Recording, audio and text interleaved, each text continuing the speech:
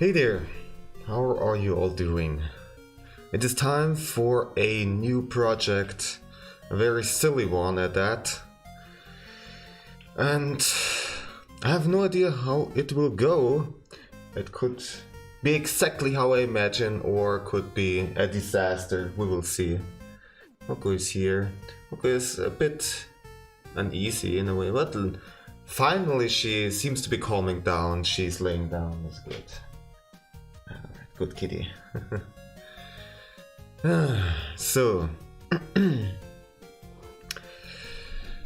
to explain what the plan is for this stream, I am going to make a raid alert animation. So in case somebody doesn't know what a raid is some streamer sending their viewers to another stream, mostly done on Twitch. Not really all that much on YouTube, or at all actually. And yeah, this animation is going to play whenever somebody raids this channel on Twitch, that is. Twitch has its own raid function, therefore it can register that kind of sort of thing. And it's gonna be a very crazy idea. And I can explain the idea from the start. So right now I haven't prepared anything. It is just a new project, a new canvas, completely empty, only has one layer, and that's it. The plan is that well, I want to have a bunch of animations with the little mink again, of course. And this little mink is just gonna look up, and all of a sudden there is this, this bring ha sound from Yoshi whenever it does a butt stomp.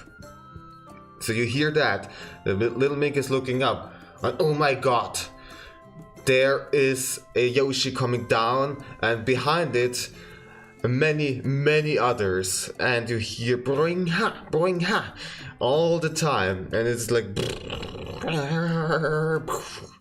and the little mink is just overwhelmed as it just gets butt stomped like crazy.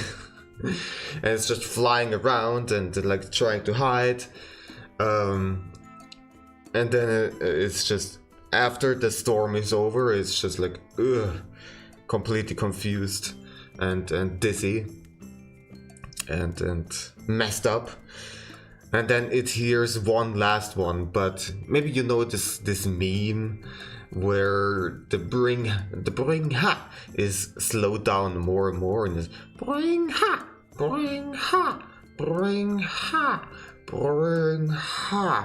and then cut, and then there's like this super detailed animation of like a too handsome looking Yoshi, and like bring ha.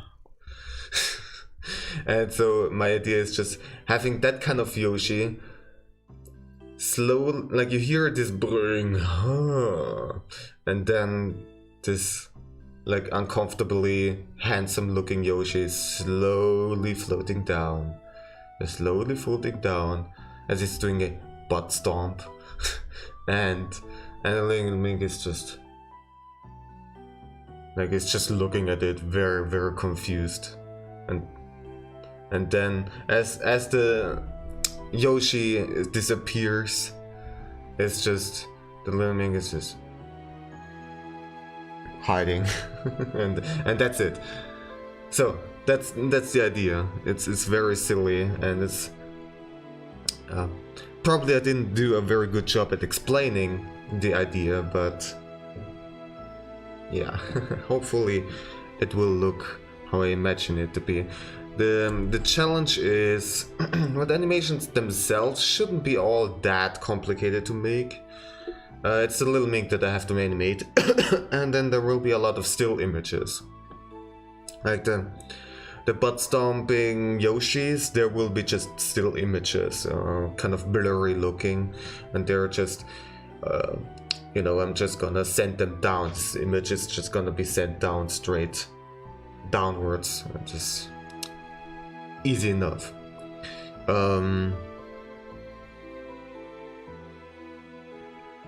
Yeah.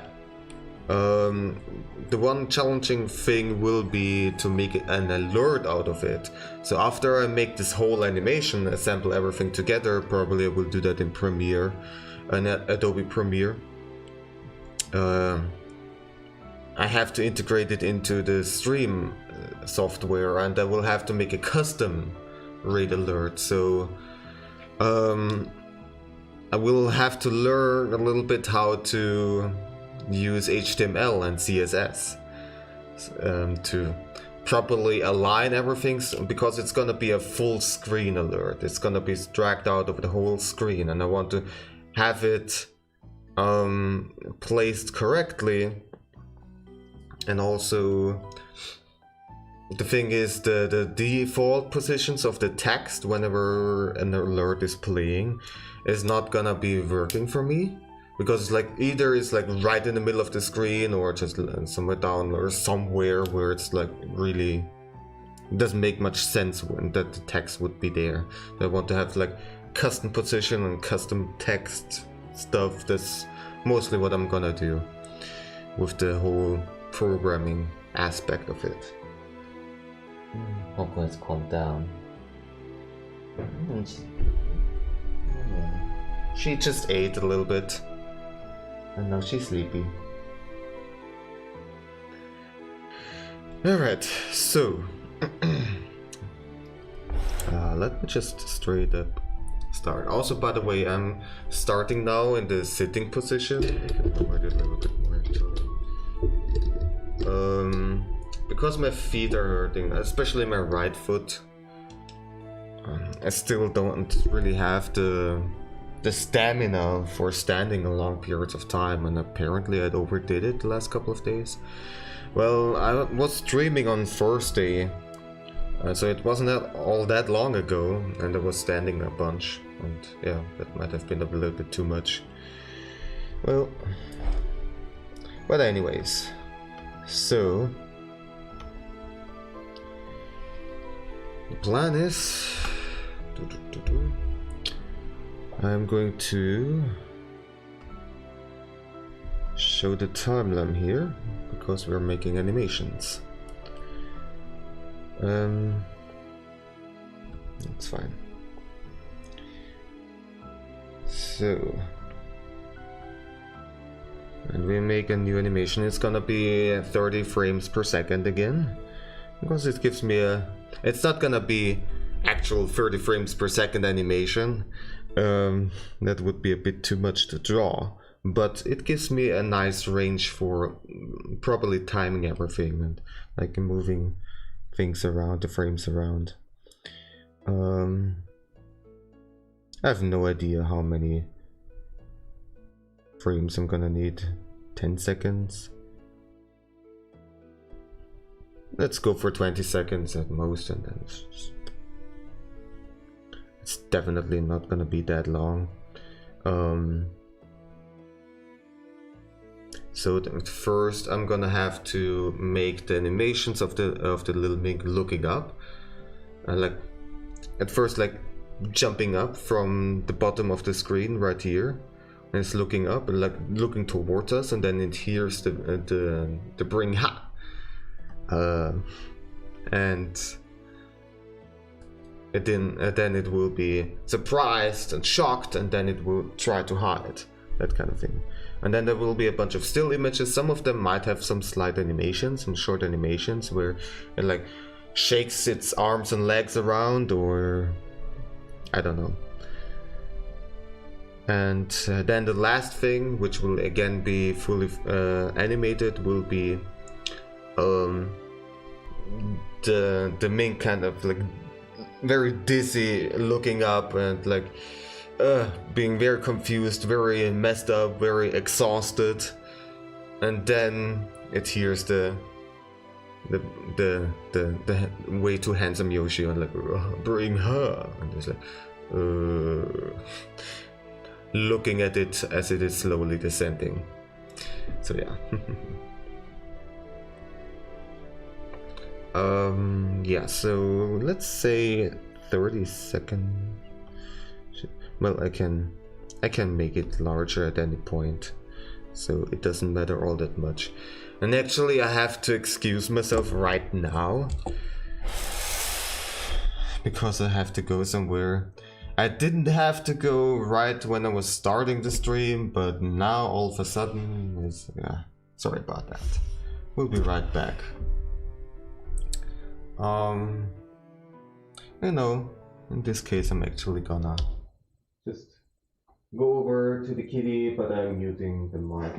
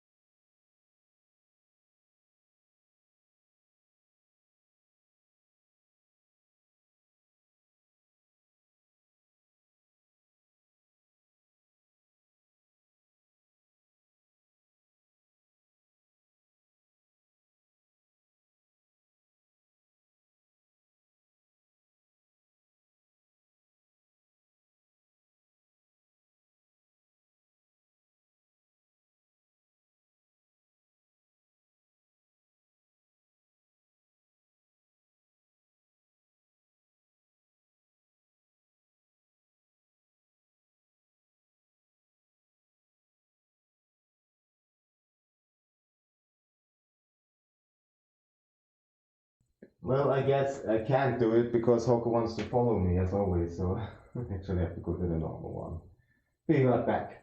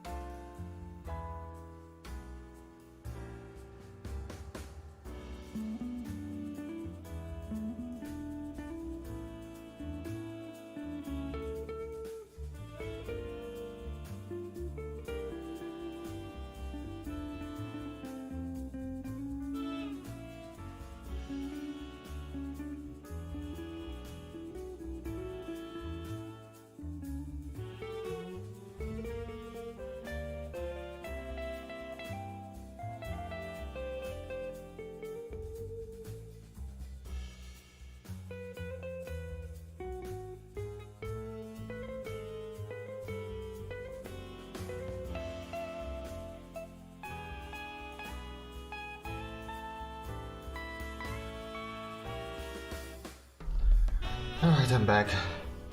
Coco? What are you doing? Oh, stay here, okay? Miss Meow Meow. Miss Meow Meow. Should be but there we go.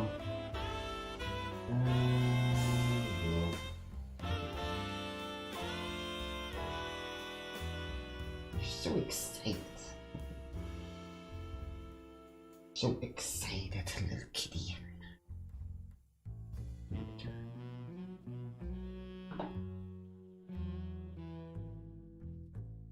Okay. There she is. Good kitty.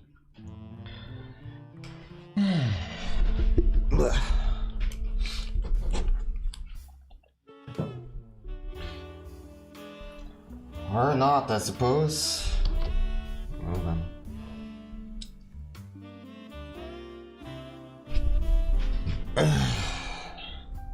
She's just too excited right now. Well, anyways, sorry about that. It's just, don't you hate it when, like not even half an hour ago you felt like not needing to go to the toilet at all? There was not, like, you were fine, and then all of a sudden your body tells me, just kidding, now you really have to go. And like, why is there not, like, wasn't there some kind of gradient? Why is, like, all of a sudden, bam, I need to go? I hate that. Oh, cool. What you doing down there? Where do you want to go? Wanna go into the basket? Little basket kitty? Miss Meow Meow? Or not, it's just sitting on the floor.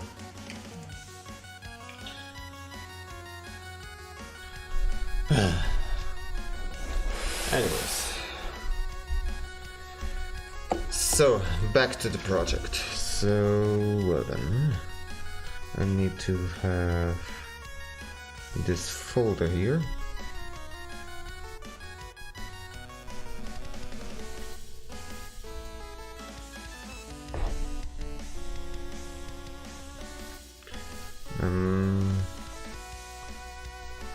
I also would like to have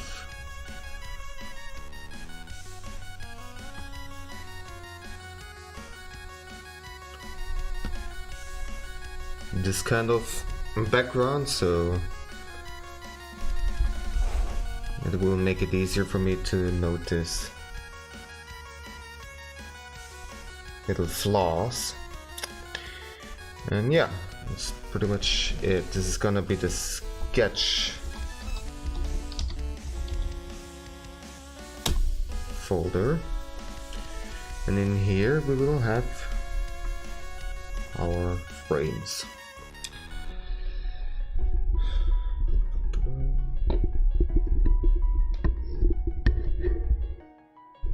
So just want to position my mic properly. Like this. Okay. Focus back. Okay, good. Good kitty. Meow meow kitty meow.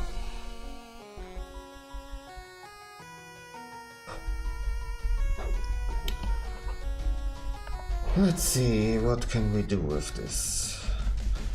This project, by the way, is just 1000 times 1000 pixels. I could make it larger a little bit, but not by all that much. It's not really necessary. I will later in Adobe Premiere scale everything to how I want it. Hope let's calm down. That's good. That's good.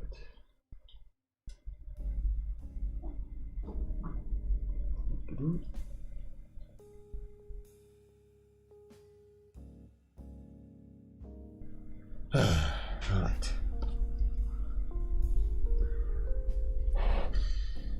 So, how am I gonna start? Let's take question. Let's just make a bunch of frames. And I'm gonna sketch out real quick the keyframes.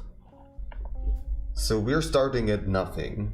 So it is still hidden underneath the screen. And where I want to end up at is basically this position here. It's probably gonna be way too large. Actually, let me make this all a bit smaller, because again it's like 1000 times 1000. It's not all that large, but also the little mink is gonna be also very small. It's not gonna take up a huge portion of the screen or anything when the alert is playing.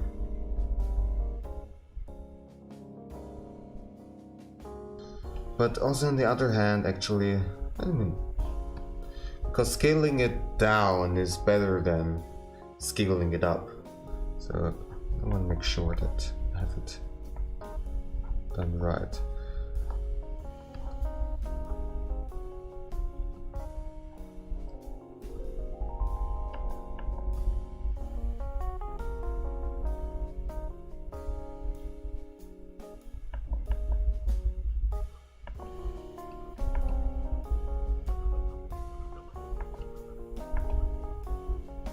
And again, I don't really have that much experience with animation, so that's probably gonna be a very slow process, but that's alright.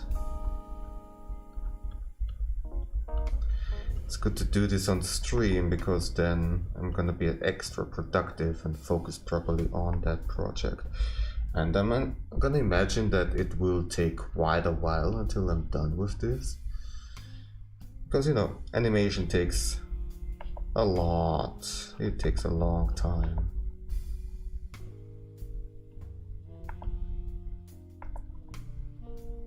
Especially for an inexperienced animator like me.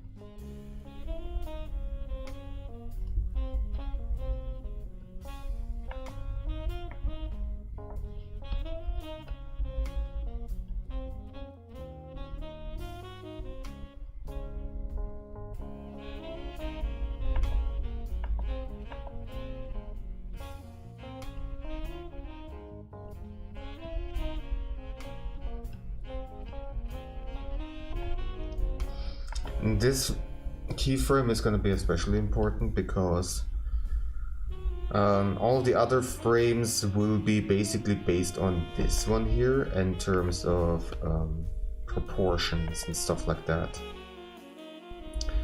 So it's important to have very consistent proportions, otherwise your animation is going to look very wonky and off. So especially the head size, I'm going to pay attention to.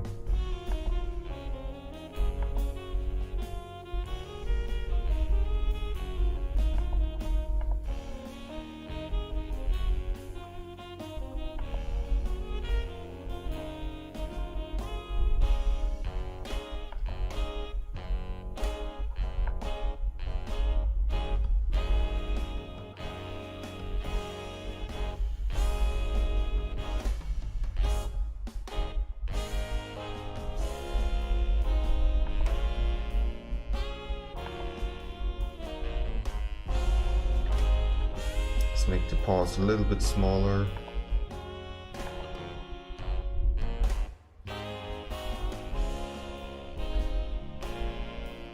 Actually, I'm gonna move this a little bit further up.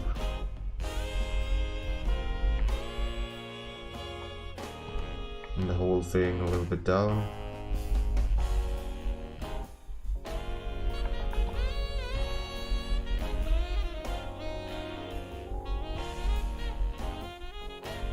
So, this eye is definitely a bit off.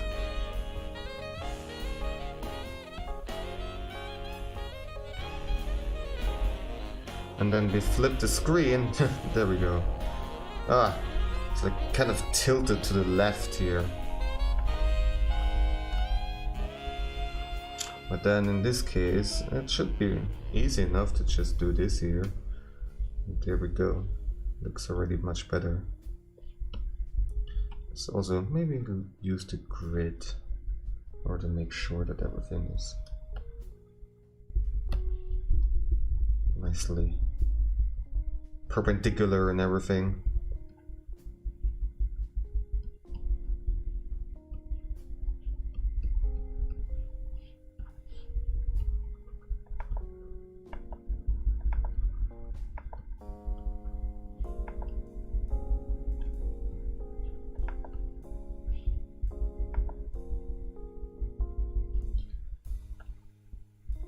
Still a bit off.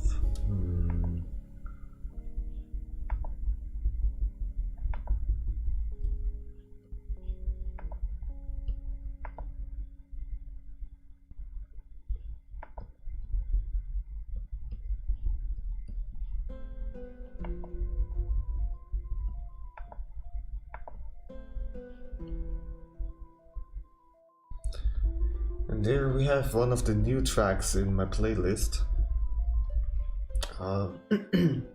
I've been asking Laura whether or not it's okay to use her music on the stream, and she gave me her okay. I've been meaning to ask her way earlier, but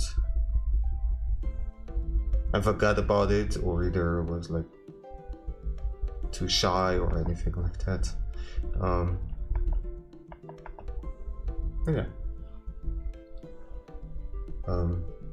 I'm only using the instrumental tracks of her from her game Dakuen, which, by the way, you should definitely check out. And someday I would like to stream it too during my gaming streams.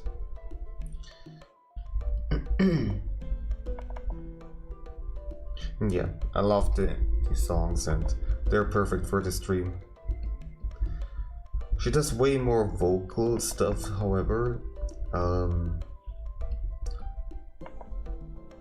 the problem is just simply when there is some kind of vocals in the background, either it be talking or singing or anything like that, it distracts me way too much. I cannot really properly focus on talking or reading or anything like that. So I need it to be instrumental.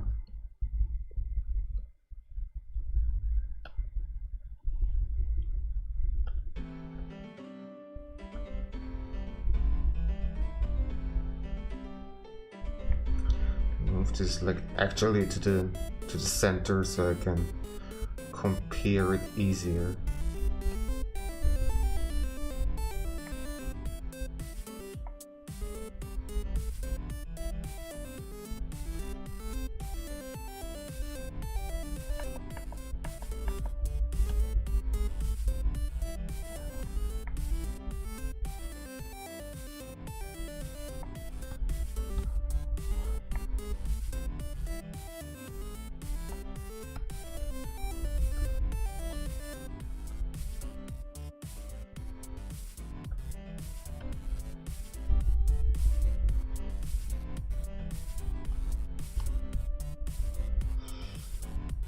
Okay.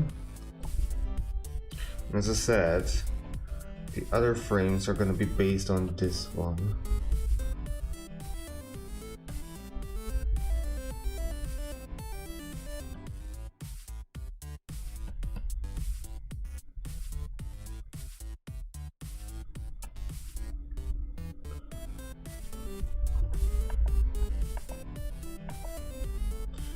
So I'm gonna basically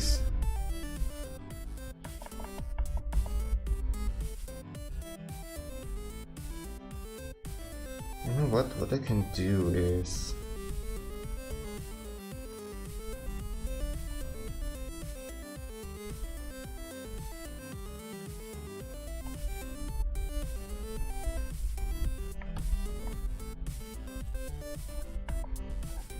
make a copy of the head size that I sketched out just now. And we'll use that over and over again. kind of like as a scale. Oh, she's beautifully in frame now. Very pretty. It's such a pretty kid. Yeah.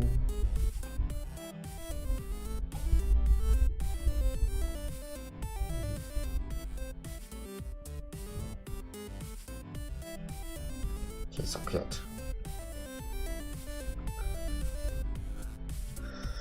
And then I'm just gonna move this layer over here. Just put it over here.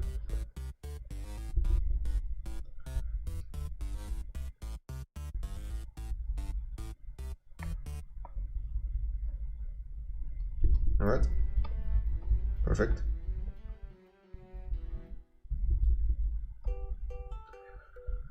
Okay.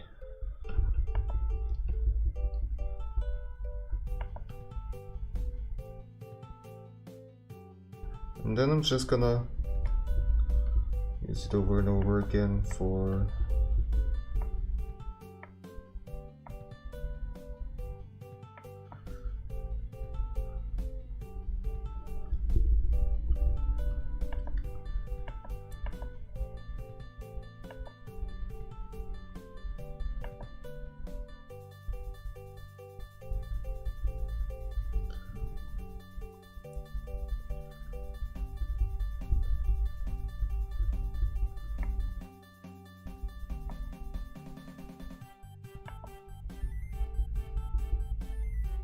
why is this not on the same layer?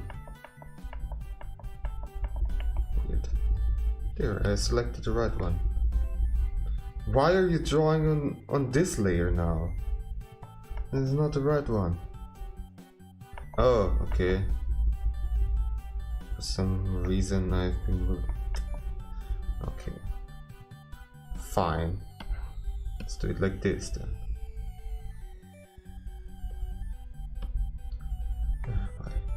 There we go.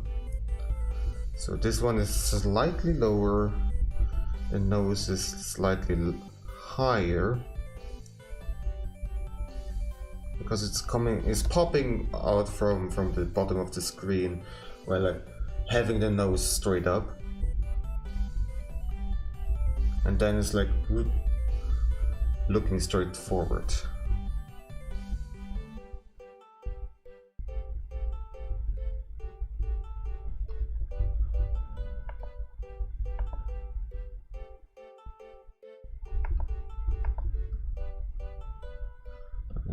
Just simply gonna reverse animate this.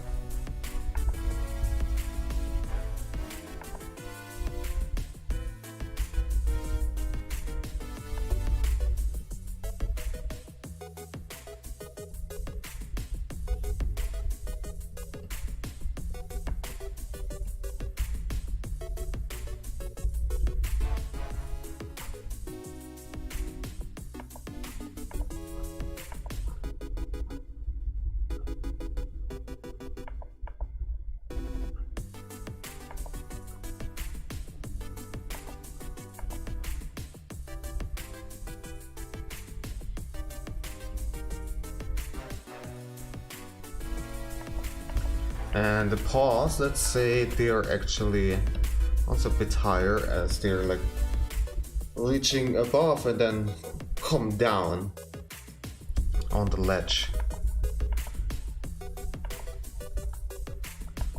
So they're slightly longer, like so.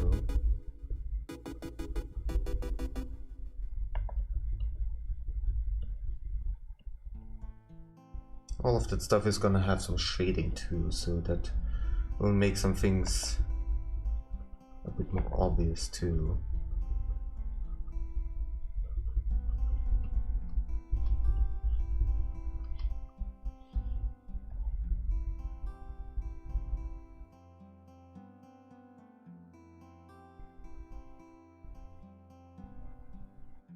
let's see.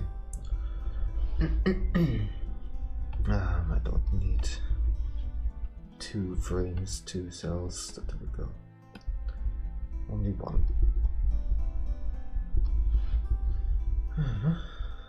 Same over here again.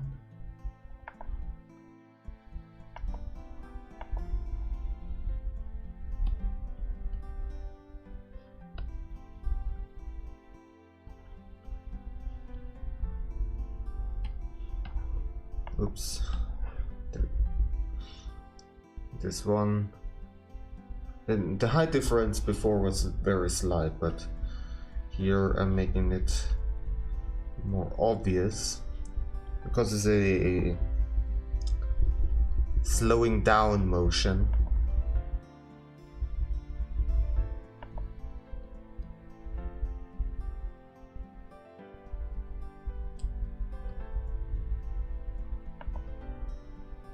The eyes are barely visible at this point.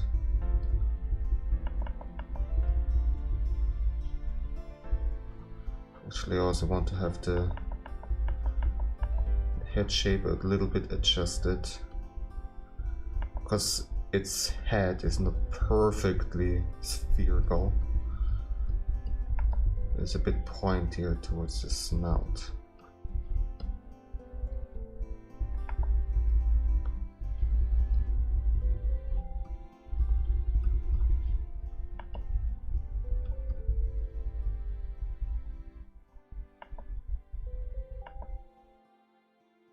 Actually, I want to have the ears a bit different too, and the whiskers also, because I want to give those momentum too.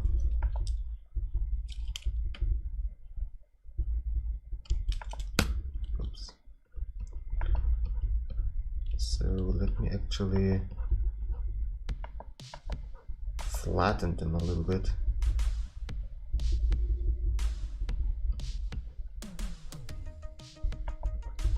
As they're still slightly lagging behind.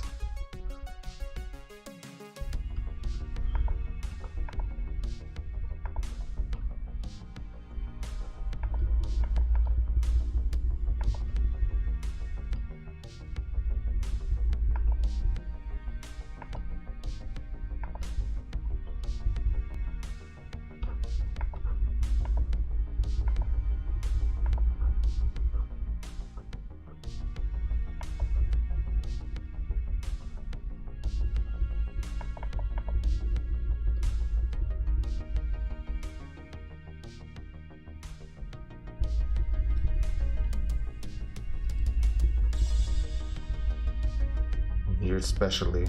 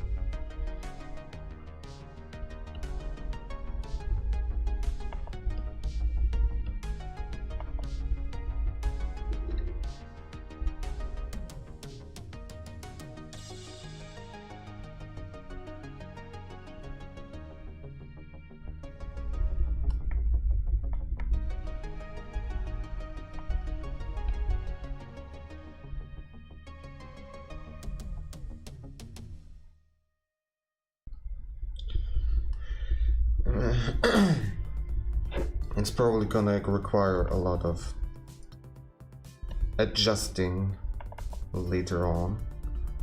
I don't think that I will nail all of these sketches right from the beginning and nail the timing and everything. That's pretty unlikely.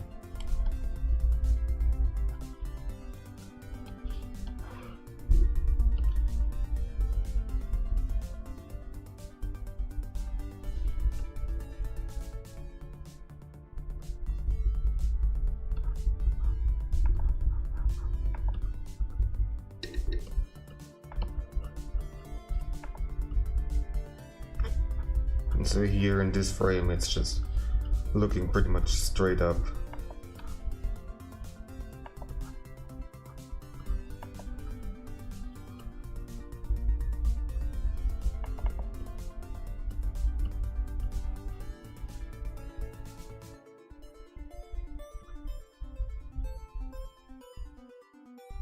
In this case the paws are lower again.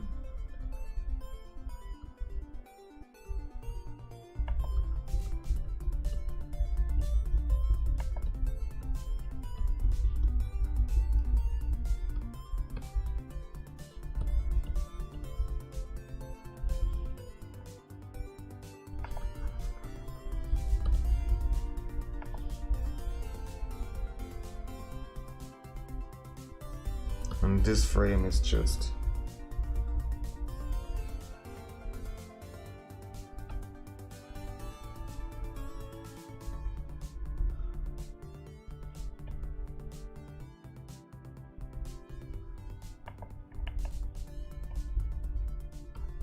basically the snout looking out ever so slightly.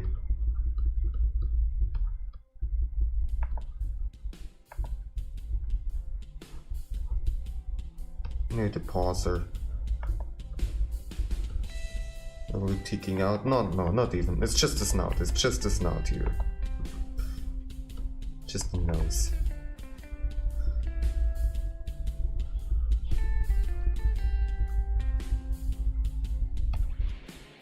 So as it's coming.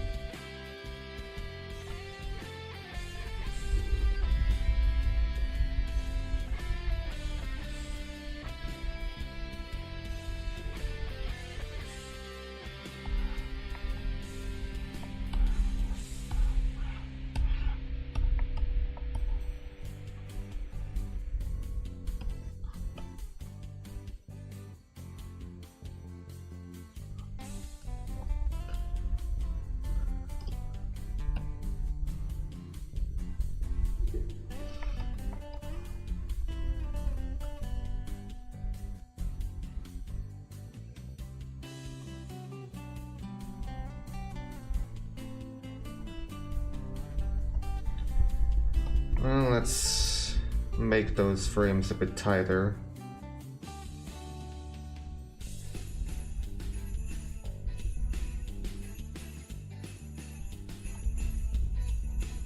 Gonna cram them to get a real... Okay, so we definitely need some kind of bouncing motion still. It's a bit too fast.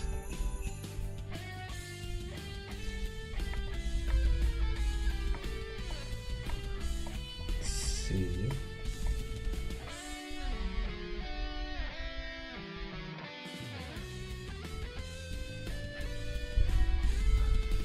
Yeah, from the general speed, this is better.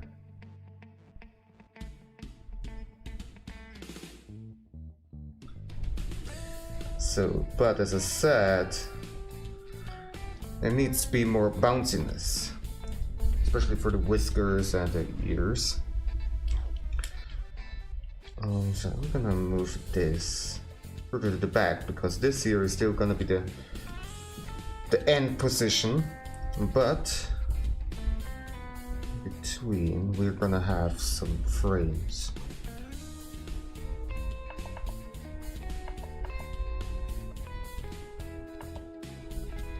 So let me draw one that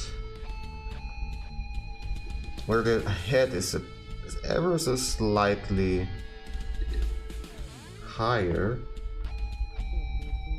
Maybe this also gives it some extra bounce.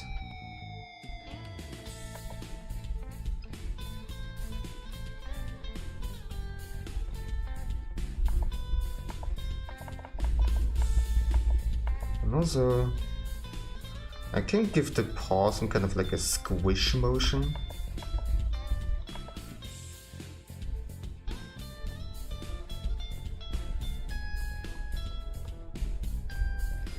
Let's make it very bouncy and squishy. Because that's fun.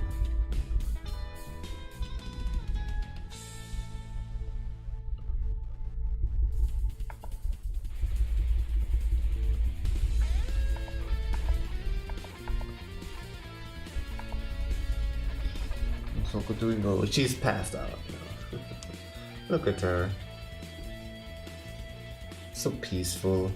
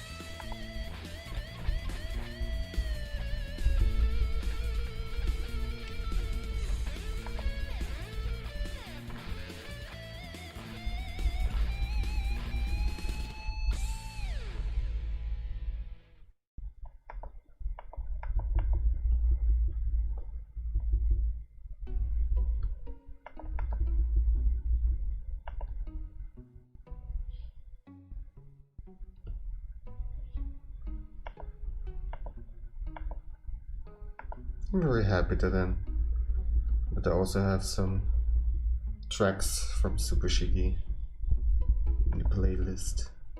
You're so pleasant. Boing. But we definitely need more in between frames. Beep boop boop boop beep boop.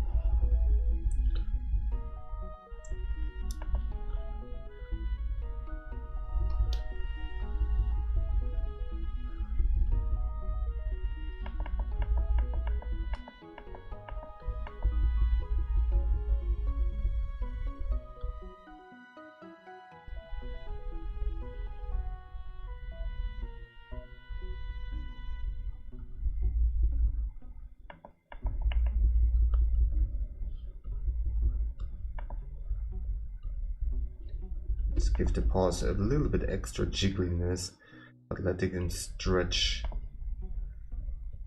upwards like so, just ever so slightly. Boing. If it's too much jiggliness, then I can change it later, of course. But let's really exaggerate it now. It's an animation, so there can be exaggerated frames, and it's totally fine. Because stuff is playing so quickly that you don't really notice it all that much, it just looks jiggling. Alright, so here should be the frame where the ear is flipped upwards, like so.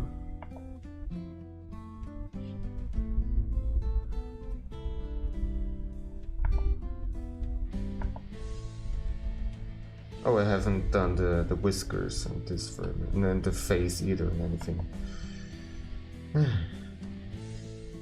Well, let's do this over here at first.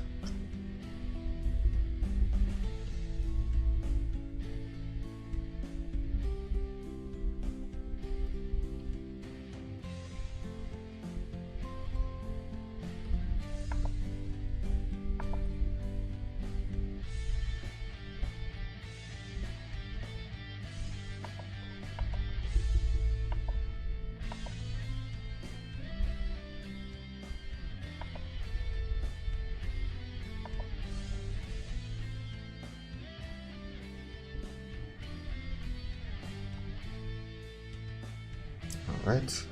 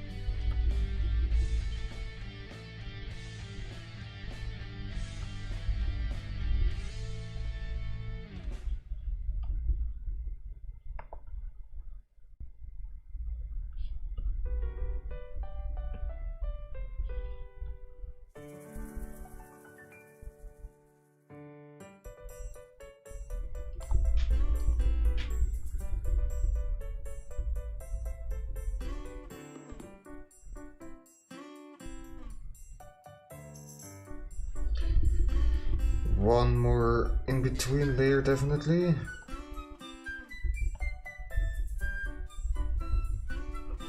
Mostly the same.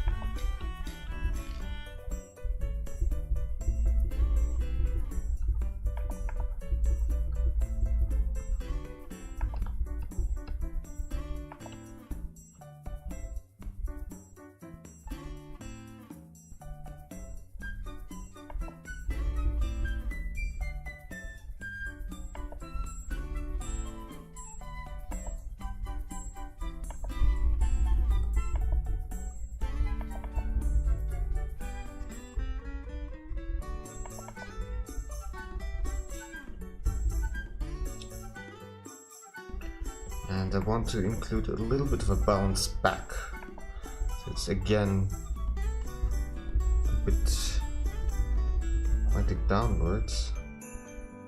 But only very, very slightly. Not all too much.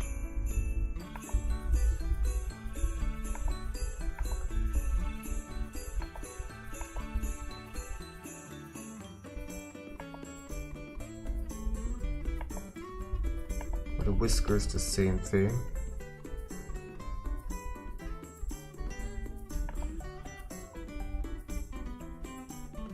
It's a bit hard to see that green. Let's make it a bit darker.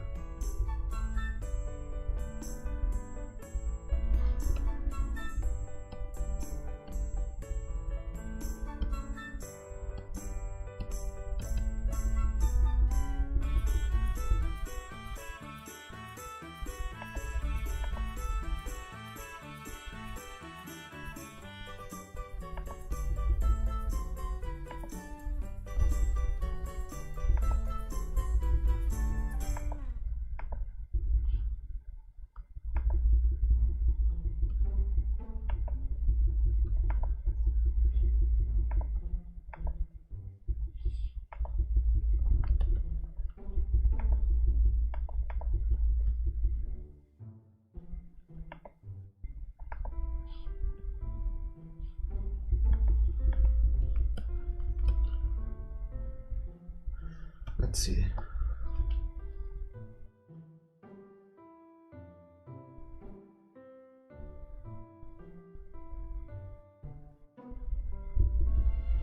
Alright. This is definitely much better. This little bounce back at the very end seems to make a huge difference.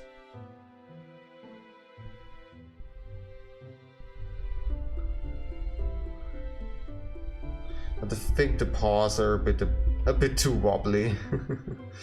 Let's change that.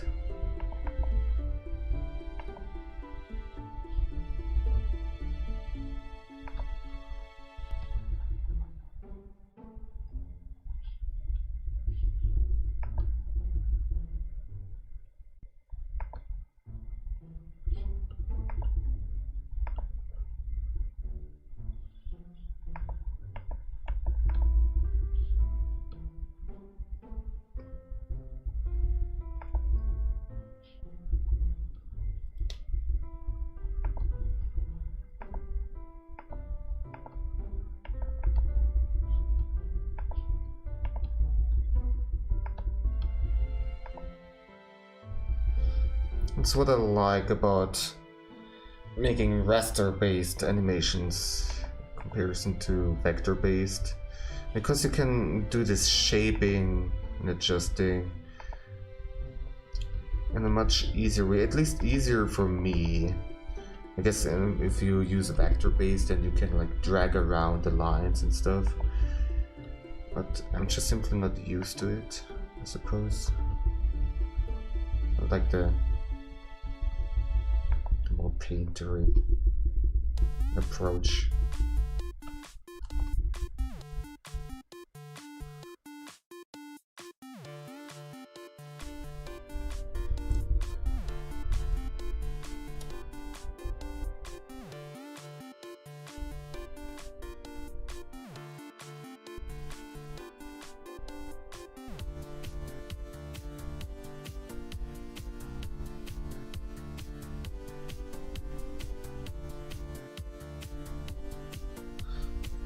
The speed of this animation almost fits the music. Actually, if I make it a bit shorter.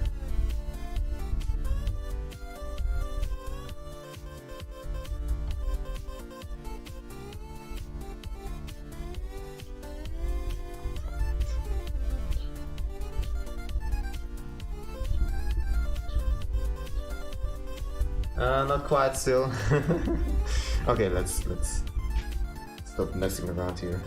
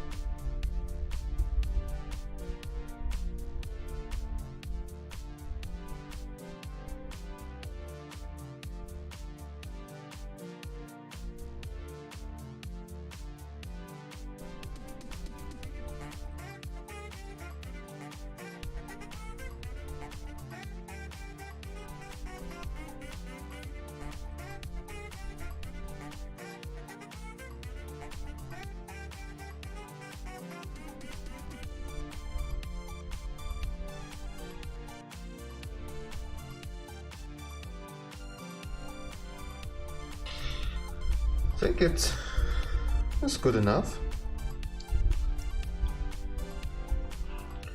Then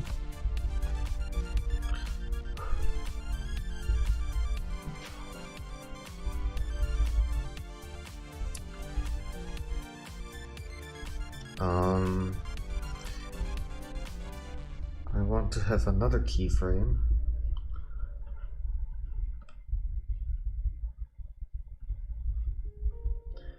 Where it is just simply looking up.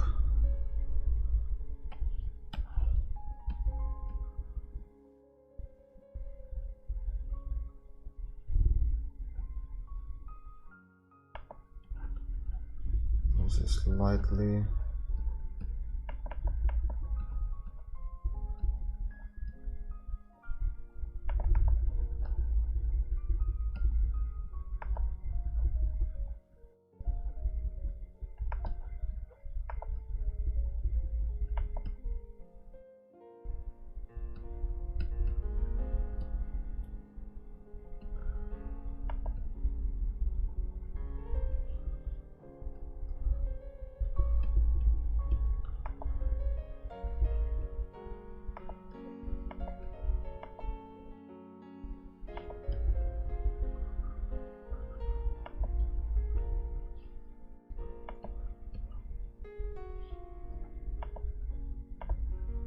The paws are gonna be at the same position.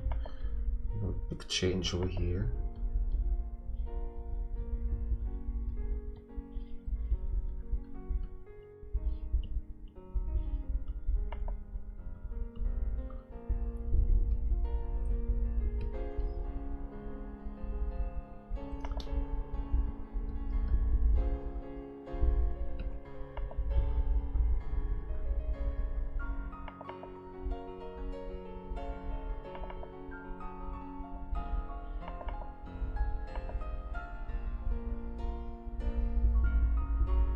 Looking up motion is not gonna have any wiggliness, any wobbliness to it, because it's gonna raise its head very slowly.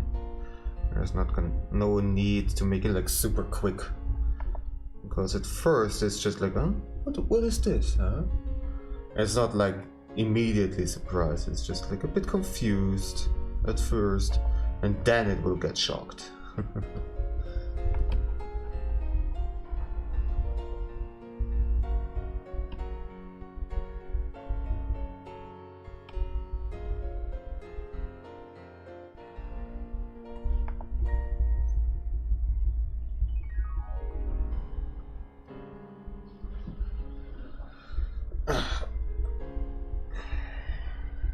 Sitting so much definitely makes my butt hurt again. Why can't we just float? Isn't there some kind of seat where you just float around? I guess it would be possible, you just have a tank of water. Well, it's not exactly what I want. Just don't want to have any butt hurting or back hurting or feet hurting or anything like that. I'm gonna switch over to standing again. Stand by as the elevator goes back up again.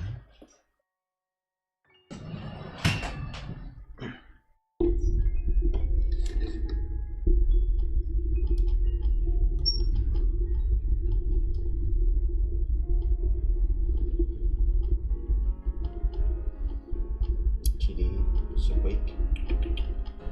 Sleeping. Oh, you're sleepy. Such narrow eyes.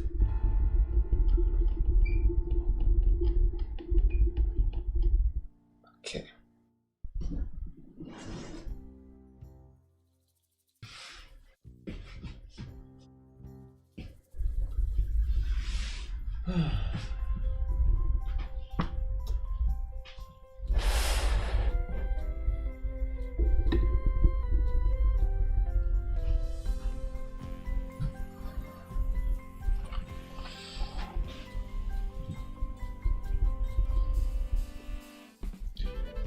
And I'm gonna make another mainframe, keyframe, and that's gonna be the one where it's shocked.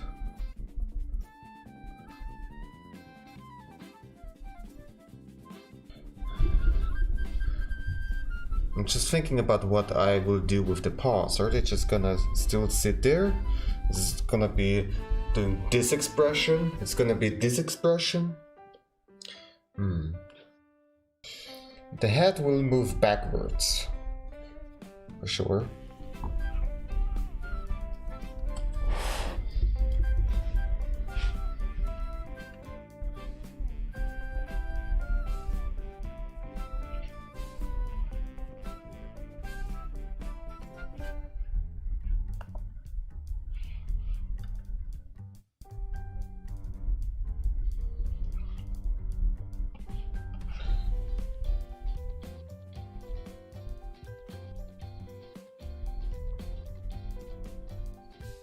It's also gonna sink down a little bit.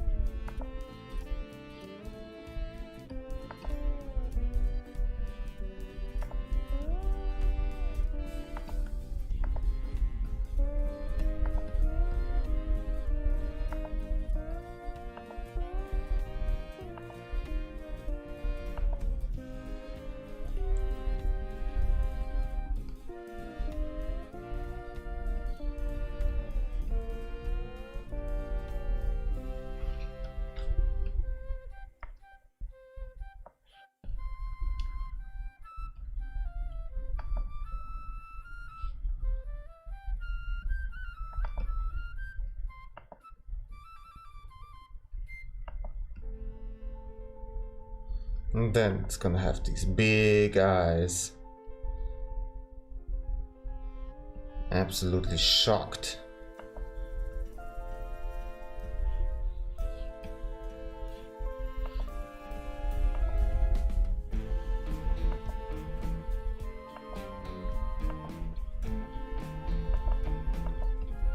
And perked up ears.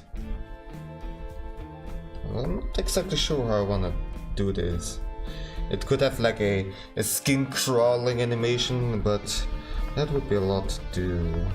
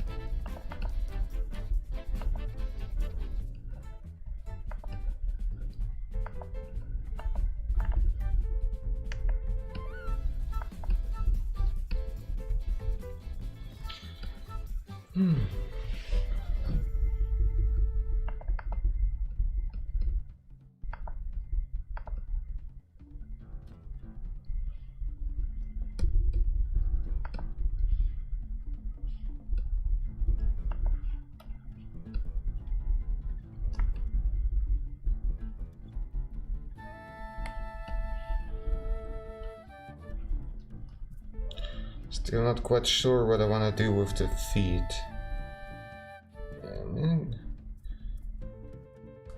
Kind of like slowly moving, a little bit moving apart is okay, I suppose.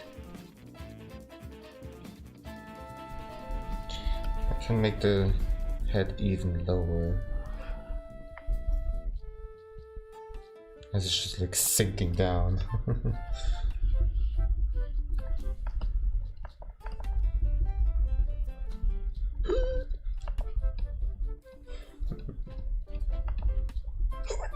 What is this?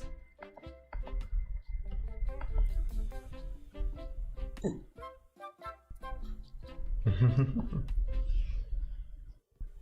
think this works. Watch this. Oh my god!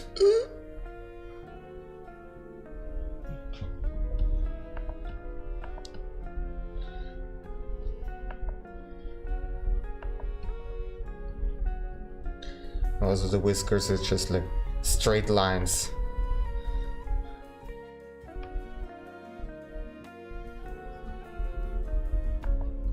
So tensed up it is now. Let's not overdo it over here.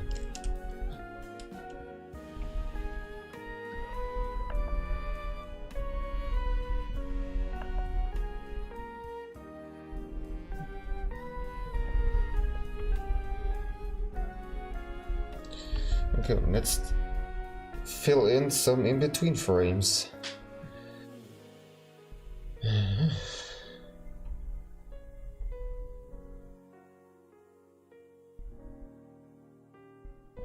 So for this looking up motion, I want...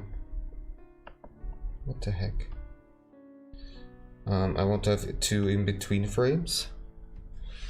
And I'm gonna use the rule of thirds in this case, where, like, instead of putting it right in the middle, I'm actually gonna put, like, separate it into thirds, this motion here.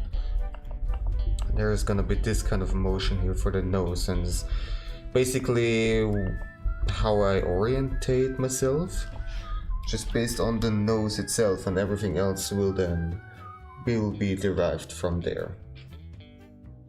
And it's gonna have this curved motion upwards, and the first one is gonna be up here, and then like right here or something like that. So it gives it is good enough to give the impression of it's first speeding up and then slowing down, instead of having a constant velocity, because this gap is much larger. So in this frame here, like in this in between motion, it's gonna leave a larger gap. Let's moves a larger gap, and therefore, yeah.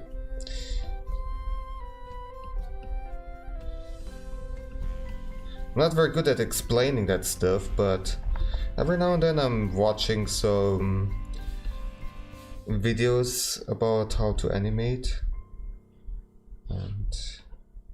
or streams, and I get some good advices from that. Advice. I think advice doesn't have a plural form, right? Advices? No, that sounds wrong.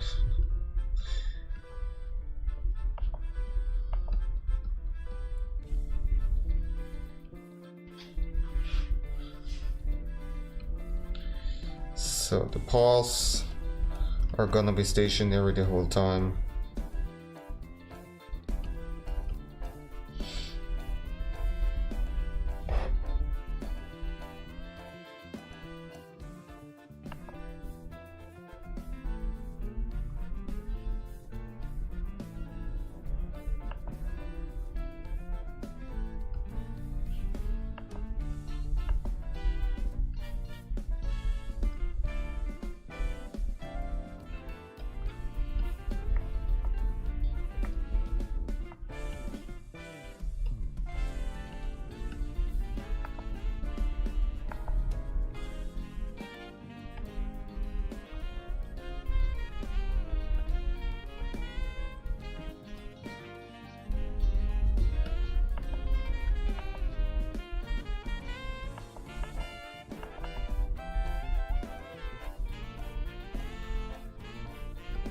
So on the ears, we're gonna move down and to the right, ever so slowly.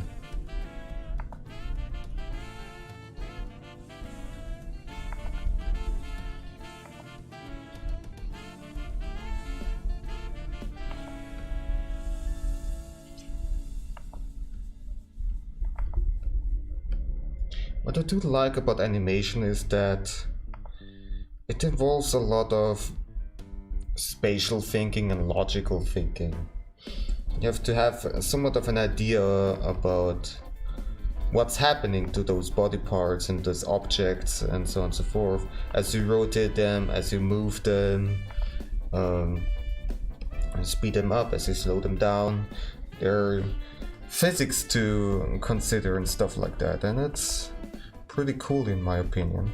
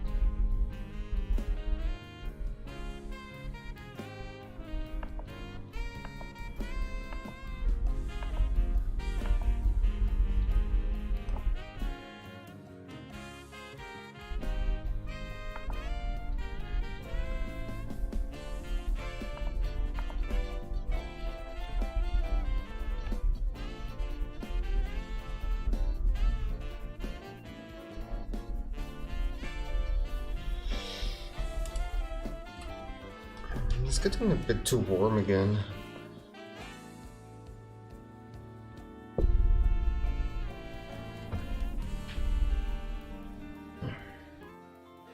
Oh, hold on. There we go. Still hasn't not calmed down, cooled down enough so that I guess I keep a second shirt on during my streams. But off stream, I have to have many layers on to keep myself warm. But during the stream, I get warm so quickly. It's crazy. I mean, I do have a bit more stuff on the lights and the computer. The CPU is a bit working a bit more than usual, but not all that much. And that wouldn't explain it. It's just, I guess, the activeness of streaming, the adrenaline, I suppose, that heats up my body.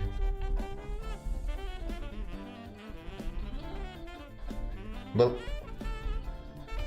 it is how it is.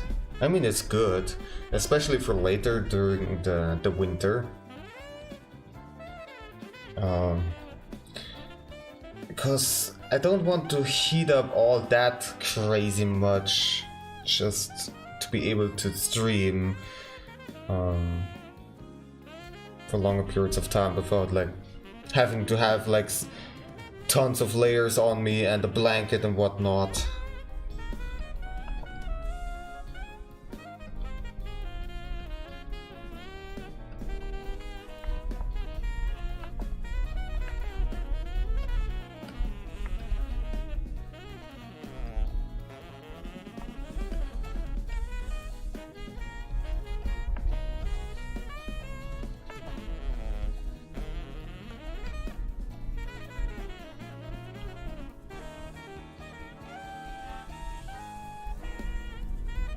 So before, I have been basing my my lines mostly on the previous frame, which you can see in orange.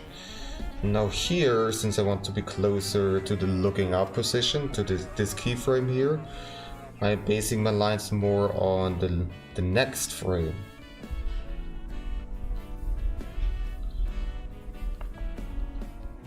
And draw them very close to it.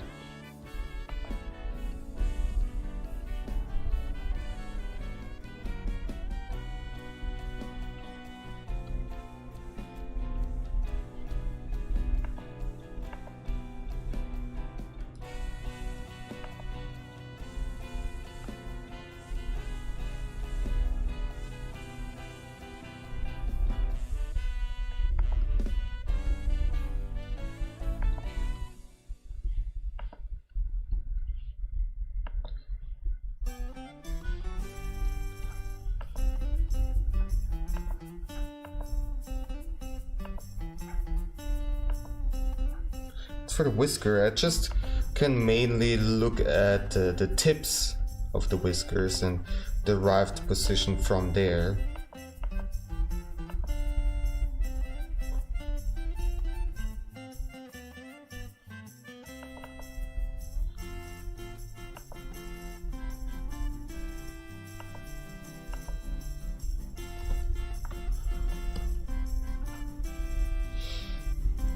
And also I gotta say, I pretty much got used to not using the touch function of my tablet anymore pretty quickly. And it's not bothering me at all. In some ways it's actually better this way.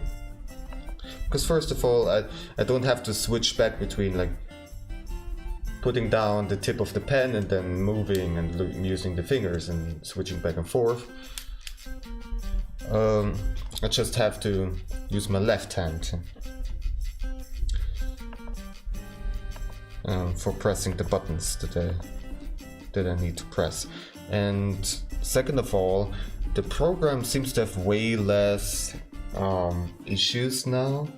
I don't have to restart it over and over again because the touch function is not working or the pen is not registered.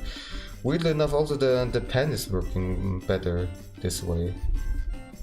So yeah, it's good. Quite happy about that.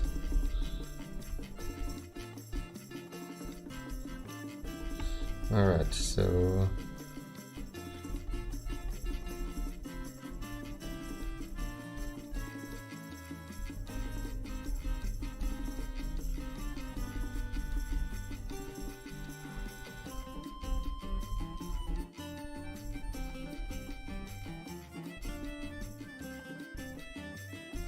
let's play it again.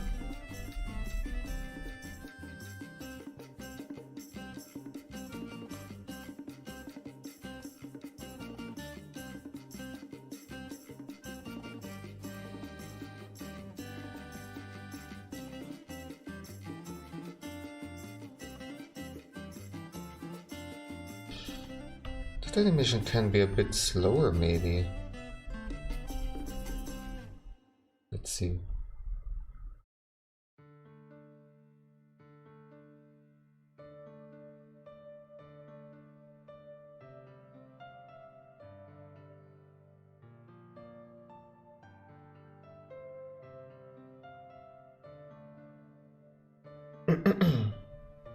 Those animations are, by the way, gonna be separated. I'm not gonna try to time this part here properly, because it will depend on how I time the sound effect and everything, and that will be done in the Adobe Premiere software. So right here, I'm just gonna have like this animation here as its own animation. Then the looking up animation is gonna be its own little block. Then the shocked and hiding animation will be its own thing. And have like several puzzle pieces. And I can stitch them together by having the last frame as a still image that I can like make larger and smaller as I require. And I piece them together later and make the whole animation. That's the plan. Yeah, let's see. So the looking up animation seems alright, and there's not really that much to it.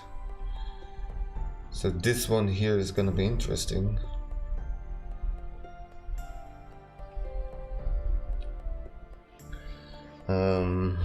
Yeah, because I don't know.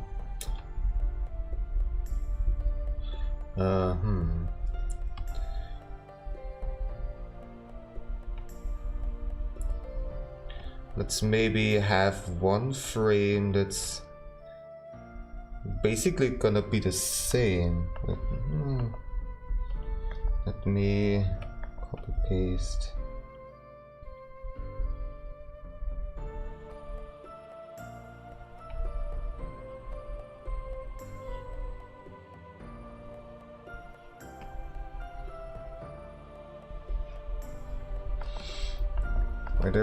I'm just gonna have a blinking.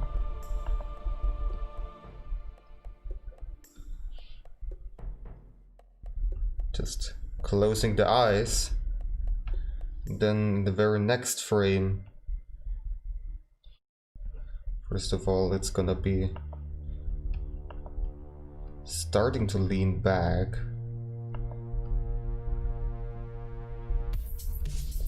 And then we're gonna have this frame here, because it's like a really rapid motion.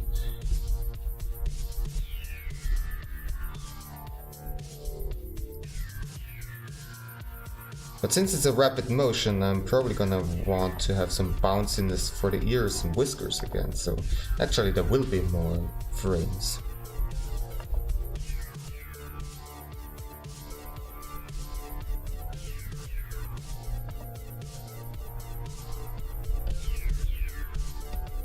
Yeah, let's use the circle again.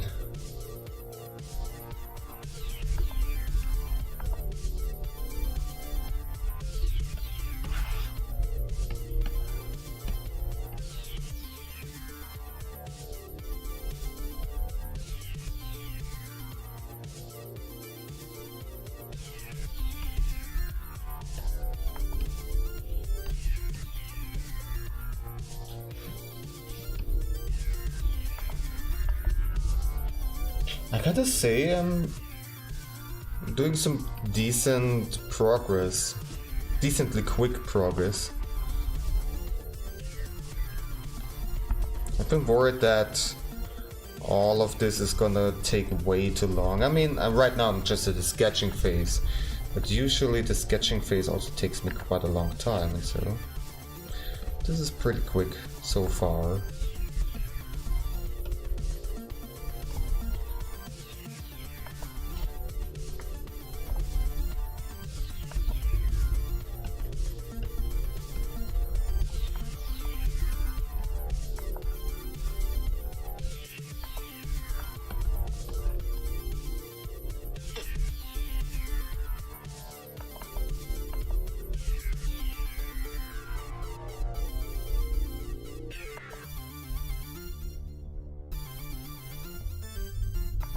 So here it's already starting to, the ear is starting to lag behind, and it already has the large eyes. From one frame to another it's like bam. Oh my god.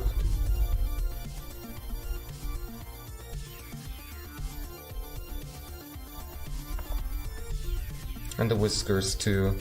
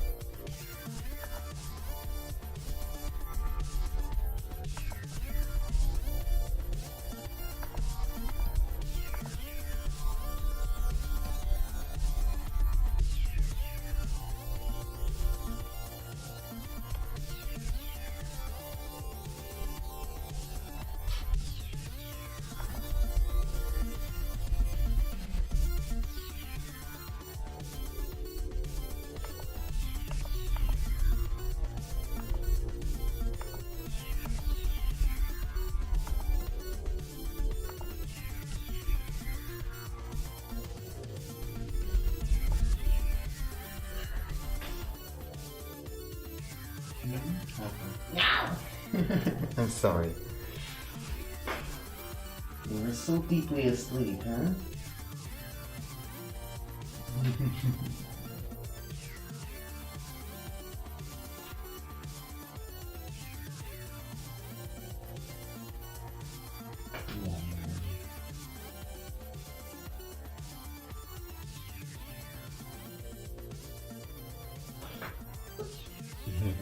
Not like that.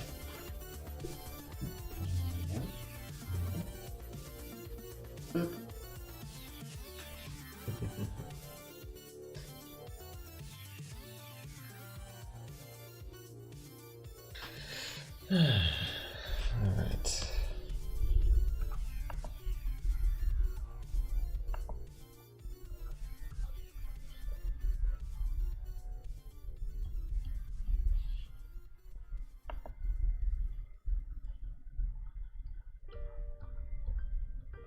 The paws can also start moving a little bit.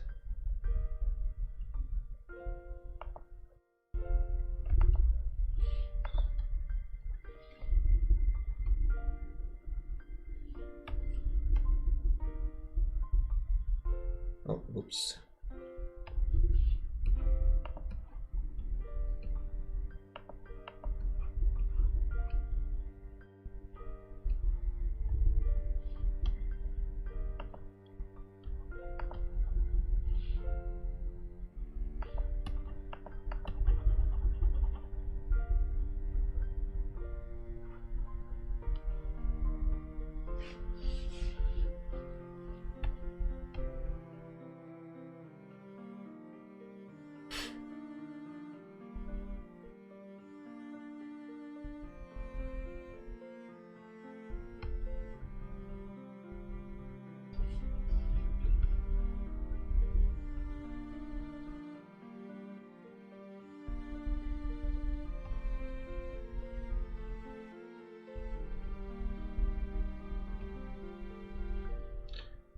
So, want to have another in between frame.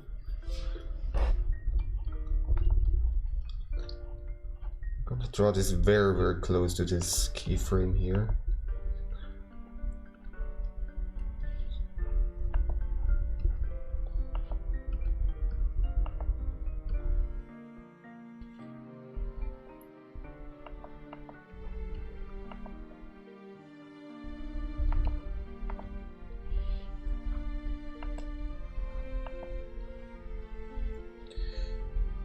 The feet can already be in the position where they need to be.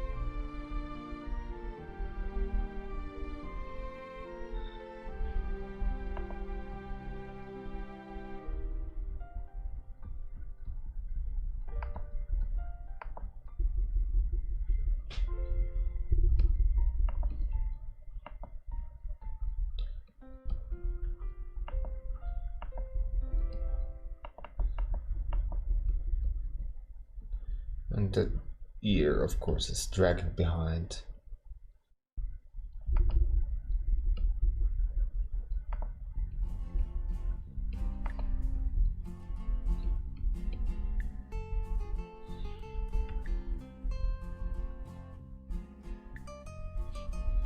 But it's too large.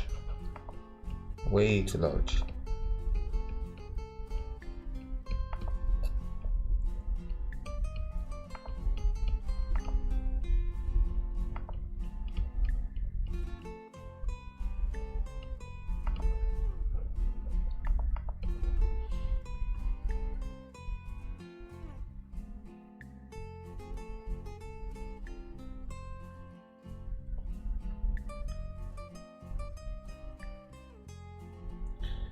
And of course there needs to be a bounce back frame.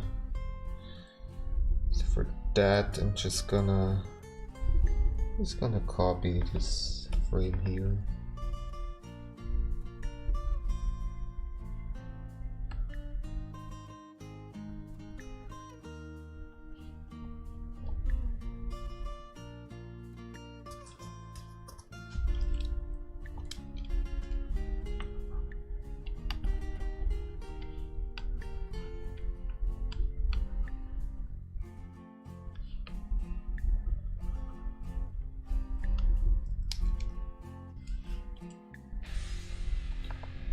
But I'm very, very close to the last frame, to the keyframe.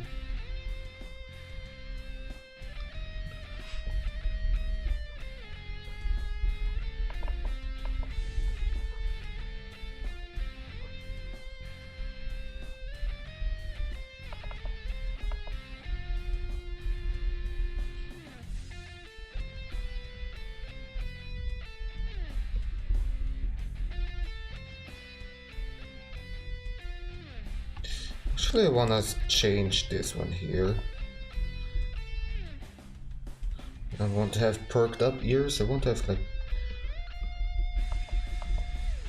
them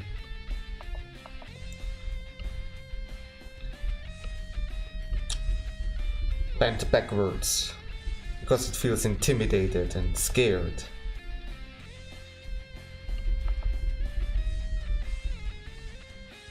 So this here is going to need to be bent backwards even more. But ever so slightly.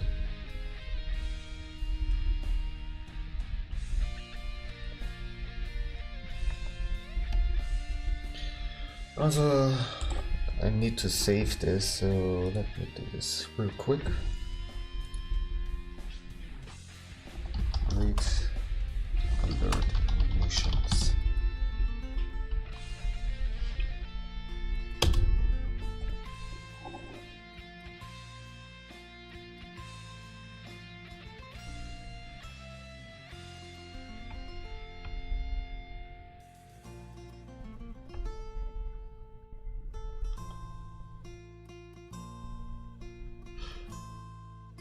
Poor little guy.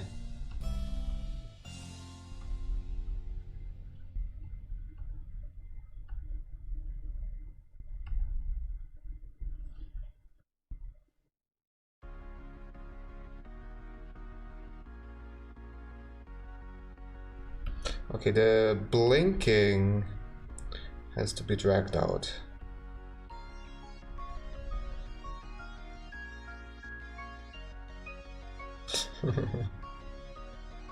But yeah, this animation is very nice. This shot, the last one, the shocked one, is really neat.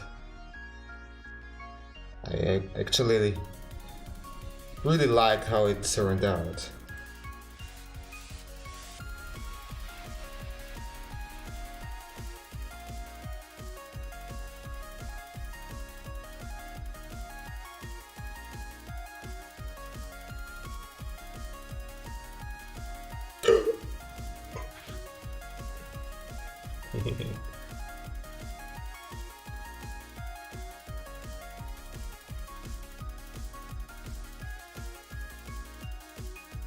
It's nice to have this preview over here from my streaming software, because I can look at it a little bit from a different perspective, a little from a different scale too and stuff.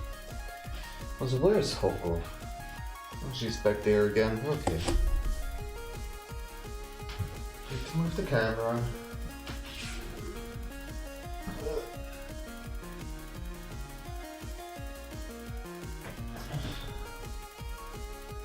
Okay.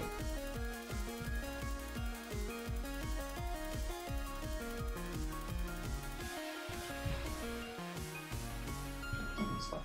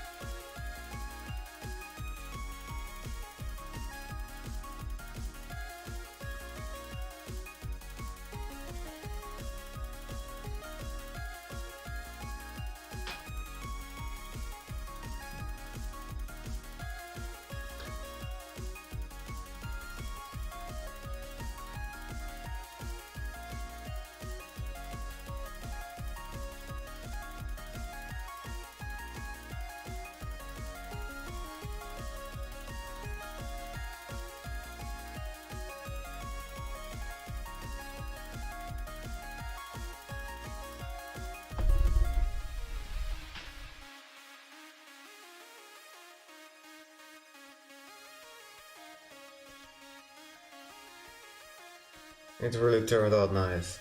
It's just like how it's like retracting its head and it's like, oh my god, and the lean back ears. The decision to just let the feet move slightly apart is actually a good idea.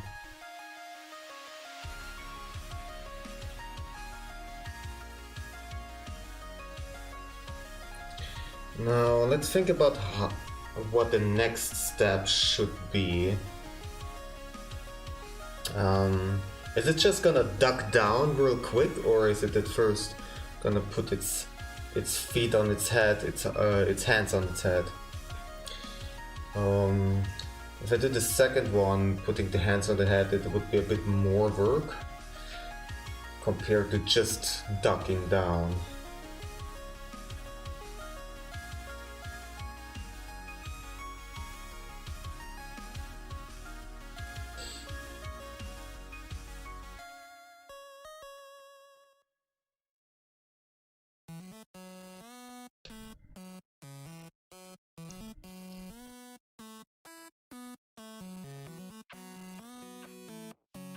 Also, actually, well, it doesn't matter. The tool display in the lower left corner of this stuff here is a bit in the way, but whatever. What ifs? Oh, actually, let me see. Maybe I can do something about this. Move it over here. I don't know. ever so slightly a bit smaller.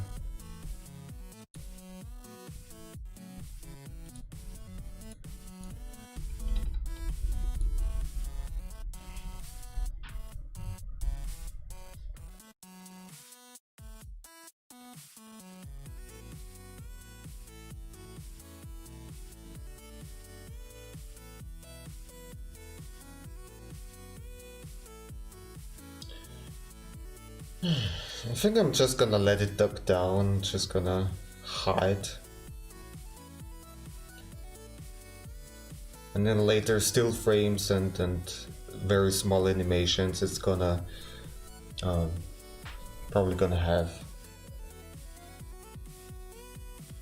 its hands on its head and stuff like that.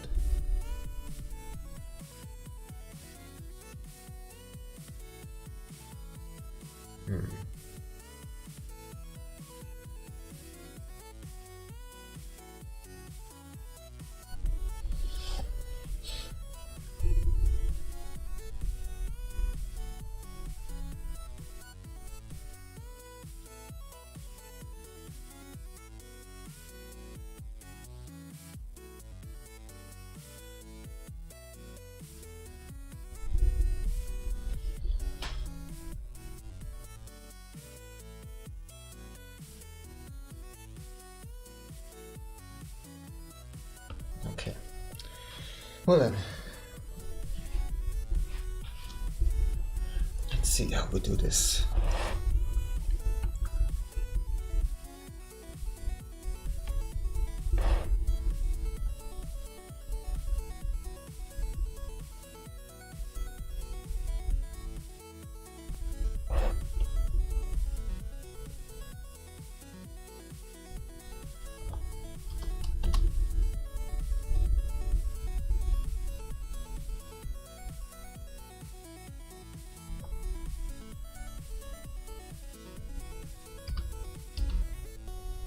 Gonna rename some layers real quick.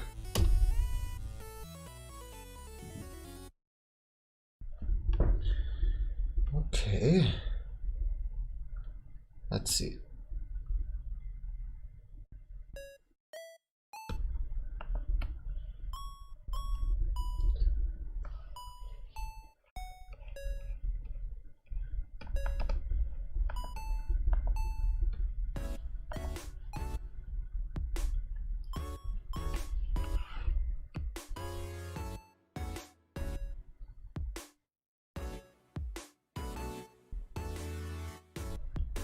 At first, just some small movement.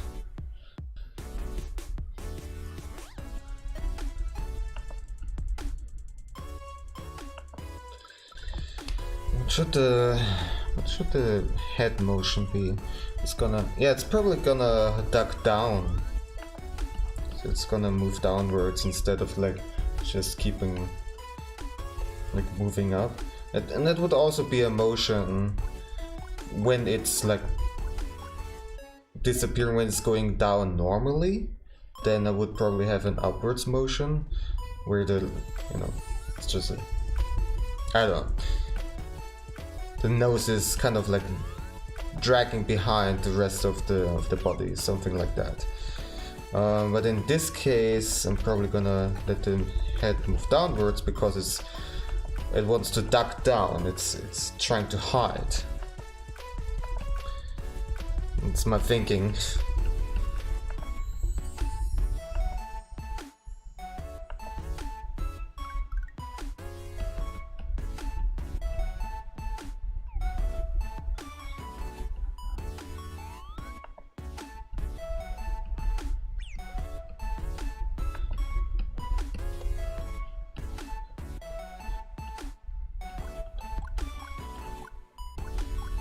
Also, by the way, this game, Mario 35, came out just recently. And I've been watching some streamers play it. And it's really exciting to watch. It's a very interesting concept for a game, for sure. For some kind of battle royale game.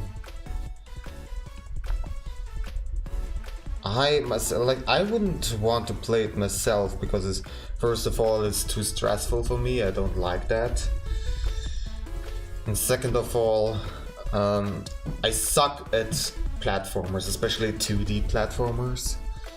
And I'm also not really interested in them in terms of like playing them. But watching them is a completely different story. I love watching speedruns and let's plays and whatnot of 2D platformers. I think it's pretty neat because they're normally very quick moving. There is not too much boring stuff going on, like there's always something happening. And if the person who that I watch is pretty good at platformers, then it also looks very impressive, and it's pretty cool.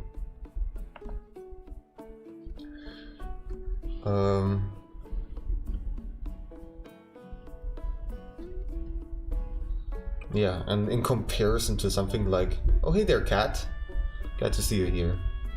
How are you doing? How are you doing in this right now pretty stressful situation? Hopefully there are some good news.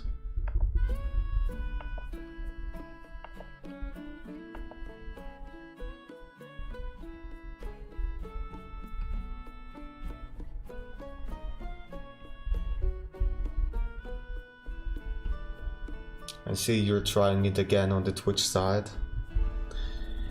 Hopefully it will work out better today. Who knows? Doing good? That's good to hear.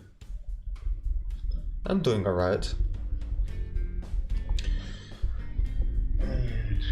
Just my right foot hurting from standing too much during the last couple of days. Oh well. Haven't heard much about it. Hope he's okay.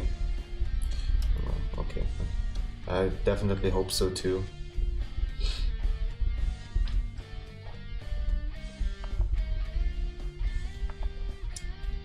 You keep us updated in the Discord.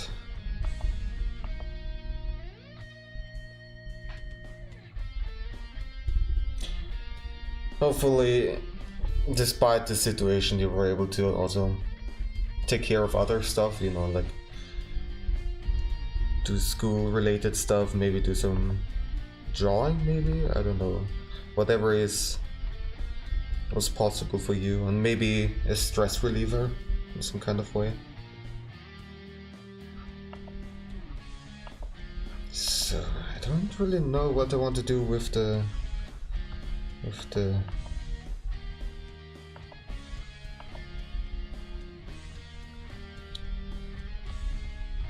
pause. Let me see. Maybe I do want to let them rise up a little bit, like so.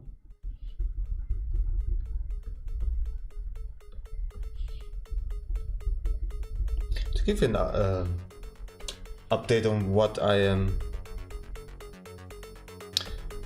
actually working on right now, so as the title suggests, I'm making a raid alert for whenever somebody's raiding us, and it's supposed to play on the full screen. Also, we'll have to do some HTML and CSS stuff in the raid alert settings, and I'm gonna make the music a little bit more quiet for me.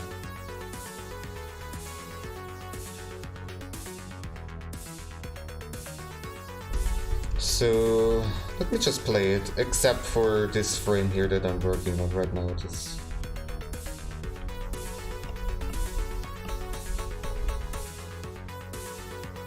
So the idea is that this little mink is popping up from underneath the screen, and I'm just looking, and then all of a sudden it hears a sound, and the sound is supposed to be this sound that the Yoshi does whenever it's doing a butt stomp attack. It's, you know, this boing ha, boing ha, this kind of sound. This really high pitched noise that it makes, and it looks up because it heard that sound, and it's looking up, what is that? And all of a sudden it sees dozens of Yoshis coming down and is quickly trying to hide. So the next thing that I'm working on right now is actually the motion of it hiding. And and you can see at the same time that the Yoshis are dropping down quickly, bam, bam, bam, bam, and they're just like still images, blurred still images of this like butt first, like dragged out, like really dragged out image of like when they were, you know, when the Yoshi does that attack in Smash or something like that. And it's just raining down. The little mink is just bouncing up and forth and is like getting punched around all over the place. And it's like there's just mainly gonna be some still images of it, of like holding its head or shaking or stuff like that. I don't know what am I gonna do with all of that. And once the storm is over, it slowly is like wonking upwards and like, oh my god, it's really confused and exhausted and messed up. And then it hears one last sound, and you might know this meme of the Yoshi, of that exact sound, like, but always slowed down more and more, and it's like has a deeper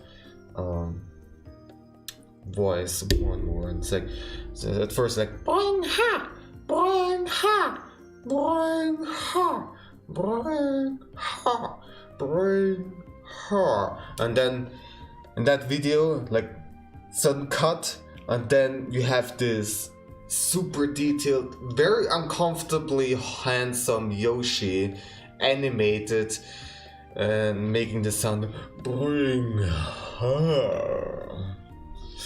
And it's just, it's so silly, so messed up, kind of a little bit messed up. And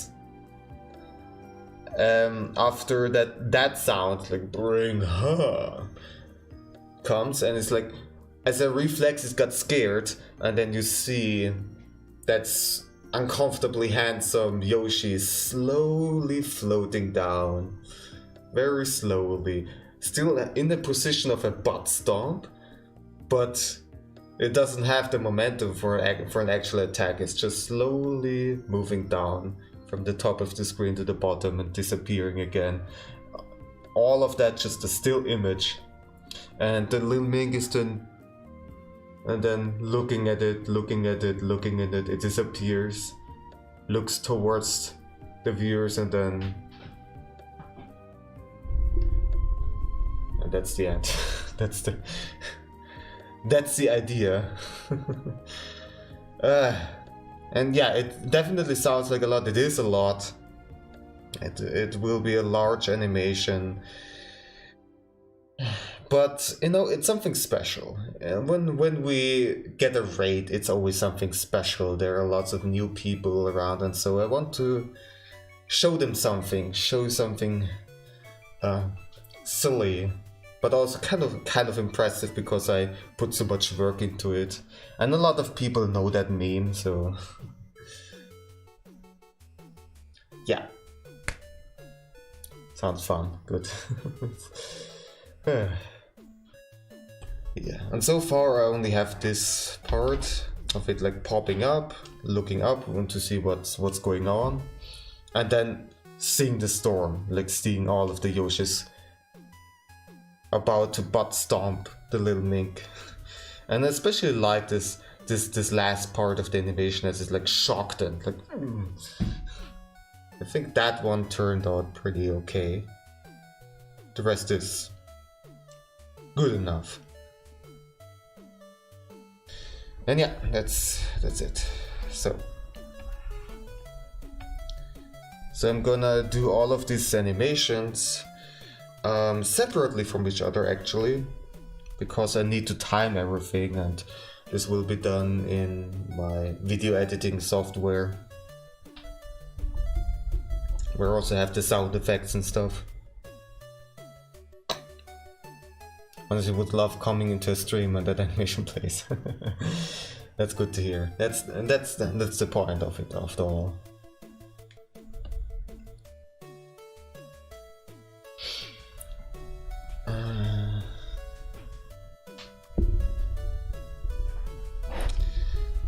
Well then, let's continue. So, trying to make the hiding animation. It's just quickly lowering its head and trying to hide under the screen.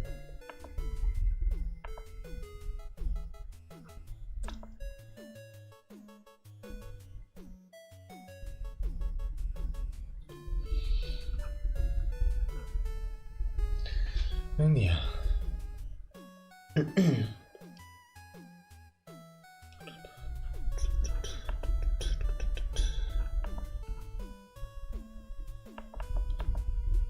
So different from the last time when I did an animation stream, I'm actually was starting from scratch. I didn't have the sketches prepared beforehand or anything. I'm sketching everything out right now. Because off stream I want to focus on the tutorial, the bubble tutorial, which I still really need to release finally. But there is some stuff left. Right now I'm working on the special drawing, you know, the drawing that also later will have its own video, its own narrated time-lapse video.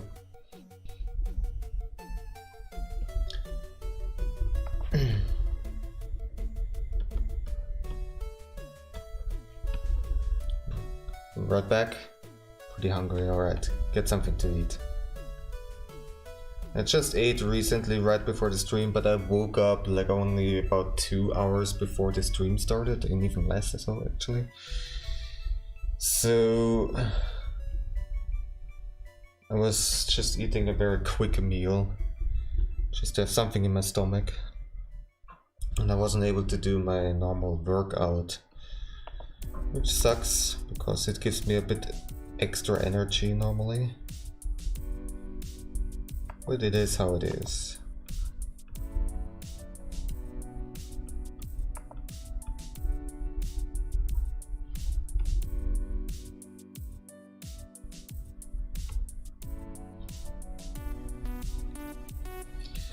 All right.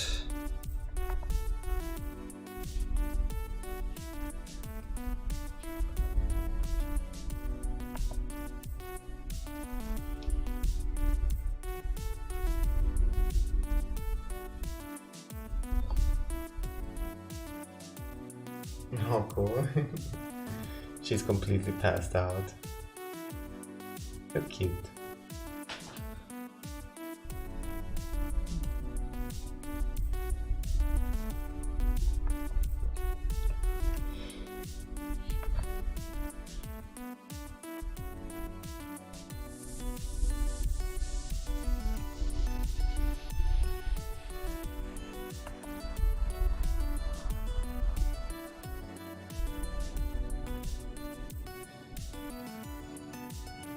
Okay, the whisker motion actually doesn't make much sense.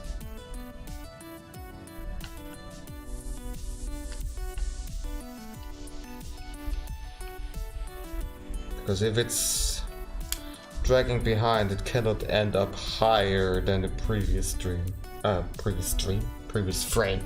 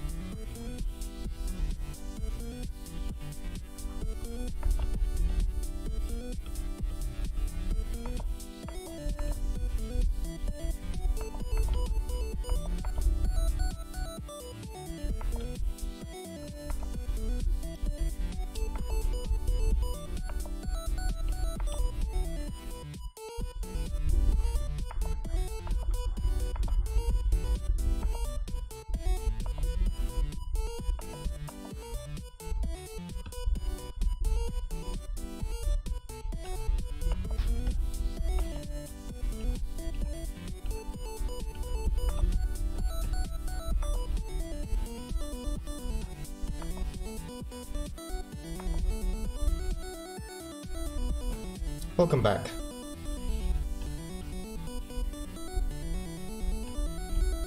What you got for food?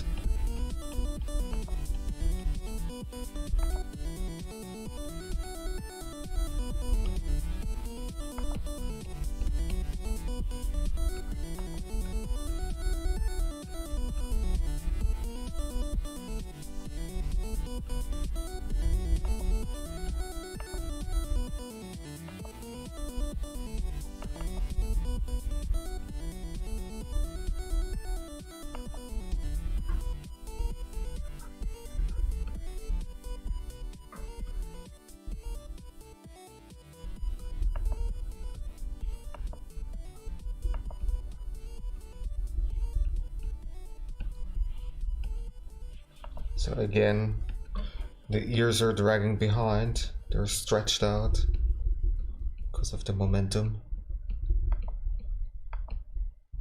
This little mink is trying to hide very quickly.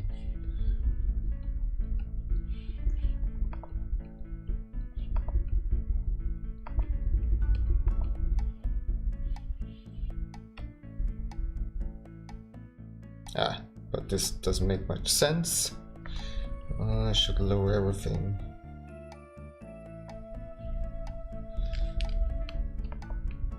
Again, the ears cannot be higher than the previous frame. That doesn't make sense.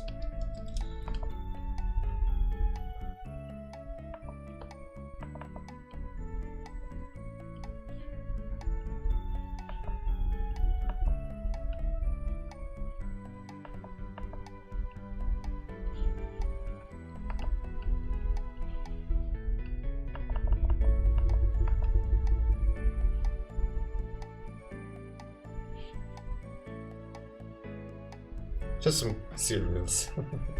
Same as me right before the stream. Cereals are great. Because they're so quick and easy to make. And also pretty healthy. Well, depending on the cereals that you eat. But if you use something that has a lot of... is full grain and has lots of fruit in it and stuff like that, then it's a pretty good meal. Instead of, you know, just these sugary wheat things, I don't know, whatever brands you have. Fruity Loops and whatnot, I don't know.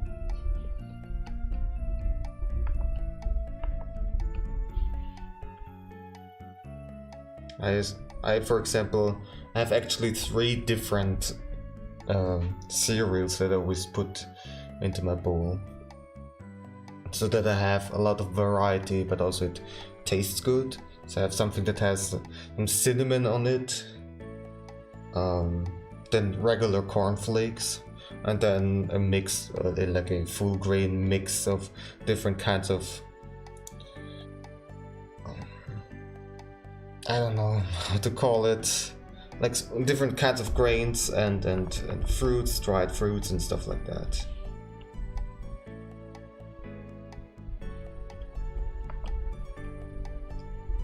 That's pretty good.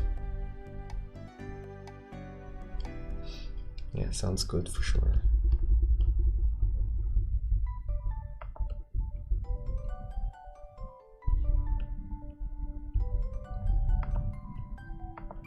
Is it thundering outside?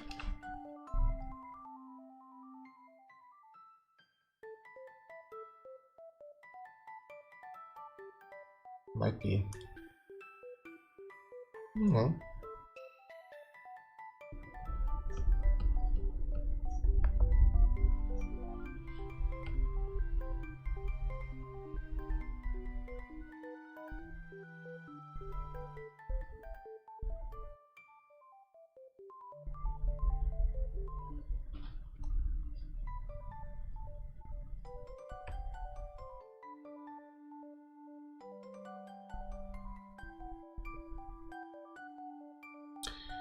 For the last one, I could just copy paste.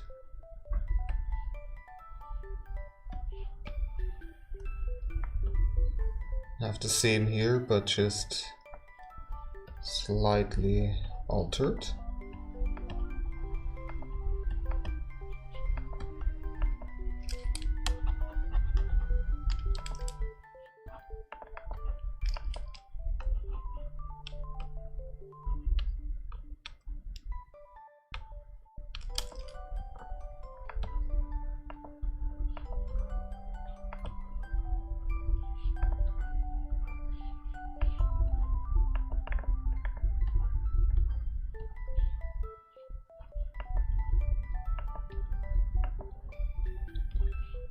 And now the ears are pulled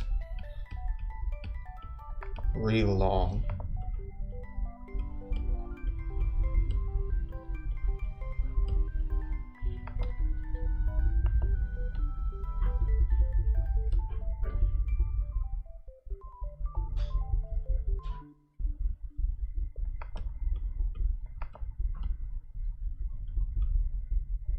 Is it raining?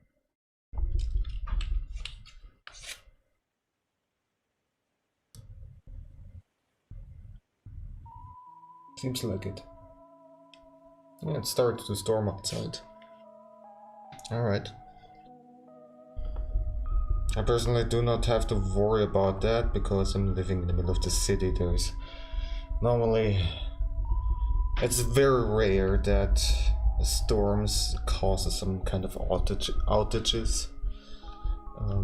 Either internet outages or even power outages. Because first of all, I'm living in the middle of a city and we have a very good infrastructure. I know that some cities around the world do have issues with that, but not over here.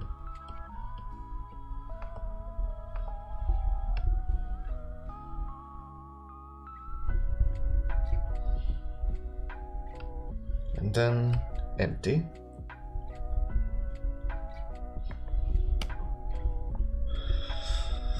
It's your favorite mascot?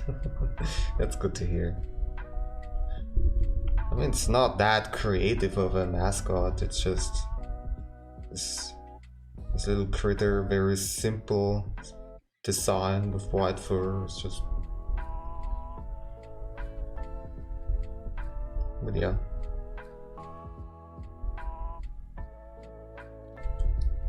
Okay, well, I do need to fix the timing, of course.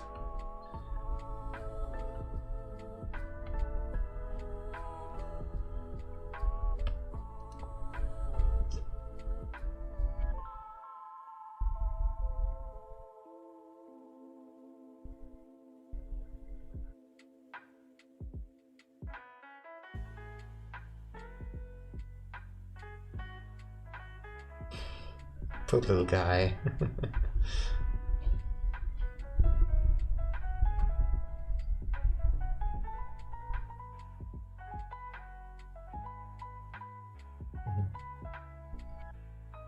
It can be a little bit slower actually, at least at the beginning.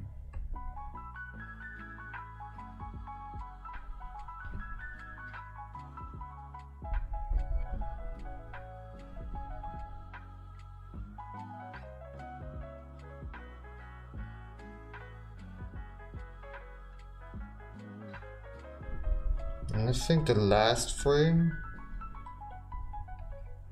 this one here, can be even lower to speed it up.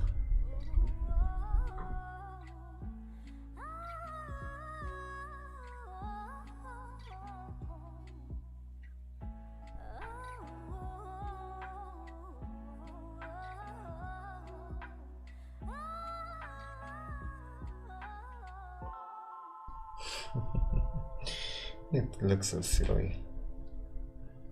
So yeah, that's basically the hiding animation.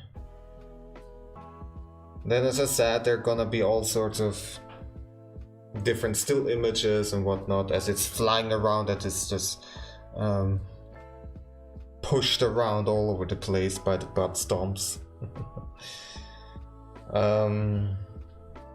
And then it's gonna come up again, and we will work on this now as it like comes back up.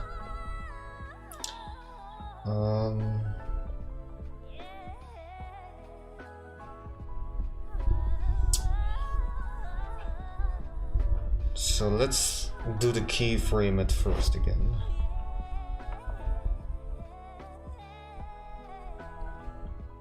I have this circle here just as a reference, so that the head size remains the same at all times. And if the head size is the right size, then it's pretty easy to adjust everything else. But I want to have this frame here so I know where to position everything.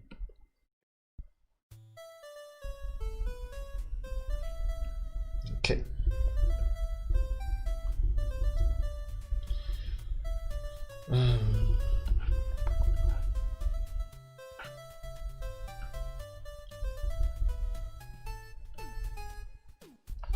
It's just gonna have these twirly eyes.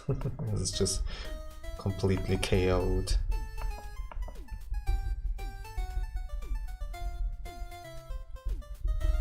Poor little guy. What am I doing with you?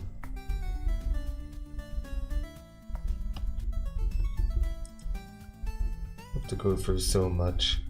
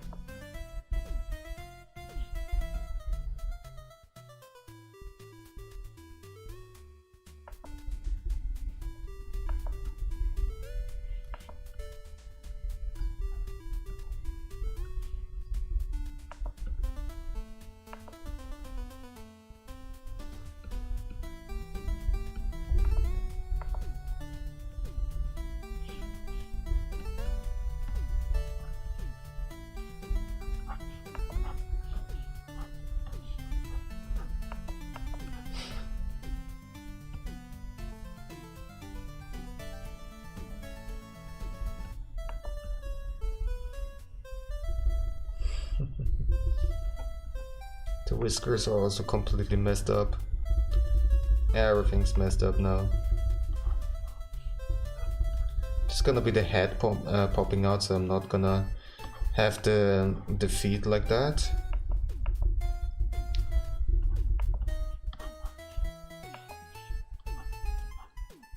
But I can lower it a little bit.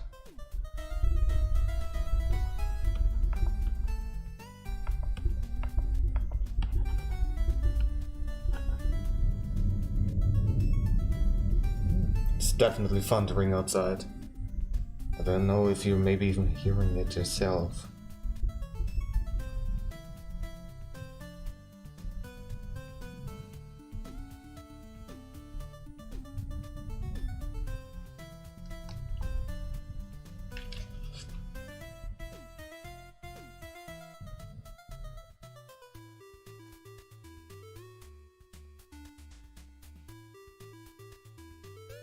I saw that the microphone was reacting to something, like the noise gate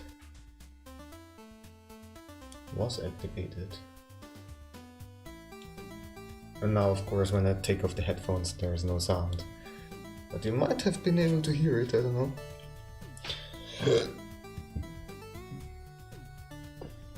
The first time you heard it. Okay, so you did hear it.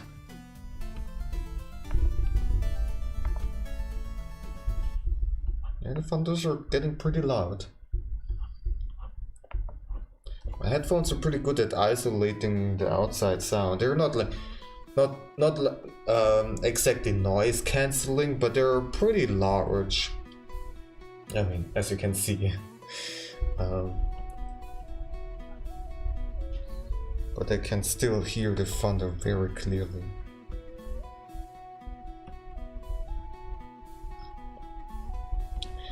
I do like it when it's thundering and storming outside. It just makes it feel so cozy to be inside. I really like it a lot.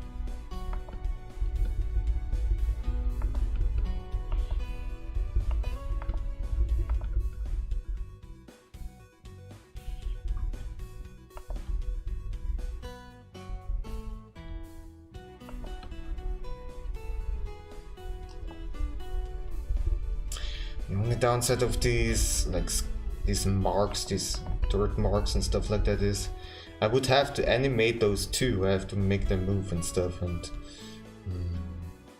I'm gonna leave it in the sketch and later I can decide.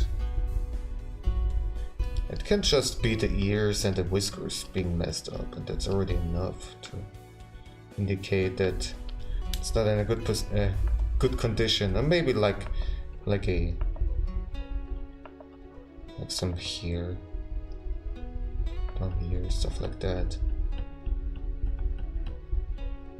I don't want to overwork myself with that. Let's make it feel cozy inside, and rain can help me sleep. It's really nice. Something so calming about rain. Yeah. I can't describe myself. Like rain in particular is just simply some kind of white noise, and white noise is known to be good for like calming down as a background noise. It is able to cancel out other sounds that might be going on in the background. But I don't know what the exact reasons for why it is so calming for so many people.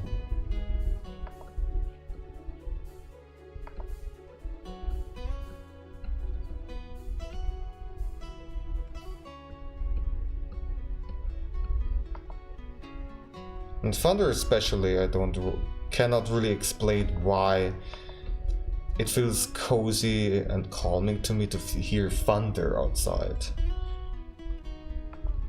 Normally it's something intimidating, scary, you know. I mean, it has something to do with like being inside for sure. But even if I'm outside, I kind of like it.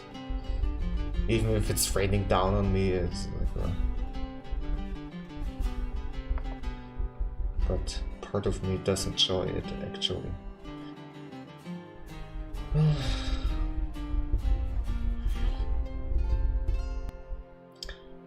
So this little guy is supposed to just be wonking, like waving around, like as the eyes are twirling.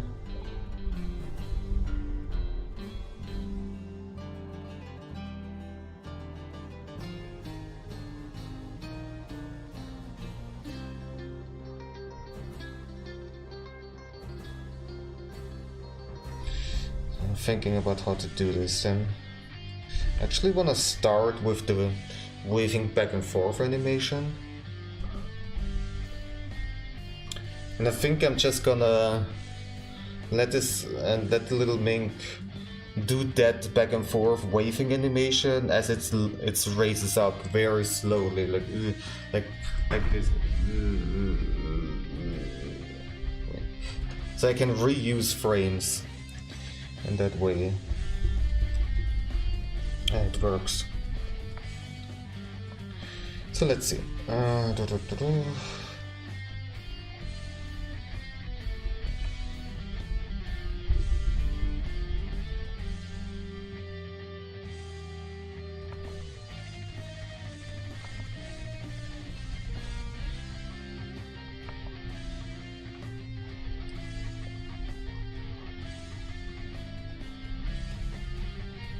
It doesn't exactly have to be symmetrical from left to right, it's just can be some very slight movement, but in the overall with a right tilt. Some asymmetry still, because why not?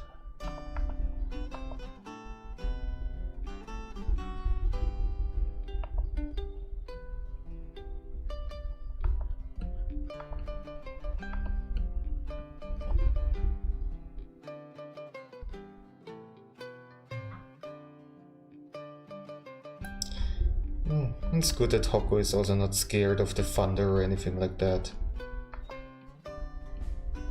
She basically doesn't care. I mean, if it's really loud, she reacts to it, but she doesn't get scared or anything. I know that some pets get really frightened when it's getting loud outside. Hoko does get scared, however, if there are loud sounds coming from the hallway. Well, not always exactly scared, but she does react to the doorbell a lot. Like whenever that sound goes off, she gets really scared and tries to hide somewhere immediately in my bed or something like that.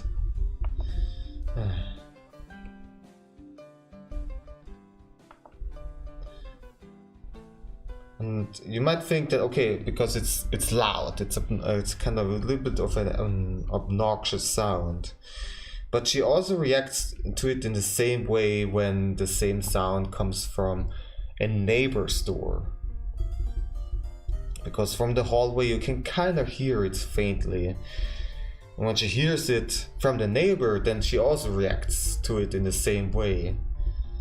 I'm like, okay, it's just the sound itself and then maybe the association with it, like there are people coming and strangers coming, and that's scary for her. And, oh my god. Anyway, your cats don't like the rain. Oh, just the sound of it. I mean, I understand that they don't like the wetness, for sure, but just the sound of the rain, that's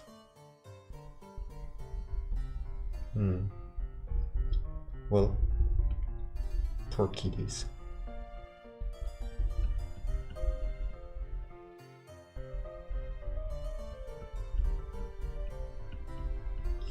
Yeah, that is a bit strange. Well, Hoko is a bit strange in general.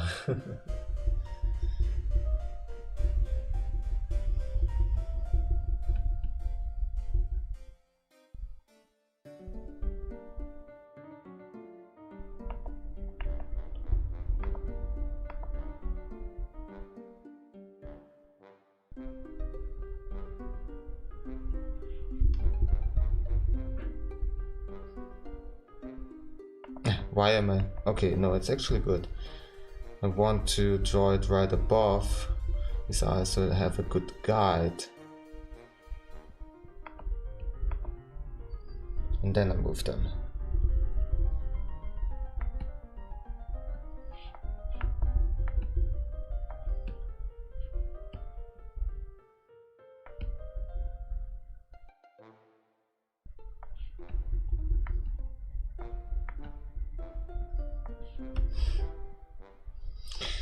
This music is kind of fitting to what I'm drawing right now.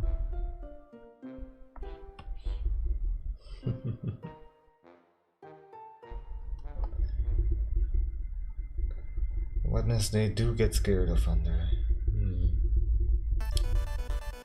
I mean that cats are not fan of the wetness. That is pretty much self-explanatory. But yeah, the thunder can get scary. Oh well.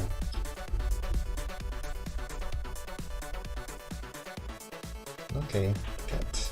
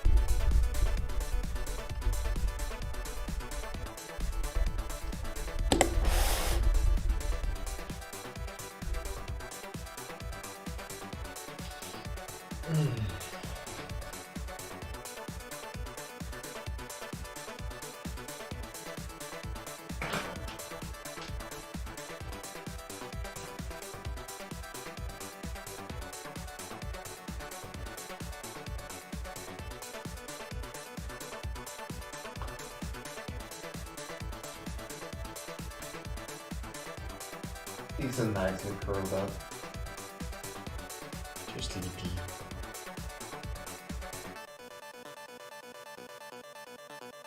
Doing a little bit of stretching.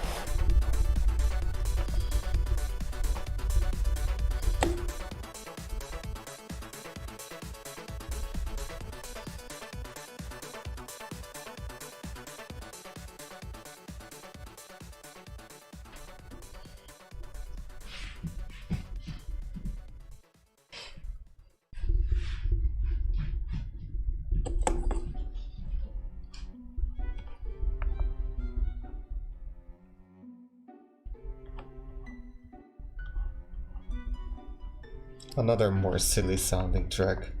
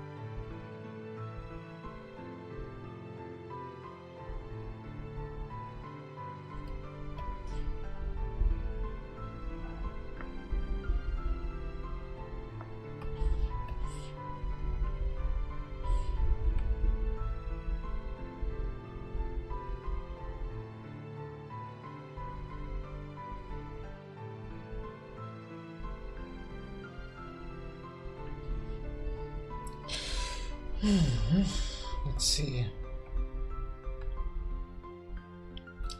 Let's see how it looks like when I put it into a loop.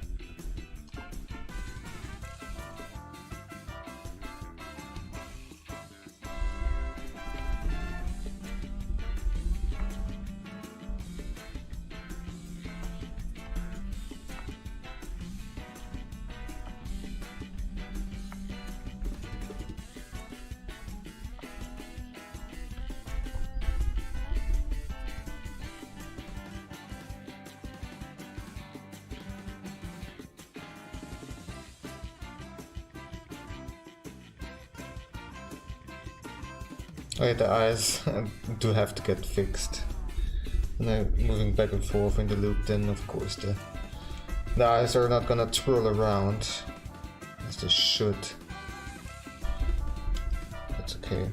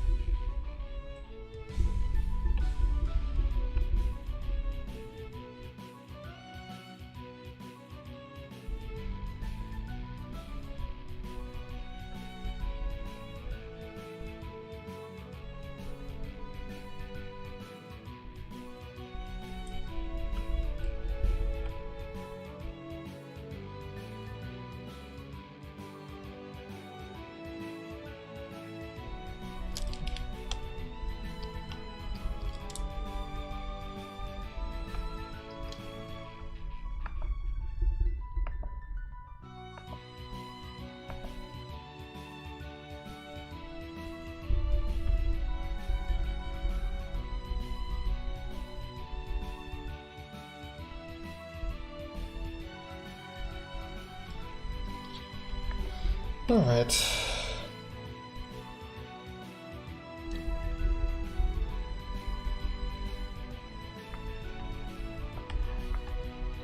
Maybe let's do a little break. A little kitty break, why not?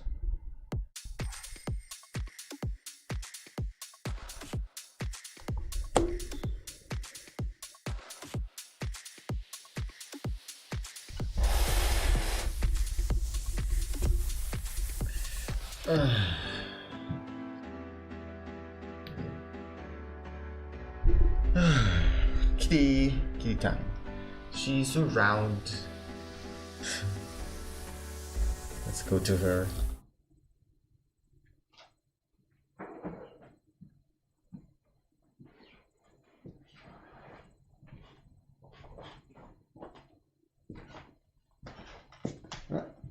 You noticed me.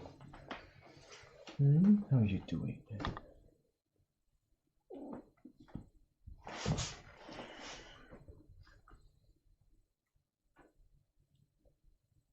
Meow meow.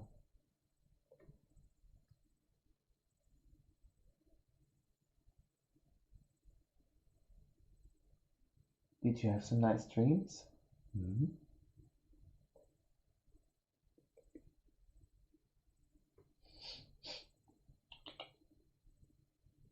You're slow, you're so sleepy. I'm now. Come on.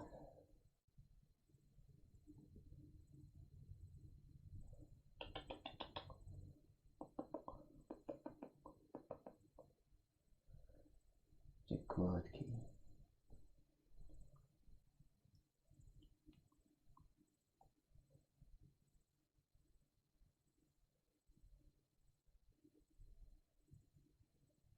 Wow.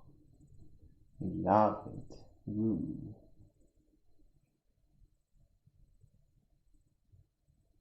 Yum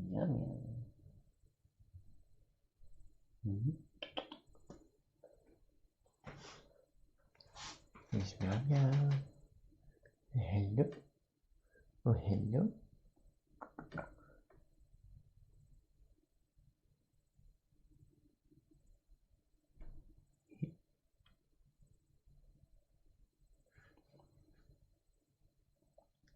You're so cute.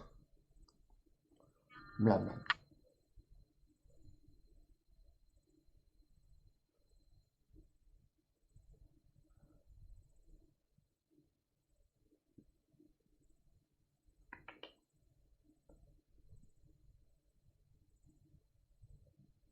Would you give your little paw?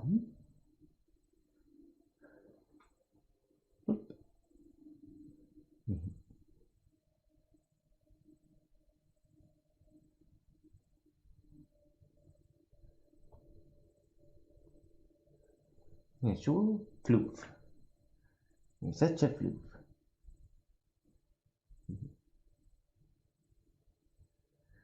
Alright, let's get back. Ooh.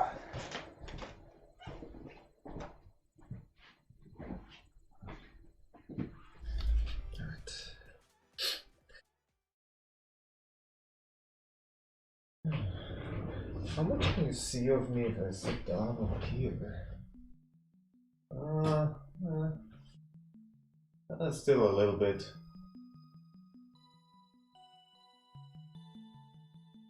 But probably the sound isn't all that great. Speaking from here.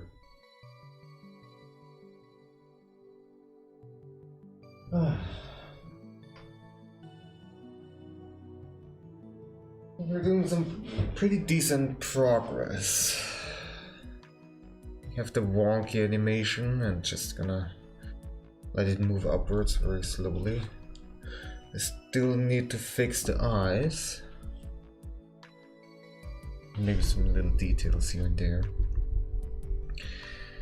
If it's the waving, wonky waving animation is actually fine if there are some like things off, because it is wonky, the mimic is messed up, so it's pretty much fine if that is the case.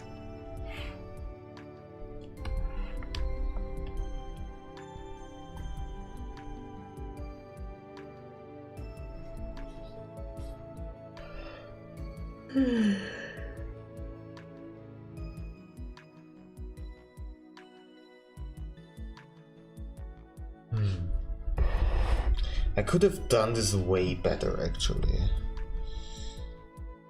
And I'm thinking about actually redoing the frames now. Yeah, let's actually redo it. Yeah.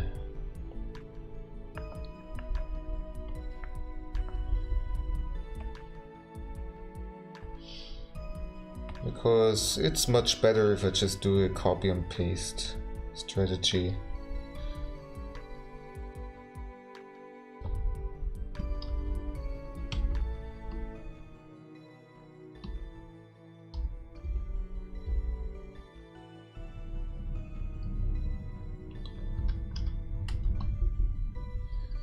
Okay, dropped in 13, and then I'm just gonna transform. Simple as that. And only adjust the body.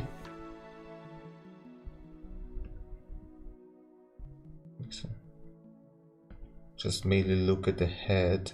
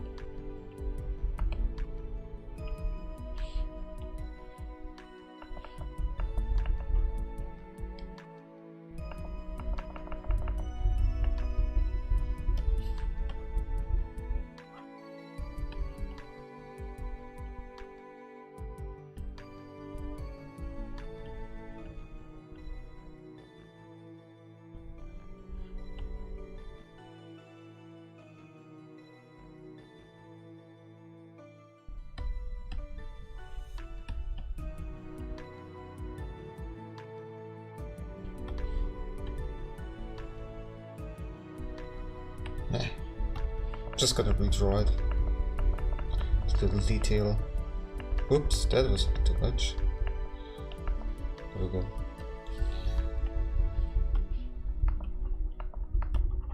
Oh, I'm just gonna remove this little hair. It's just too annoying.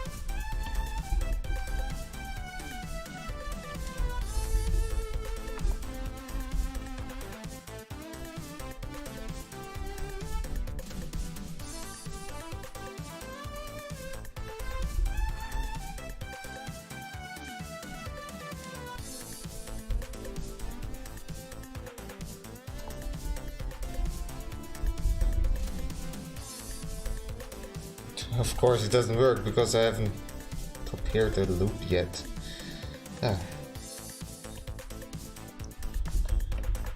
Paste. This is gonna be 16. Paste. This will be 17.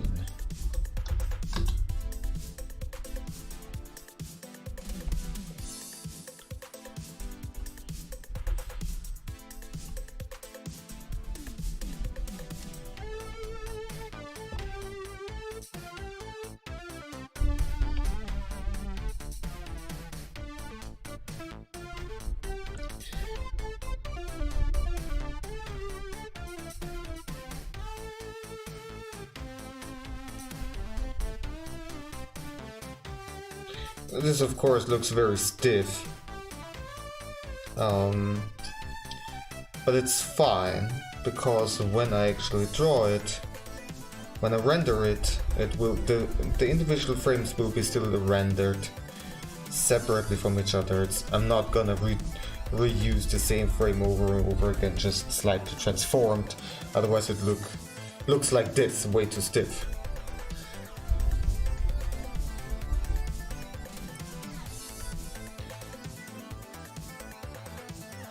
One thing that has to be changed are the eyes. Let me do the math.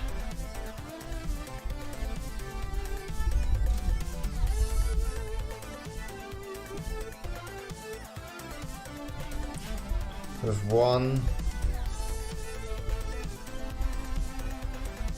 2, 3. 1, 2, 3 doesn't fit. Okay. I guess I need a 4. 1, 2.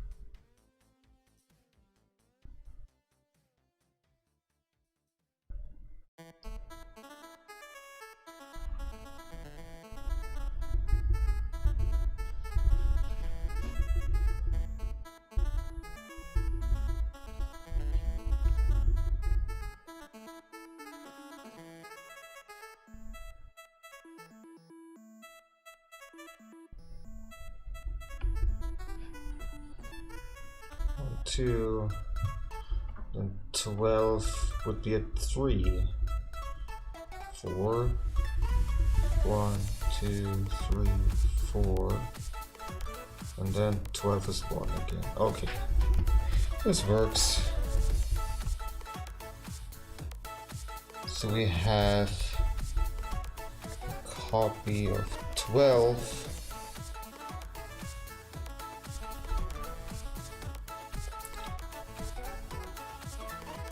2,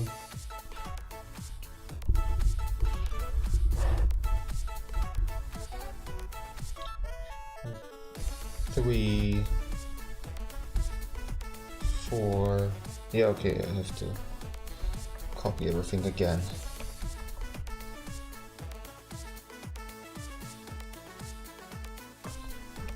B, B.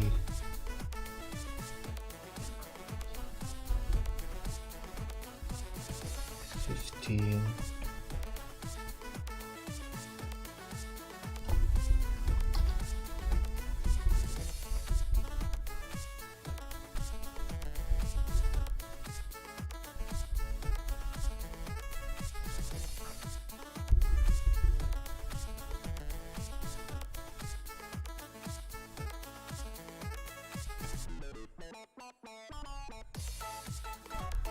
Just because of the eyes, I have to make way more frames now.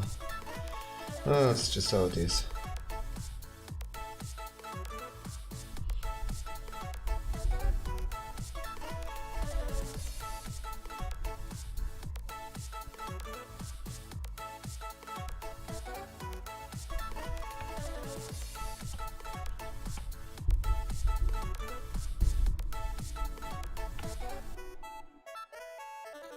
Two,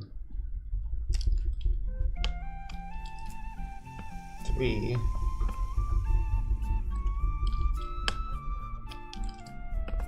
4, 1, 2,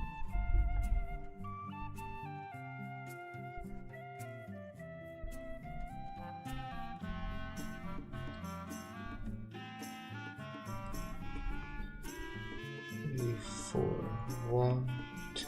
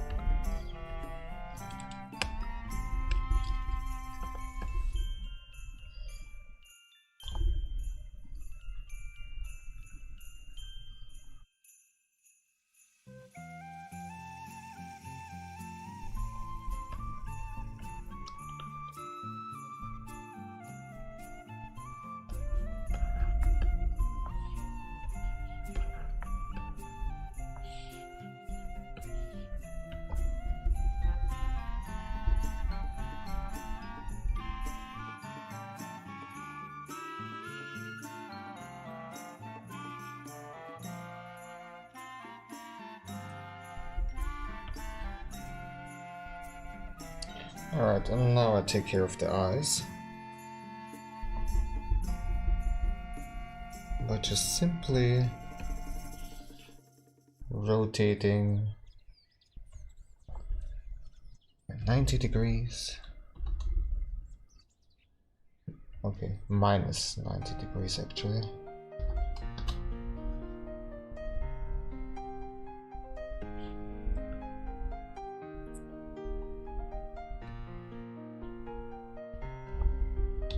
Minus 90.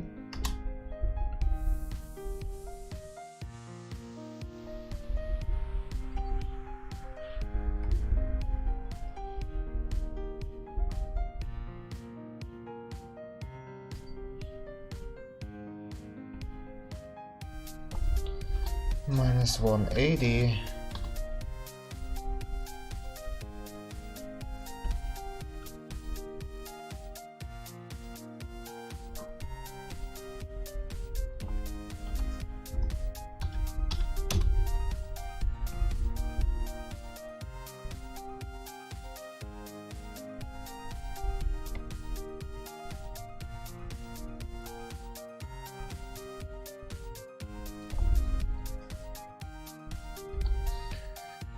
Minus 270.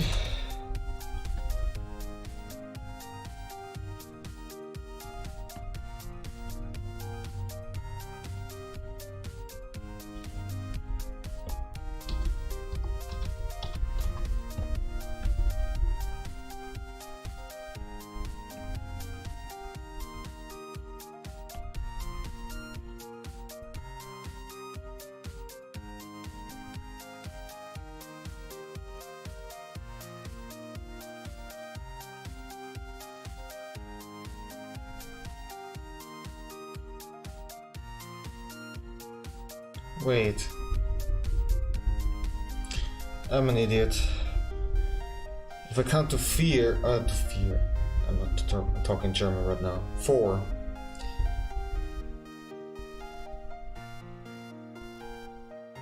Zero, 90, 180, 270.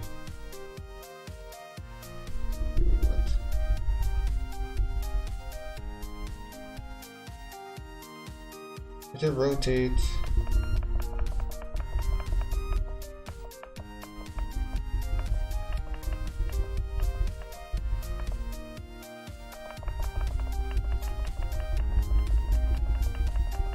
Right now I'm confusing myself.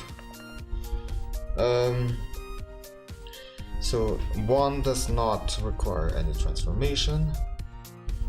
2, 90 degrees, 180 degrees, 2. Where did I do this 270? Did I do it over here? No. Something is not right here. Yeah, this is just 180.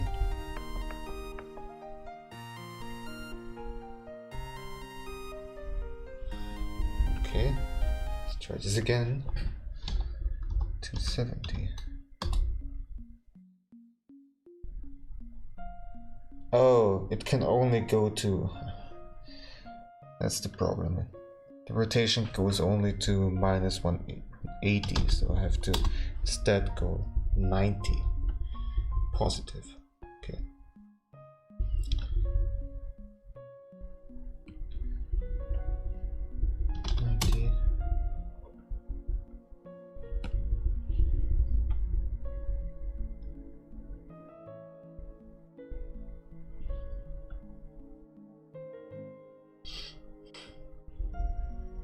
No, this one here doesn't change. Number 2.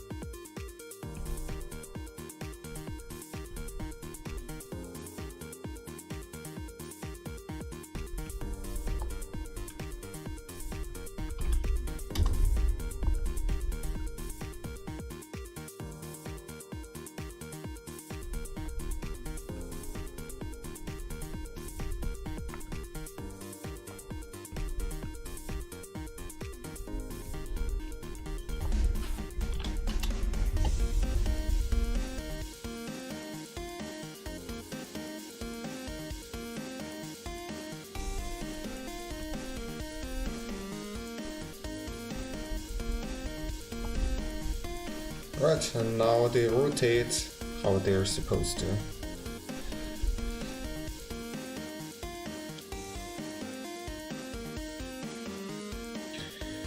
I made this way too tedious, and there's, I'm sure, a better way to do this.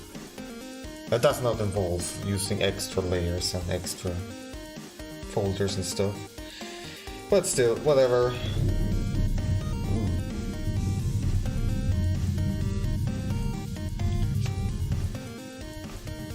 That's a big one. We're definitely able to hear that. I saw it. So the microphone level jumping up.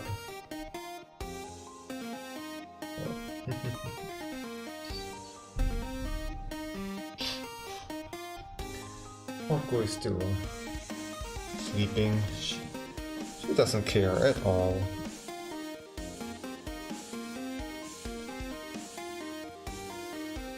Okay.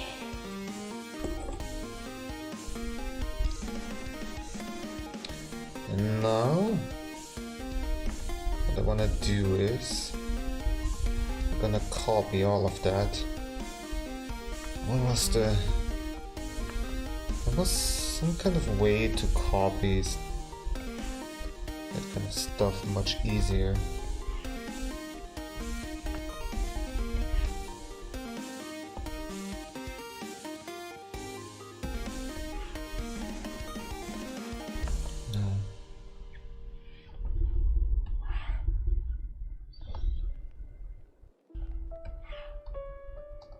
Nope.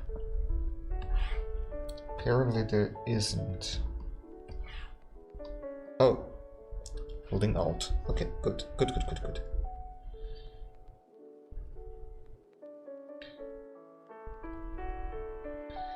So, I'm gonna use those previous frames.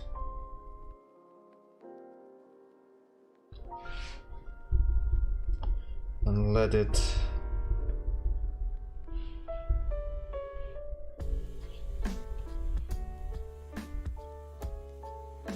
slowly but surely rise up.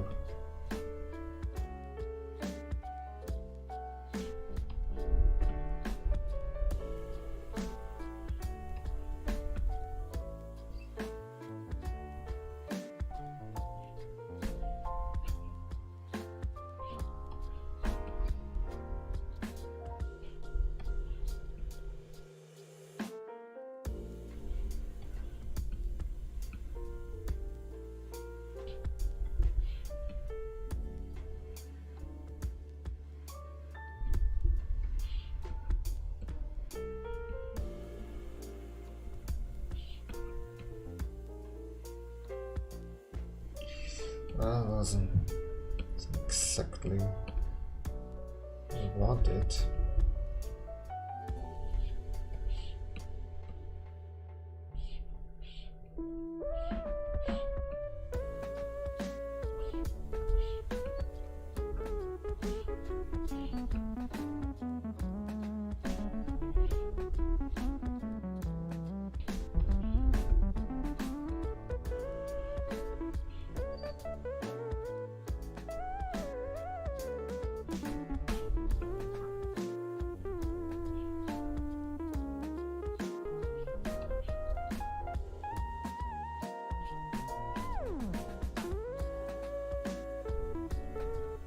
Let's see how this looks.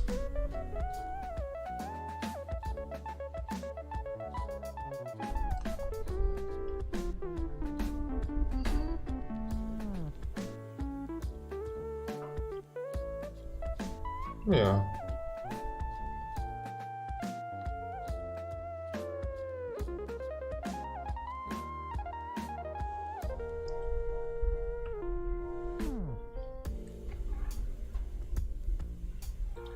And then it's just...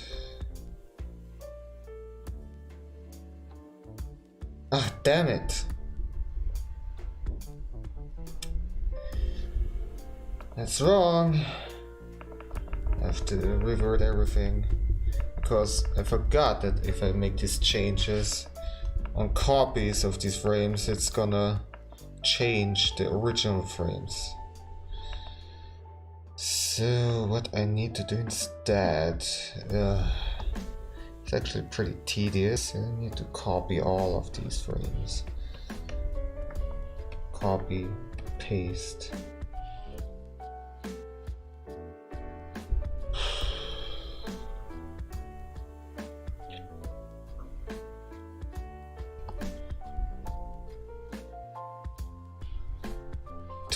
Copy, 13 copy, 13 copy. I wish there would be a faster way. There might be, but this is not exactly an animation program, unfortunately. So things like these are pretty tedious. Oh well.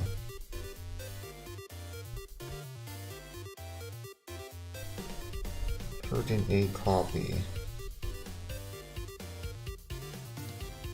And why do I have a 12B? Okay. I'm gonna question it.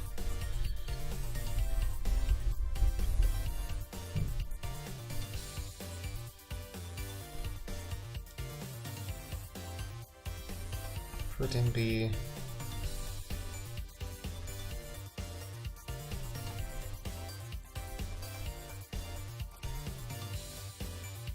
F16. The names of these frames are just all over the place now. They don't make much sense. That's just how it is.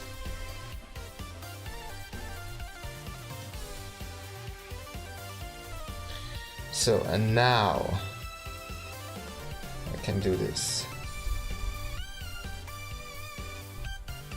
Starting from here.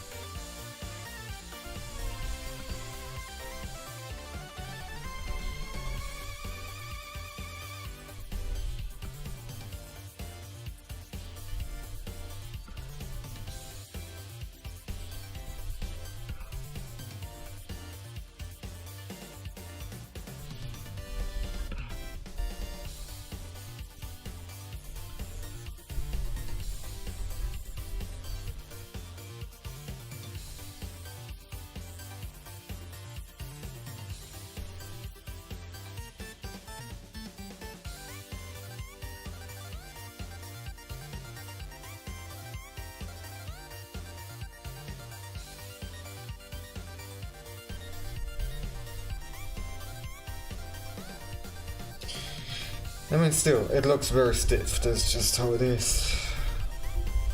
I hope it's just later in the rendering it's gonna look more natural as I draw these frames individually. It's gonna be a huge amount of work. I definitely need to have the eyes separated, I think. No, it doesn't work, however. Does it? No, it should work. There should be a way. Hey.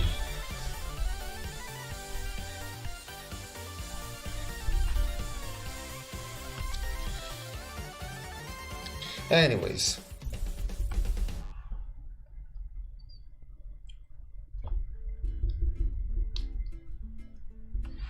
So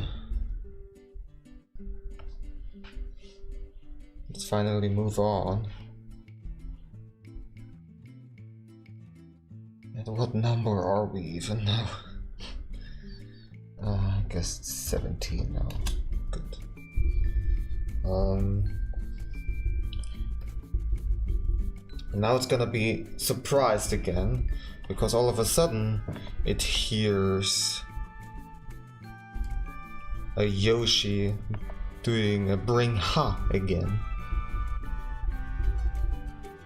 And as a reaction, as a normal reaction, it's just, oh my god, not again.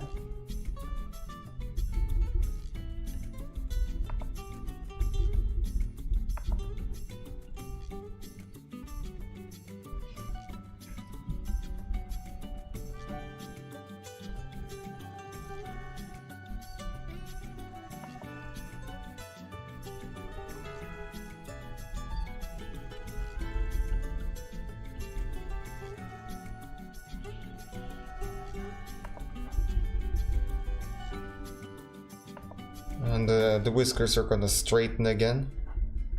Also, this makes it easier for me to draw them. So nice little excuse.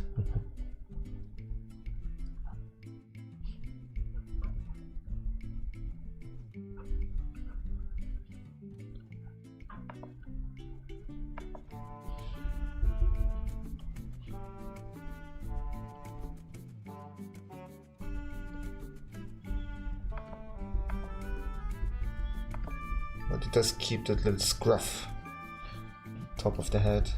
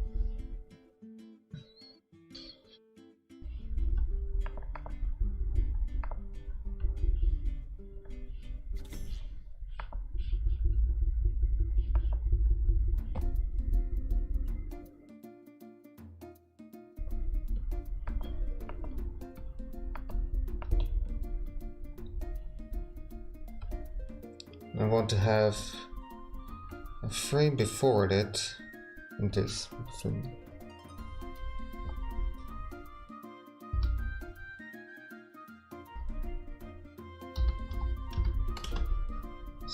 Name it like this.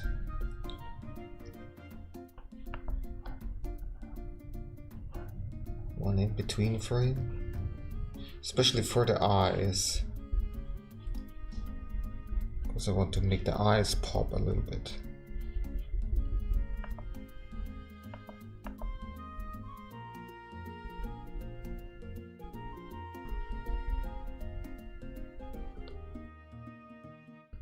And I guess the ears could perk up a little bit.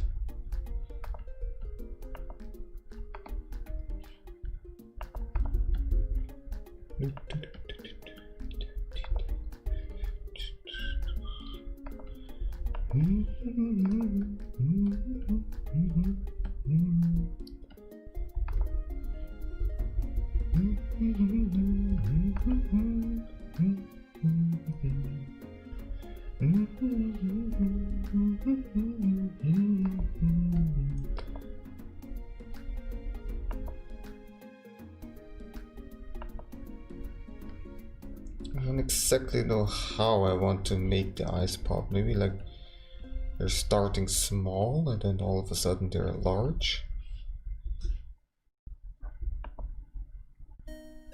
Although I can kind of animate how the whiskers are unfolding again.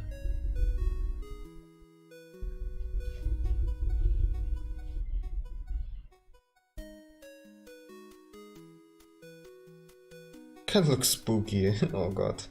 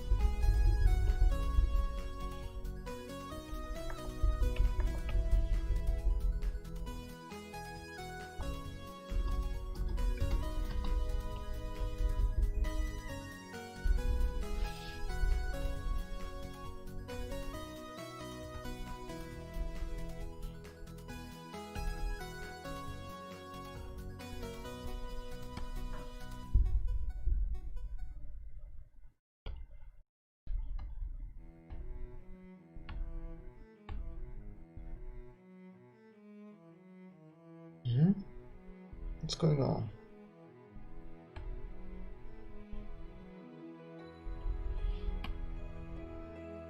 Now it worked. Weird.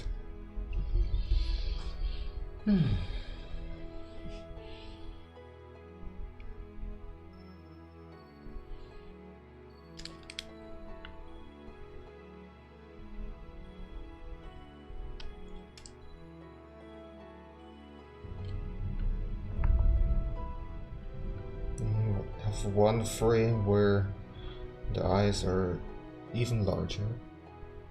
Hey there, turtle. What are you doing?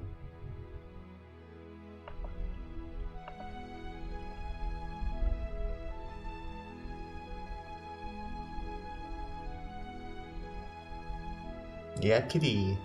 She's sleepy. Aw.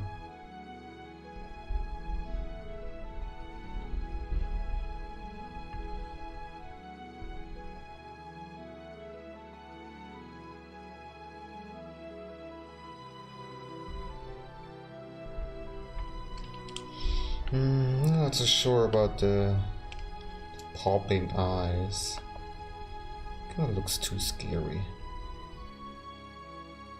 Even though it's October right now, actually don't try to make a scary animation.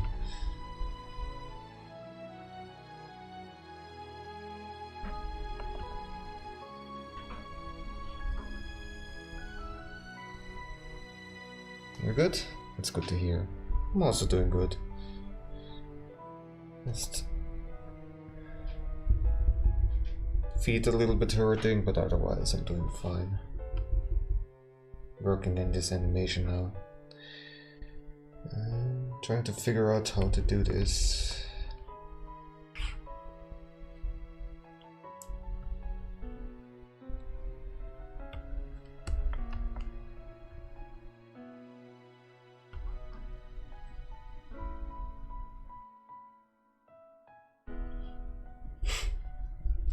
I mean, it kind of works. Getting scared. Yeah, he is definitely getting scared, for sure. So, what I've done so far today are all of these frames. I'm gonna jump all the way back. Let's show off a little. So the idea is that whenever somebody rates us on Twitch, which means simply another streamer is sending their viewers to my stream, then this animation is supposed to play. Well, not this exactly, but these are just elements that I want to puzzle together into a big animation that's gonna be the full screen. And the idea is, well, this little mink is at first popping up from below the screen, as you can see, and just checking out, like wanting to greet the raiders, but then all of a sudden it hears a sound, the sound that Yoshi normally does when it does a butt stomp attack. This boing ha, this kind of weird noise, this very high-pitched noise, and it hears that. So as it looks up, it is exactly after it heard that, and it looks up and it sees dozens of Yoshis flying down, and all of them are doing a butt stomp attack. And so that's why it's scared, because it sees all of them and tries to hide immediately. And then you see all of the Yoshis flying down, just blurry, quick, like when you hear this boing ha over and over again, and so on and so forth. And once the storm is in the middle of that, the little Mink is gonna be thrown around and just, oh god, it's such a mess. And once the storm is over, the little Mink is then rising up slowly.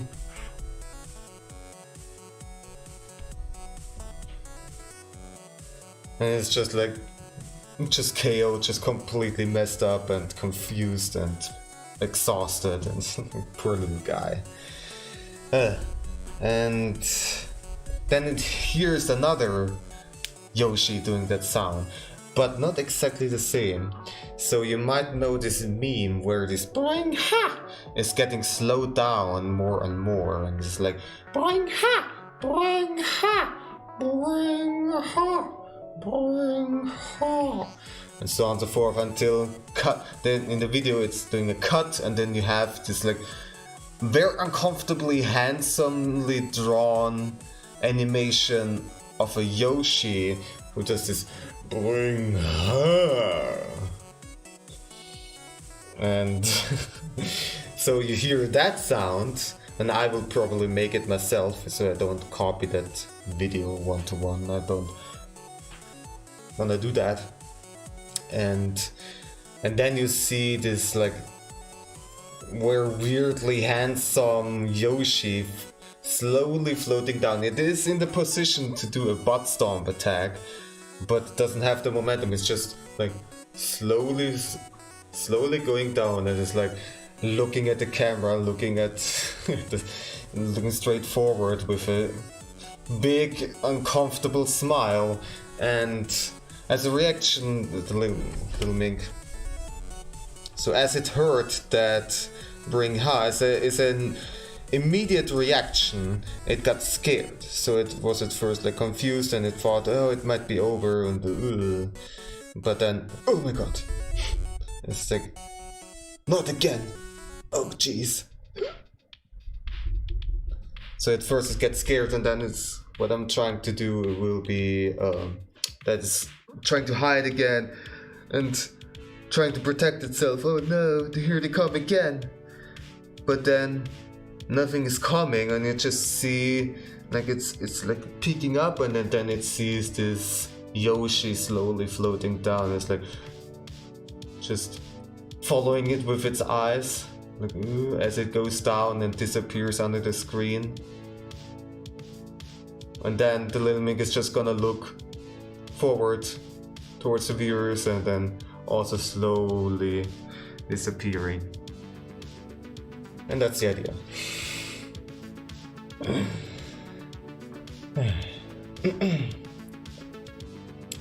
Like when I explain something, my voice gets louder. I guess I do get louder when I do that. I can make the sound effects. I can make some. Like I will definitely make this like bring her sound effect myself. But the original bring her will be the original sound from the games and stuff. And then will be also some stomping noises, and I don't know. It's gonna be a huge mess. But I imagine it would be a lot of fun when the animation plays when somebody comes in and raids us, and it's like, oh my god, like the viewers are gonna be so confused. What is happening? What is going on? Why? What is this chaos that is in front of me on the screen? It's gonna be a lot of fun, but it also will be a lot of work. I already have drawn quite a few frames, and I'm right now just in the sketching phase, and I'm still not done, and I've been drawing for over 3 hours at this point. And the rendering, of course, will take even longer. And then I also have to do the still images. I have to draw the Yoshis, and I have to draw the little Mink getting thrown around.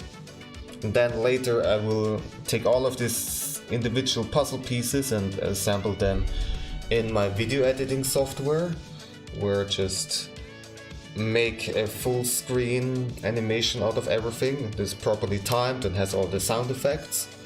And I put it into my streaming software, and there I also have to make some adjustments so that when the animation plays, it's at the exact right place, at the right in the right size and scale, and also the text is popping up, you know, like Mr. or Mrs. So and so is rating us with that many viewers, you know, this kind of text, and then also that should be in the right position on the screen, and therefore I will also have to do some little programming, I suppose, some HTML or CSS stuff, and I will have to look into that. So it's gonna be a long project, but that's okay. It is a stream project. I will make all of these animations and drawings during the stream. The assembly will be off stream because it's gonna be in my video editing software, and having to capture that too and stuff like that would be a bit too tedious, so we'll do that off stream. And yeah, so I have this surprise animation right now over here, and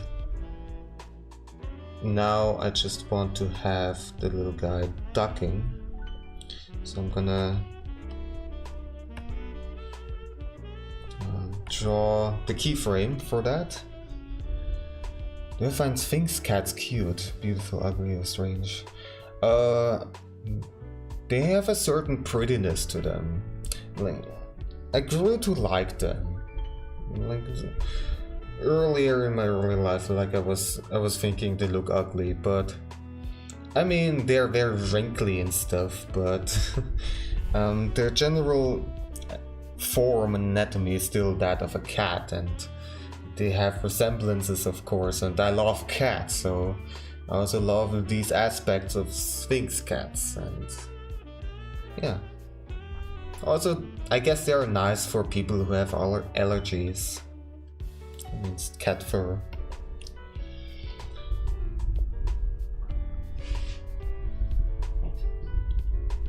I pretty much like all of the cats, and just I feel sorry for certain cats,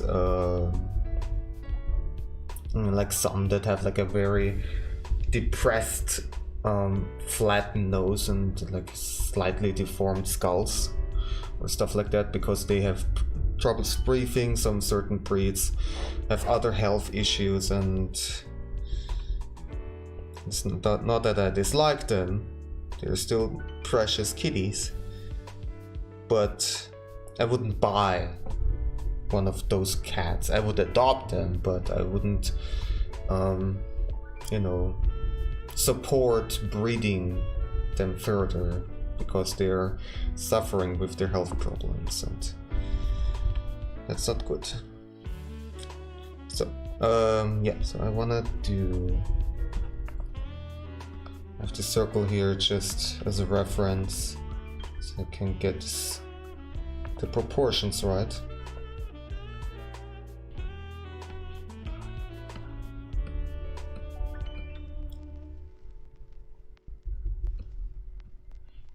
It's gonna duck down with its head lowered.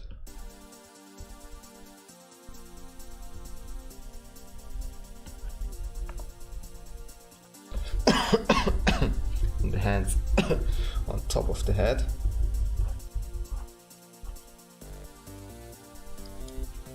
To drink something.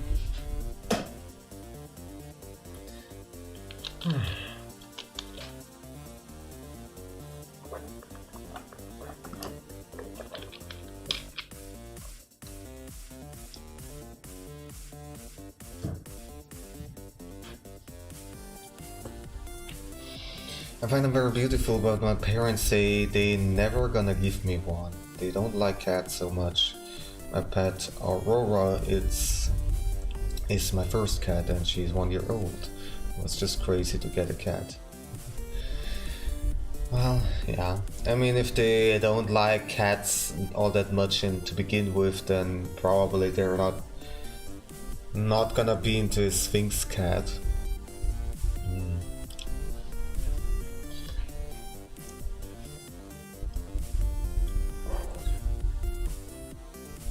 And well, at least you have one cat, and I don't know, like, do you think that your cat Aurora needs another cat? Like as a playmate or just as a company? Is it used to be around other cats? Or would you say it's actually fine being by itself?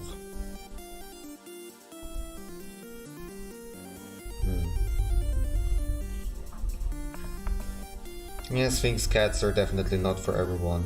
I personally also would prefer, you know, cats with fur, like my cat, because it's just way cuddlier that way. Although it is tedious, of course, to have to clean all the cat hair around the apartment. Well, that's just how it is. And having cat hair on my clothing everywhere, it's just, well, it's just how it is.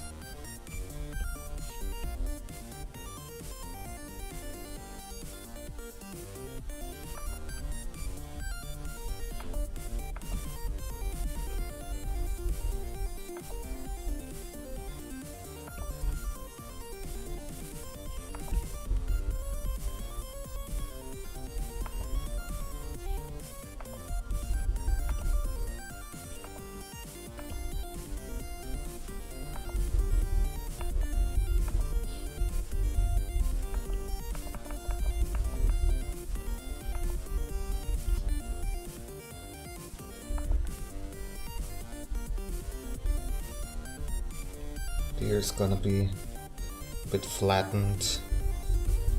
Just feel scared.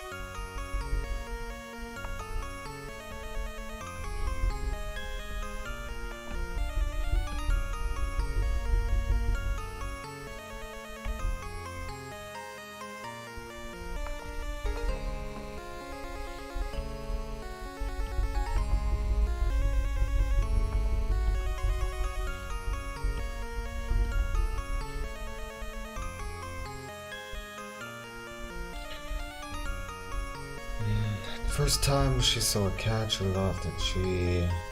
Another cat without name, I don't know what's the name, our friends now. She's very social with other cats, but hates dogs for some reason.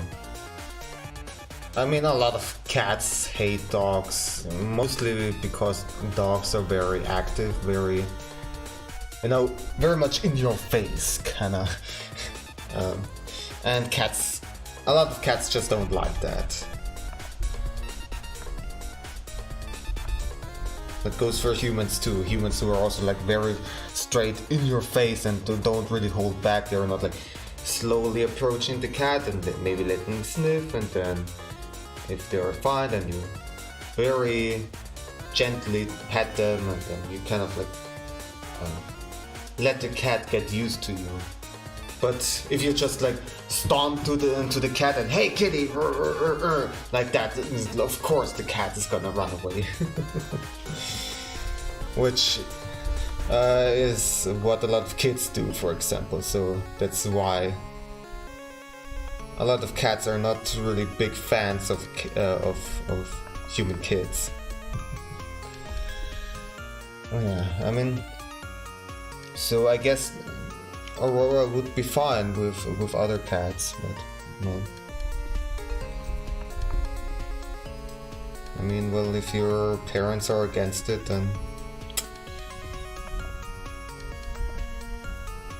yeah, it's just how it is. I mean, you have your cat Aurora, that's already very nice.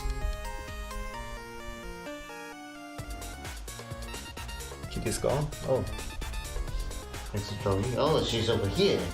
Hello, Kitty. You see her? You can see the ears.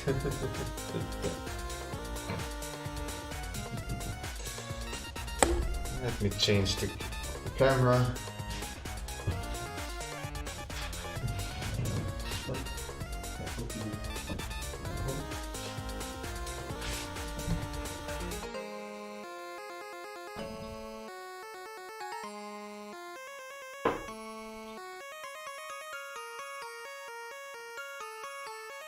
There you are.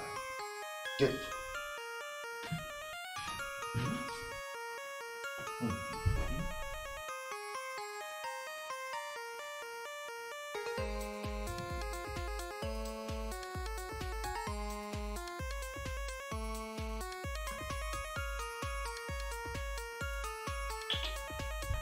Yeah. Oh, nice. Yeah.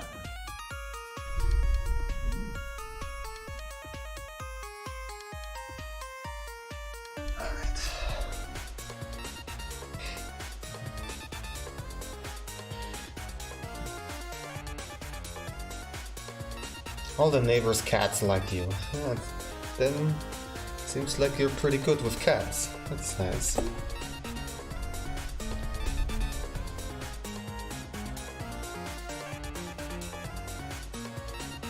You know how to treat them.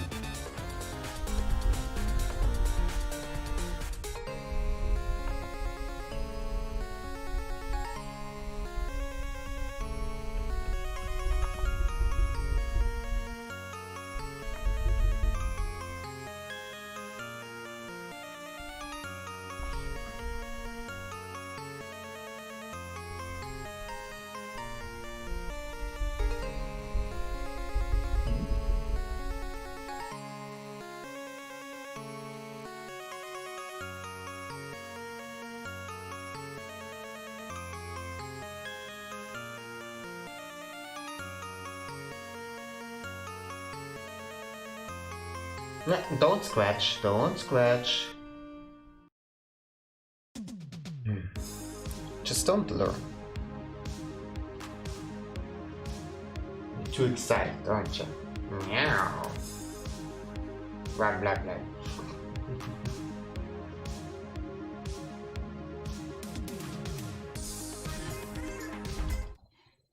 There.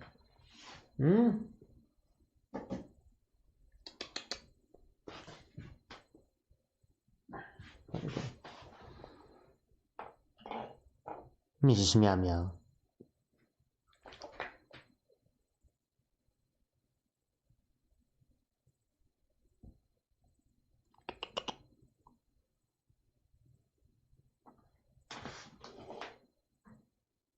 Wow. Brr.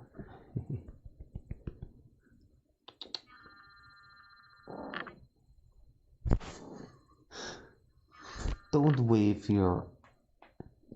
wave your tail right in front of the camera. People can't see anything like that. Little boo.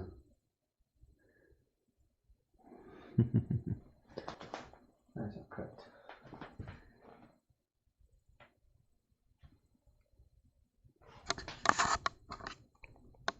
What are you doing? You just want to stretch out your leg, huh? No.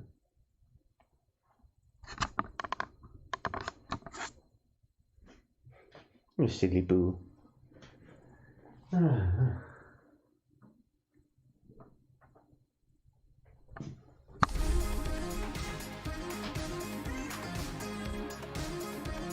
Before you got a cat, you looked at how to treat a cat. Yeah, that's a good idea.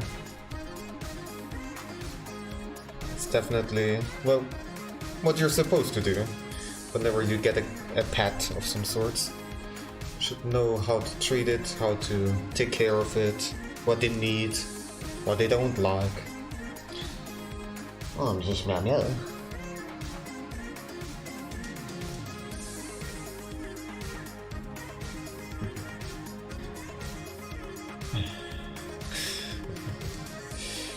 Face looks like she's mad. A lot of people say that, but it's just not the case. It's just not the case. It's just how she looks. It's very sweet. She can get mad, but... Ah, you farted. Oh, God.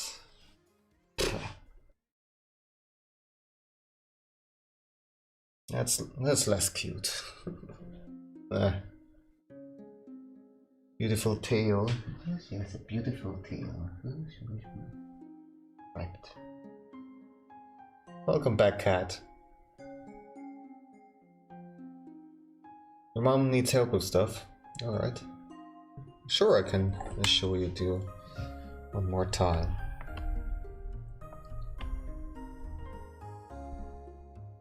So, again, at first we have the animation where the little mink is popping up.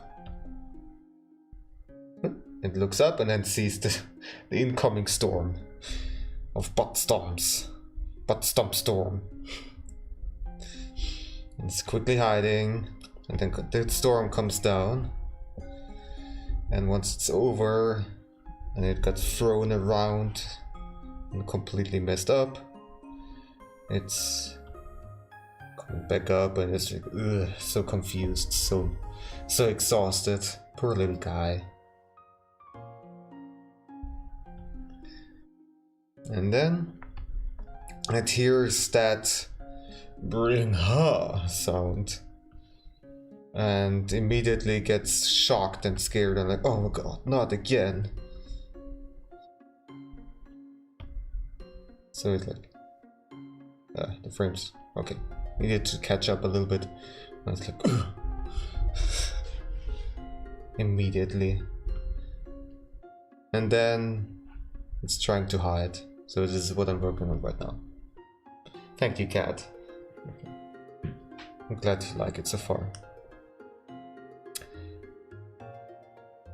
Yeah, my dad still thinks cats like patting the belly.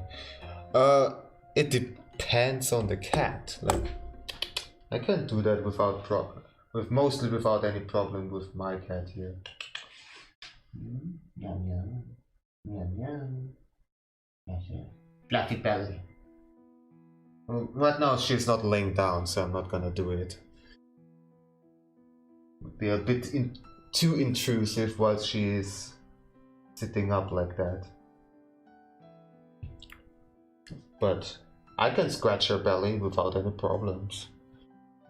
When she's in more of a playful mode, then of course she's gonna attack my hand.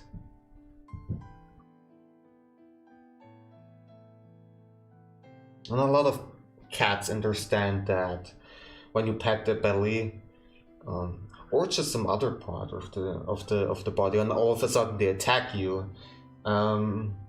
Like sometimes it's just simply because they don't like it, but also often of times it is simply because they think it is some kind of playful motion. All right then, I wish you a good one, cat.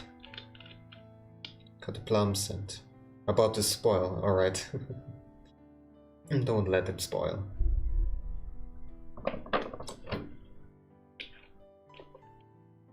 And Kitty's gone. Kitty sits on the floor. Where do you want to go, huh? What is it?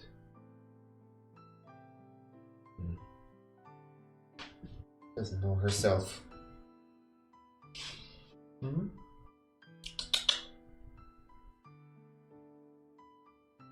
You come back? You can see her. What is it? I mean, you can stay there because you're still in the camera frame, so I'm fine with that. You wanna keep there? See, you look at the chair again. You wanna get up again. I know the chair moves around. You don't like that. Oh, don't scratch. Okay, I help you.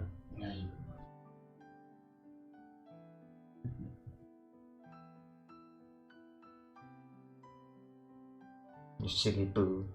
Wow.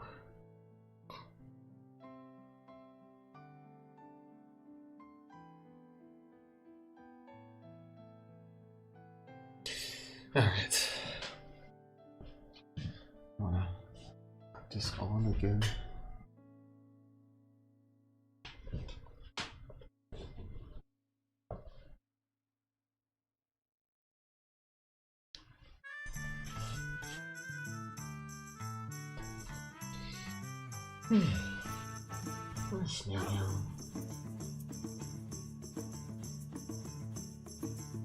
Alright then, let's get back to it.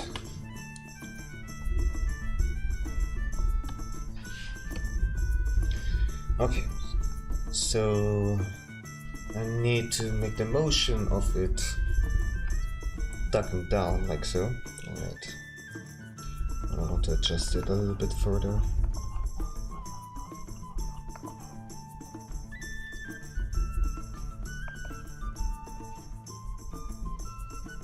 Ask my parents if I can support Patreon. No. I surely would appreciate it, but it's not necessary.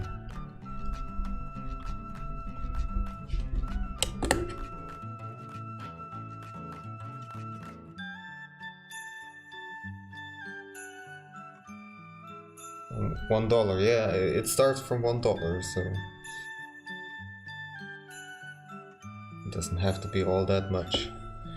And even at $1 you get a lot of stuff, like you're getting mentioned in the stream and the videos, and you get a special role in Discord and all that stuff. So it's up to you.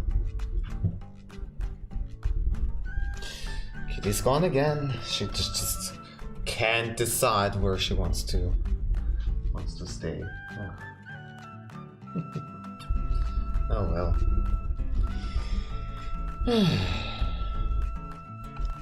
Silly boo. And there she goes. You can still see her.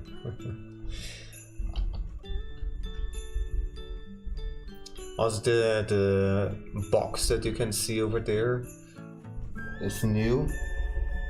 I prepared it for her. And let's actually see if I can get her to jump into the box. Let's see. Meow meow. Miss Meow Meow Meow. Yeah, let's move this chair over here. Serves nicely.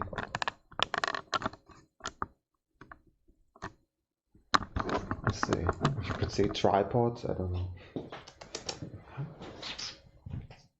Come here. Oh, this is Meow Meow Meow. There. Look. I'm gonna get into the box. That's a lot of noise. So I have this this crumpled up paper that has been used as like packaging material, and she likes that. It does a lot of noise, and she can dig around in there.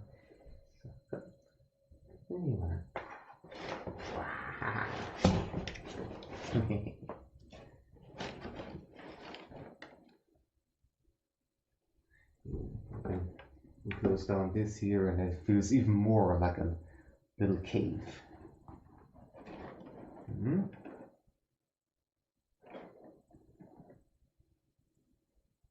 Meow meow. Wait, Hoko. Let's see. I will bring you the string and you can play it with. How about that? Would you be into that? Ah, yes. The camera is a bit messed up. Let's see.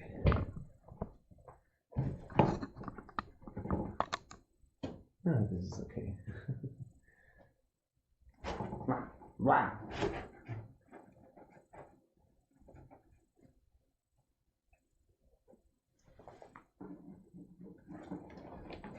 Yeah. Ooh.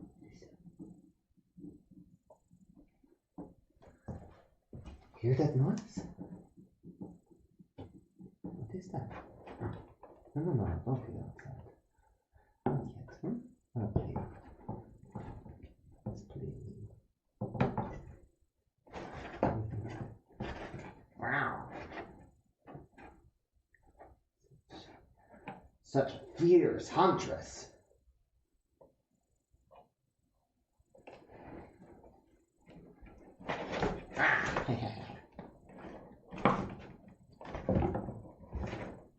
Probably not good, it's probably destroy the box, but oh well.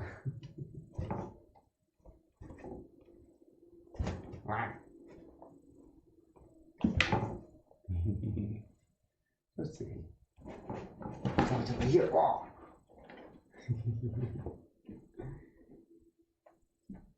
Let's see here.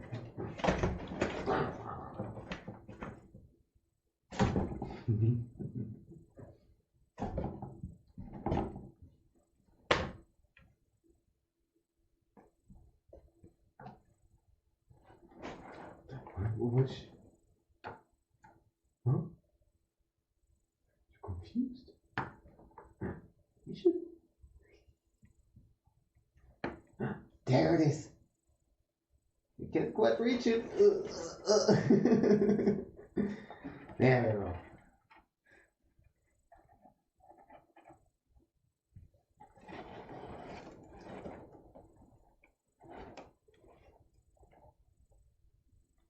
Wow.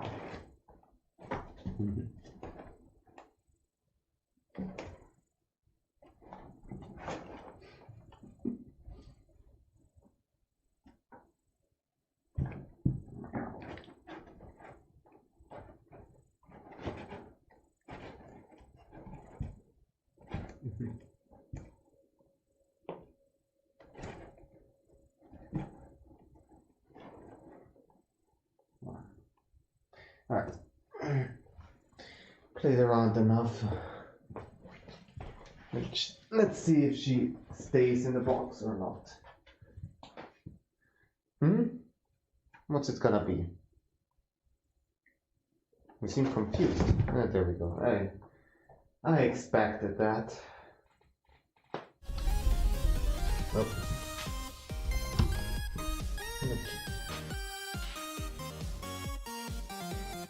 We're probably gonna go outside pretty soon.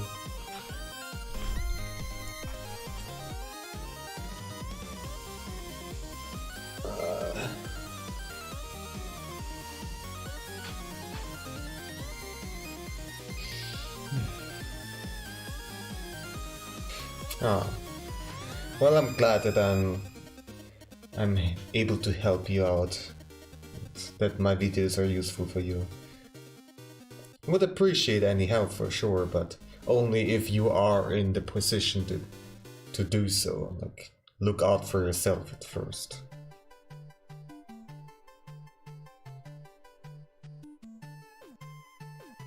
Yeah, use full is positive. It's a good thing. Use less is like less, you know, minus, so negative. So I think you wanted to say useful and not useless. Although sometimes I feel like I'm useless, but that's a different story. Yay, box. Yay. Alright then.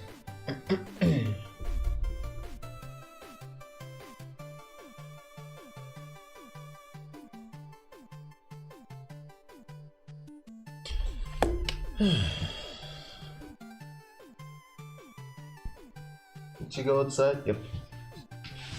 She did.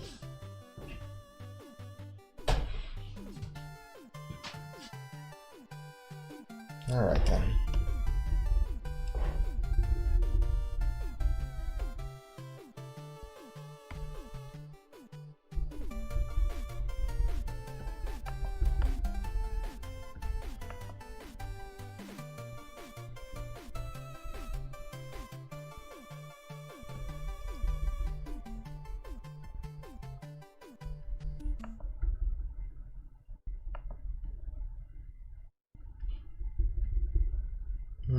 Do I want to draw the eyes like this? Is there like closing or something? I don't know. We'll see how it looks like. We'll see.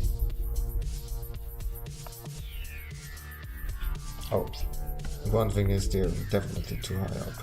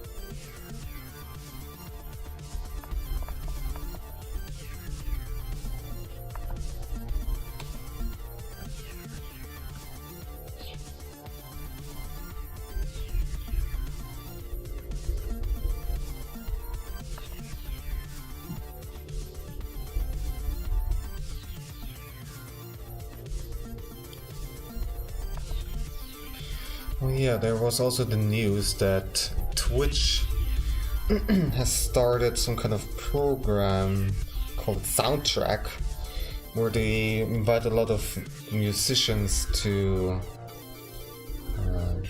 include their music, and other streamers will be then able to use that music in their own streams. That's pretty cool.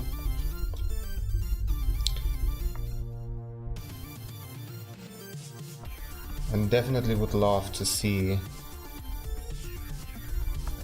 that being very successful, and I hope the musicians get some kind of compensation for it too from Twitch. That would be neat.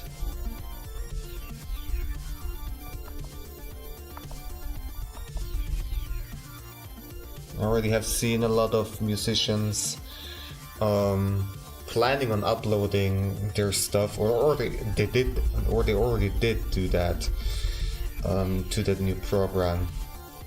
It's gonna be interesting. People have been talking about it in Twitter and Discord. Yeah, no, Kitty. She's outside right now. Oh, she's back in here. Yes. Where are you? Where is she?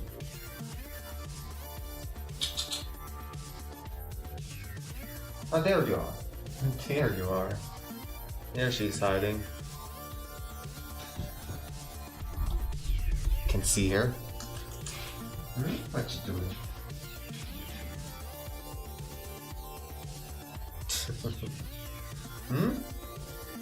Huh?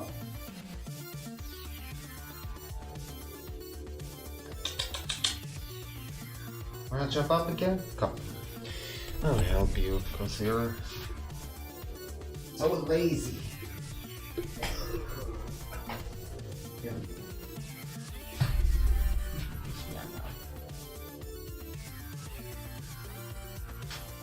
Need to eat something?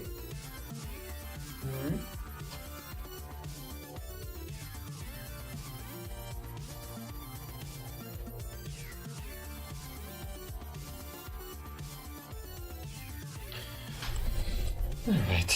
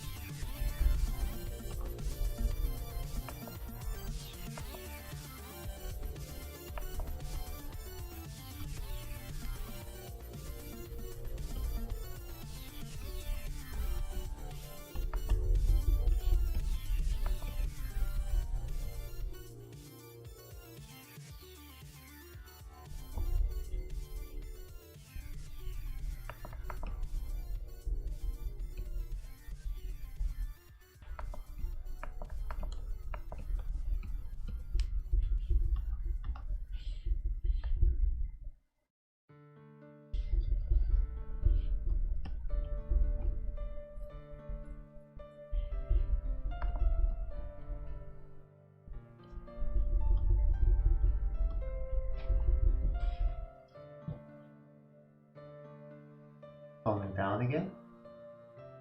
Ooh. Yummy. What I really like to do is, when there's a spot where they feel itchy, and I scratch it and they move their hind leg as if they're scratching themselves, and they're like, ah, no way, I'm gonna scratch you, not you. I love doing that.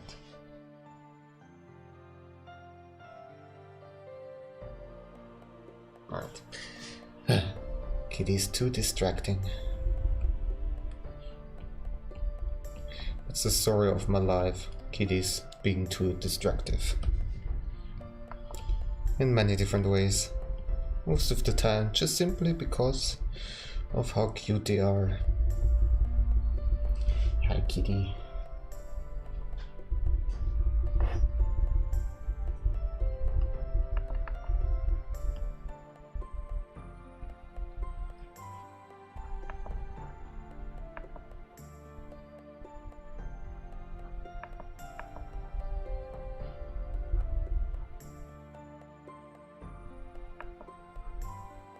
Also in this frame here, I actually forgot the whiskers. So often.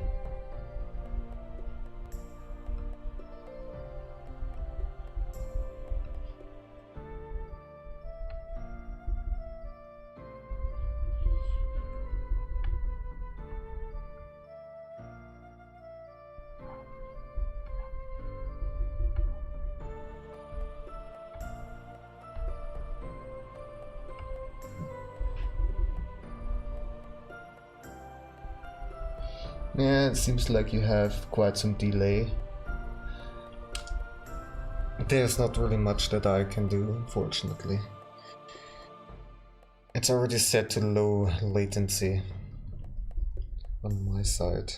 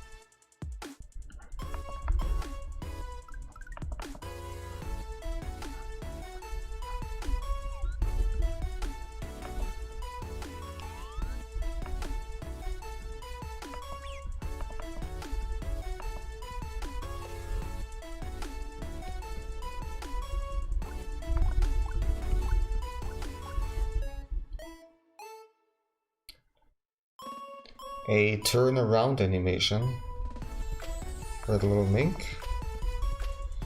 I guess a bunch of times for the animations of the tutorial show, where it's like looking at the screen and then it's turning around to look at the viewers.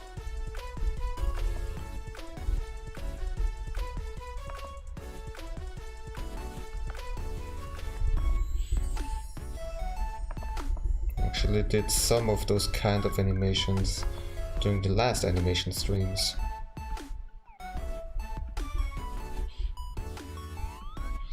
By the way, I'm really looking forward to include those animations in the next tutorial. It's gonna be fun.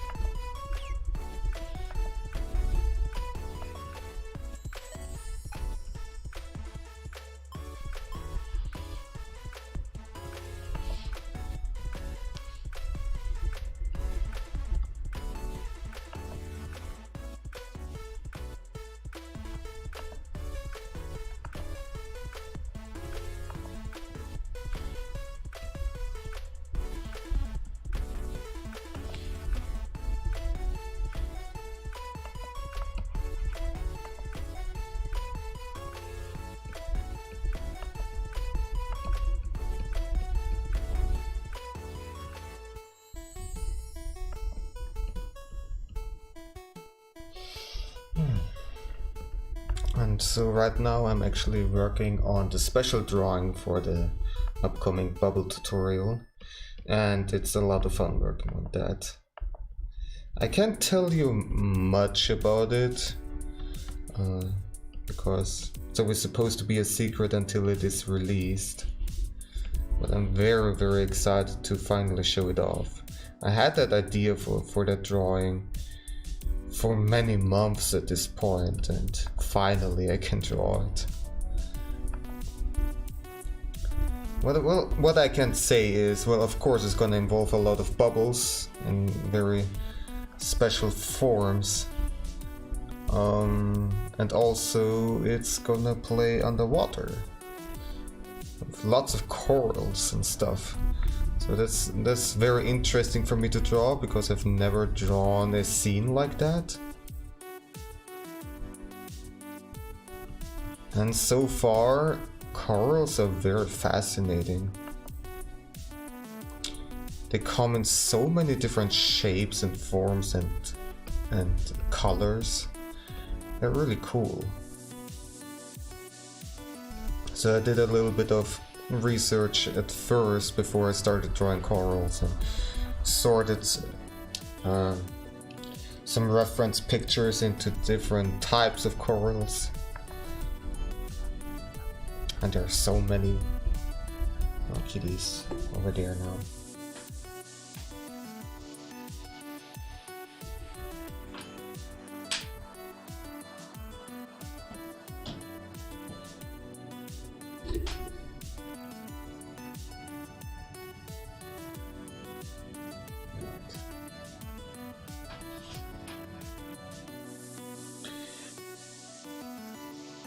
Very pretty. Pretty. I'm just gonna let me place it over here. It just looks better.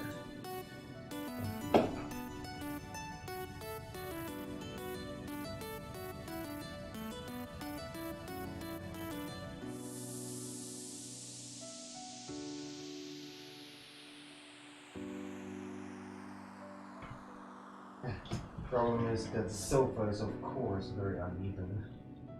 So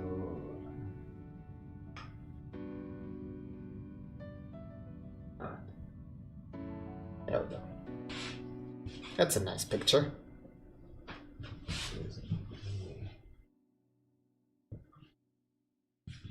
It's so pretty.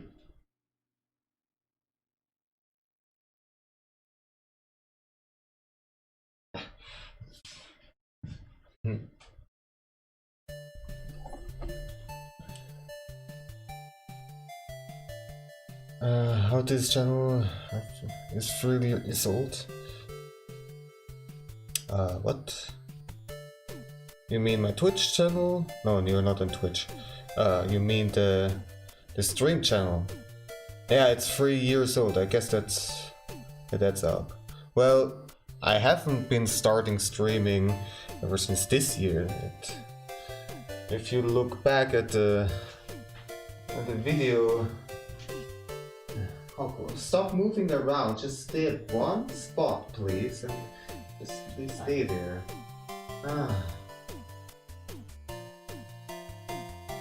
Well, she's not gonna stay there, why am I even bothering pointing the camera over here? Anyways, yeah. Well, I've been streaming already for a couple of years, but very sporadically. And some of those streams have been saved on this streaming channel on YouTube.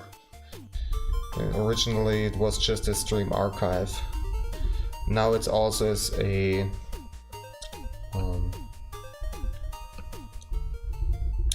channel for streaming directly, and also for archiving, that is, of course. So I've repurposed it. And now I am also streaming more regularly, because I have actual viewers. And years ago there was just simply nobody who was watching, and therefore that's why it was sporadic, because I just simply kept losing my motivation. But right now I'm having a lot of fun.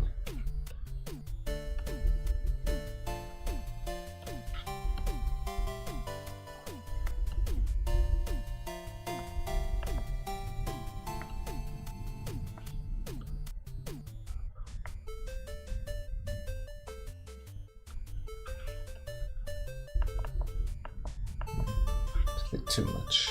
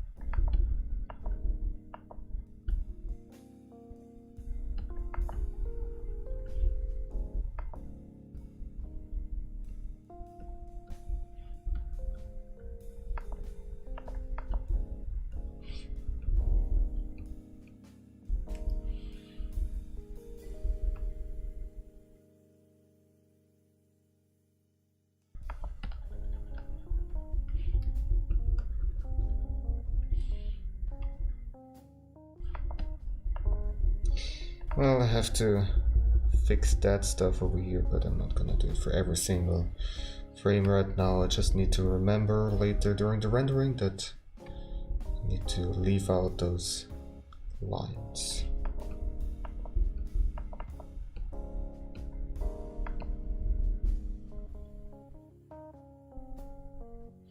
Also, some interesting news this week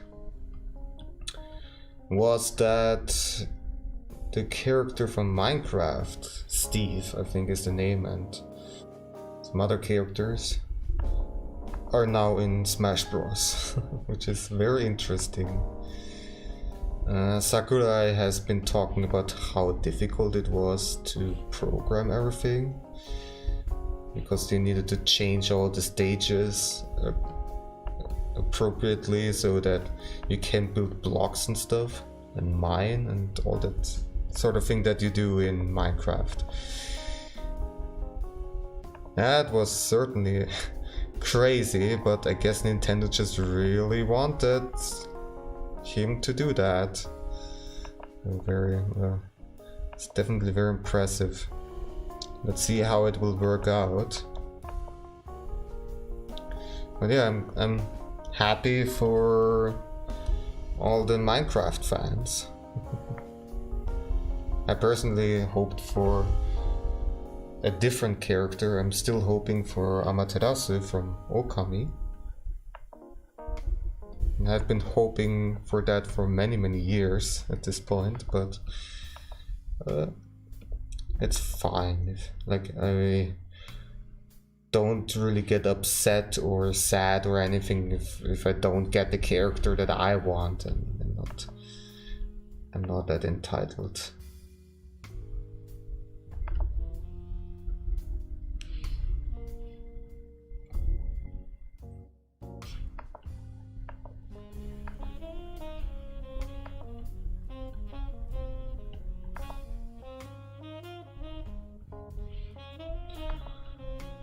That game definitely has a very crazy roster at this point.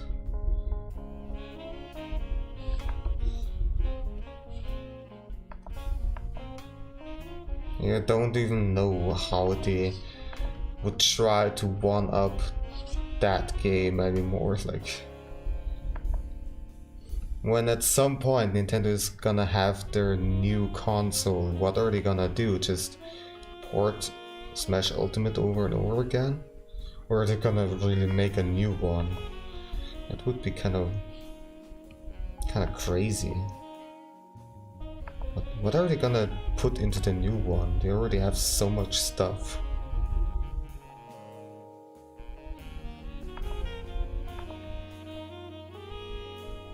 Like, I personally would be fine if it just stays at ultimate. And then you have some ports for the next generation with maybe some updated graphics with stuff.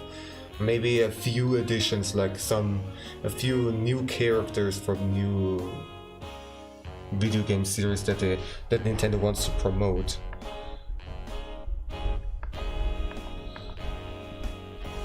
Other than that,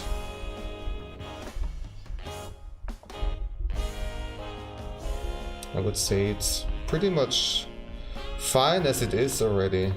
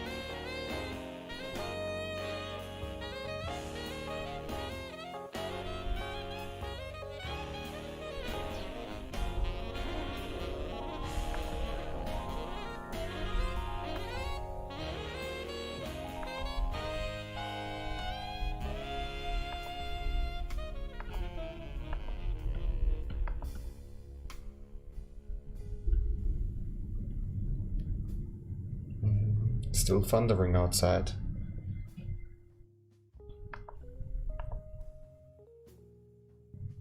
Welcome back, Turtle.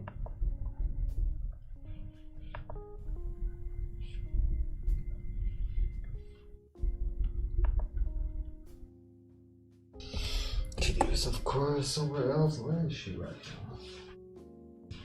She's back here again. Okay, good. Seems like she's gonna stay there.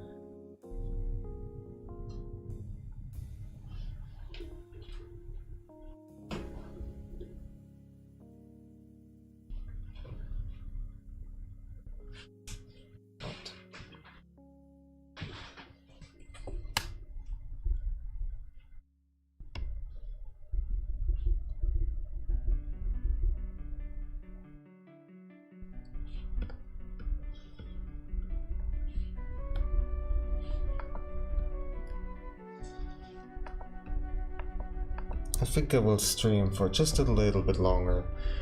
This time I don't want to overdo it. Because last time when I was doing an art stream it was for 7 hours. That's just too much. I'm just completely exhausted afterwards and it's just not worth it. I look sad? Oh, I don't look sad, it's just I'm having my normal face on, and that some people think I look sad or angry or something like that, but no, it's just like my resting grumpy face.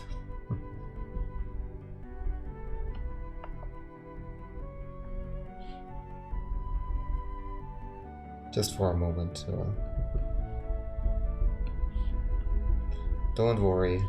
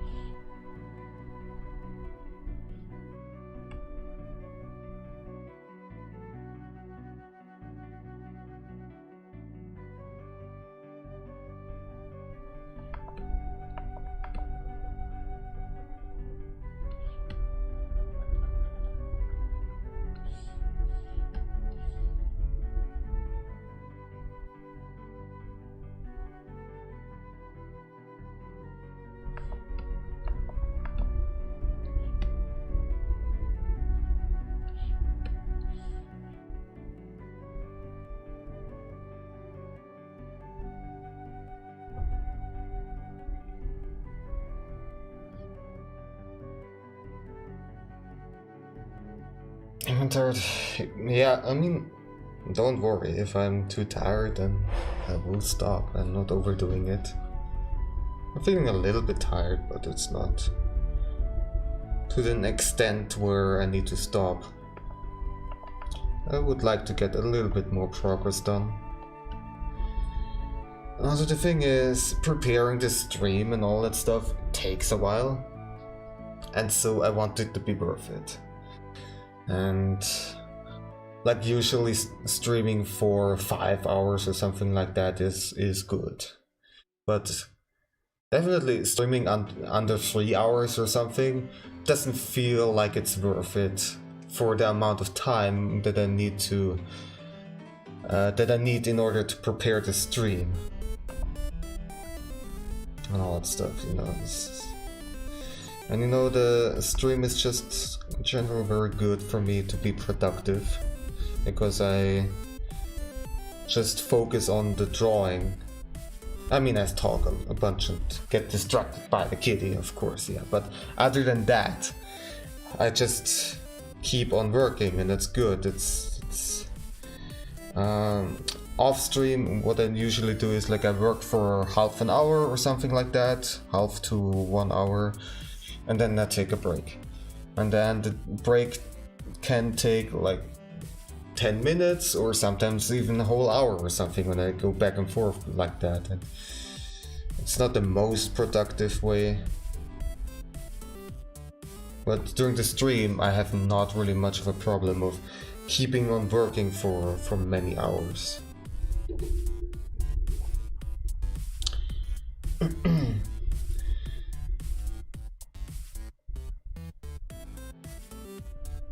Alright, and then I would like to have a frame where it's peeking out.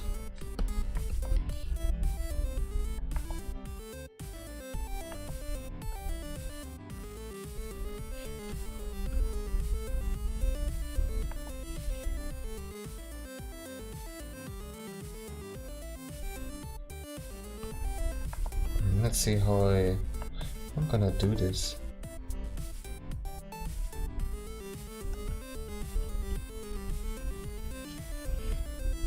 Usually work for 2 hours and stop for 20 to 40 minutes and back. Yeah, normally drawing for 2 hours straight is a bit much, because at some point also your hand gets exhausted and it starts to hurt, and I do feel it in my hand a little bit right now. But it's still okay.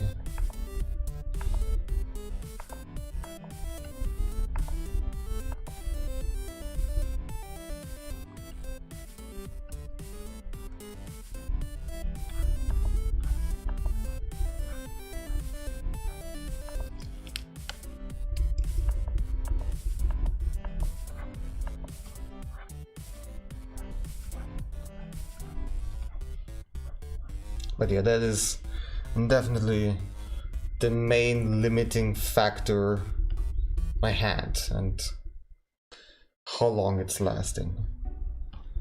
And if it starts to hurt and if it's exhausted, then I have no other choice but to stop.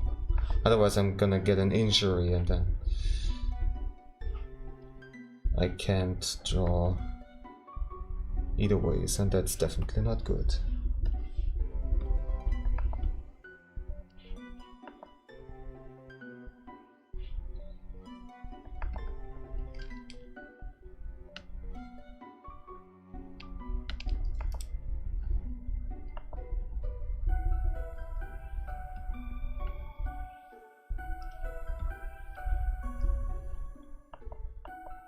So,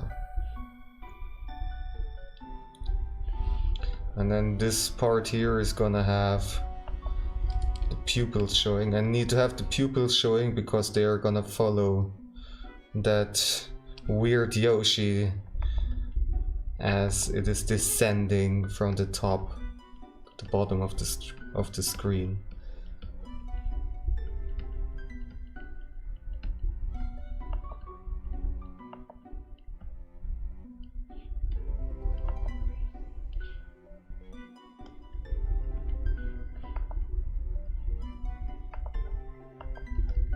Maybe have some bags underneath because it's like so stressed out at this point.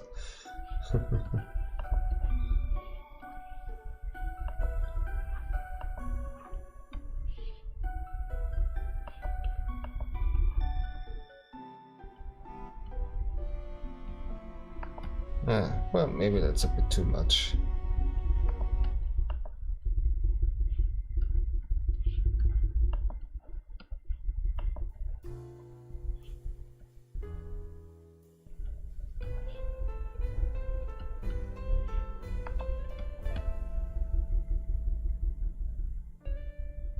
It's not all the time, except for like 2 minutes because sometimes. Yeah. Definitely, you shouldn't forget to give your hand a break, do some stretching exercises maybe. That's important. I did make a video about that too at some point. Because I felt that this is very important, and so I wanted to do research about that anyways, and so I thought, why not also make a video out of it and potentially helping others this way.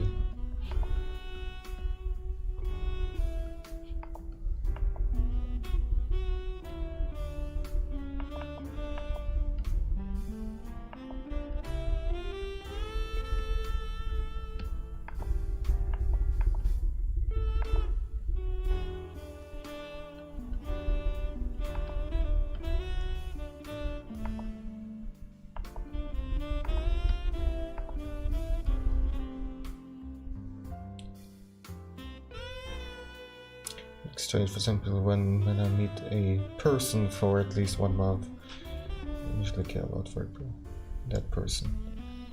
Well, that's very sweet of you.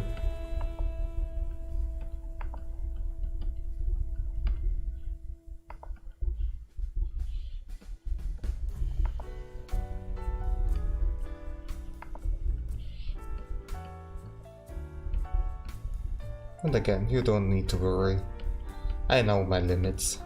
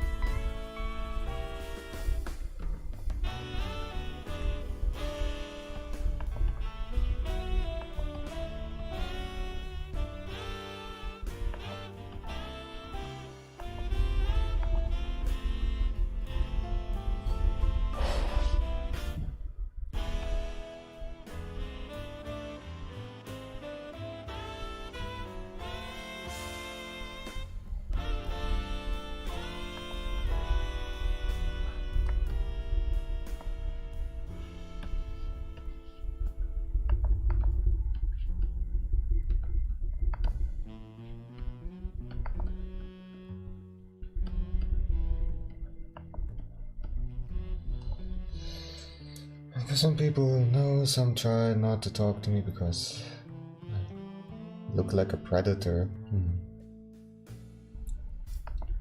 Well, that seems very shallow.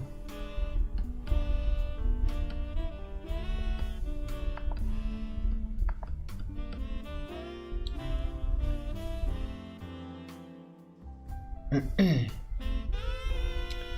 don't know if you can say that here. You mean you look like a predator? It's fine. I have no idea how you look like, but can't be that bad. But some people are just, I don't know.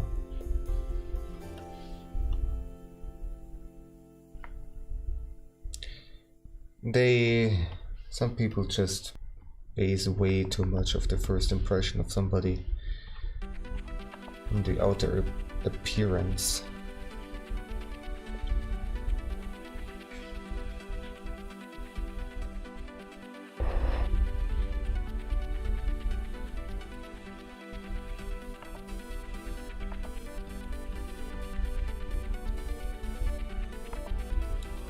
I mean, I know that I also look scary for certain people. As I said, I have this grumpy resting face, and I know that some people might feel a bit scared of it, or I don't know. But also, I don't really care all too much. Well, I kind of care because I'm showing my face in publicly in front. Like, I want to look somewhat presentable during my streams, and I can't really do much about my grumpy-looking resting face because for the videos themselves, like when I do a video, then I can focus on how what kind of face I'm making and what kind of gestures I'm doing and how I talk. That's alright, but during the stream I cannot really do that all the time. That requires way too much focus, effort, and like, you know, you have to do everything live from several hours. Whereas in the video I can just do the takes over and over again if I feel like, okay, during the previous take I've been I just haven't smiled, or my voice sounded a bit weird, so I can just do it again and that's it. But during a stream there's no such chance. Well, that's just how it is. People who do get to know me will later see that that's just how I look and how I sound, and it's just they can look past it.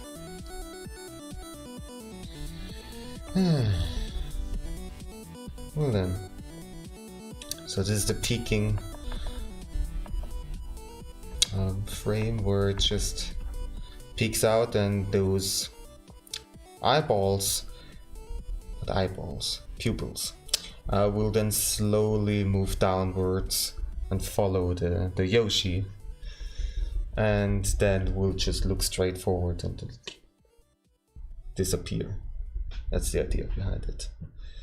So this frame here, like the pupil will then just simply have its own animation layer, and I will do it like that. So all I need to do right now is just I want to establish a transition between those two positions, those two. It's just like peeking out.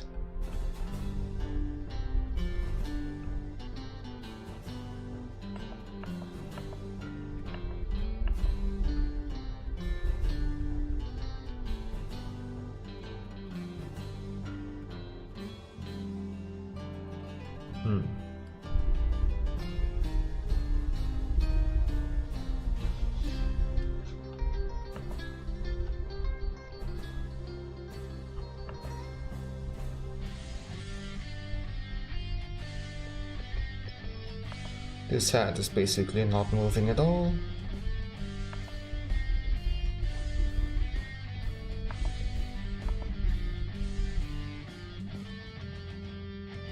Well, actually, maybe I should move it. Just slightly to the right.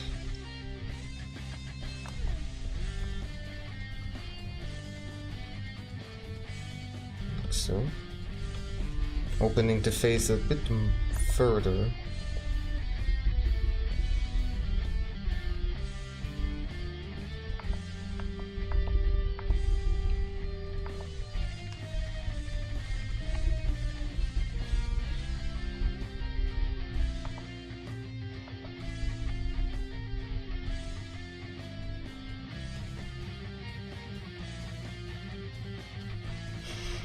Comes in your dream that you were flying with Yoshi. That sounds like a cute dream. Would like to have these kind of dreams too. Yoshi is very precious. I don't know if I would say the same about the uncomfortably handsome Yoshi. I guess that guy is precious in its own way.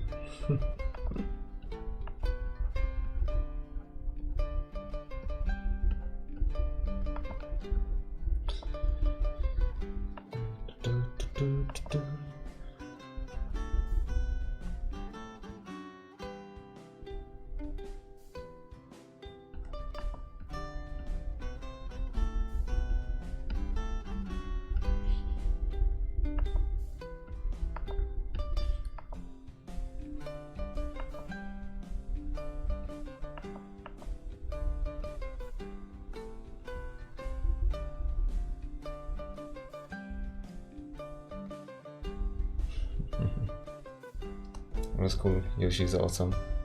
Yoshi is awesome. For sure.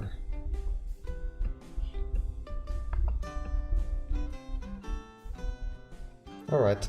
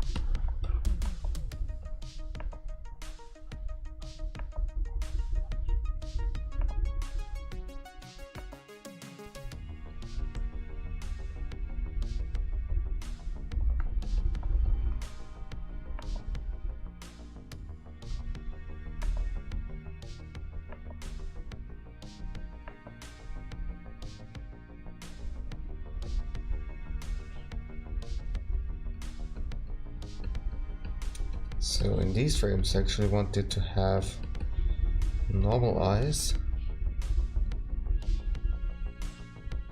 Maybe slightly intimidated looking. Still hasn't quite recovered.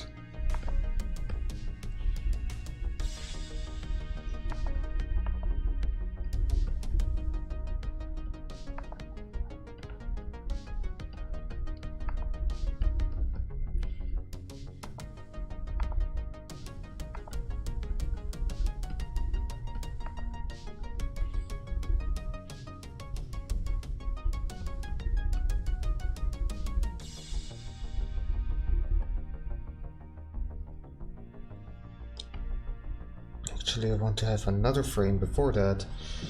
It's just gonna be a copy of this frame here.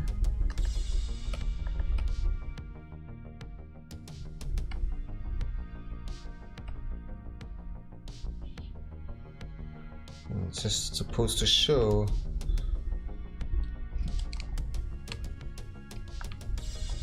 the little mink opening its eyes normally.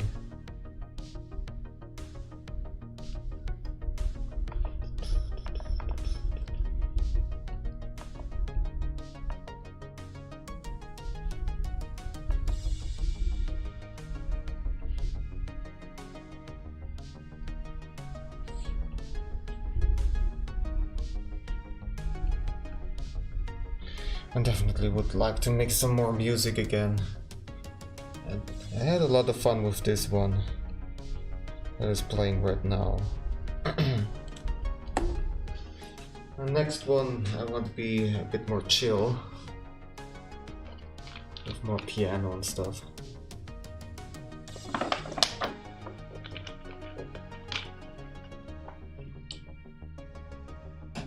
We'll see. Still have to release the next tutorial. And after that I can think about doing some other stuff again.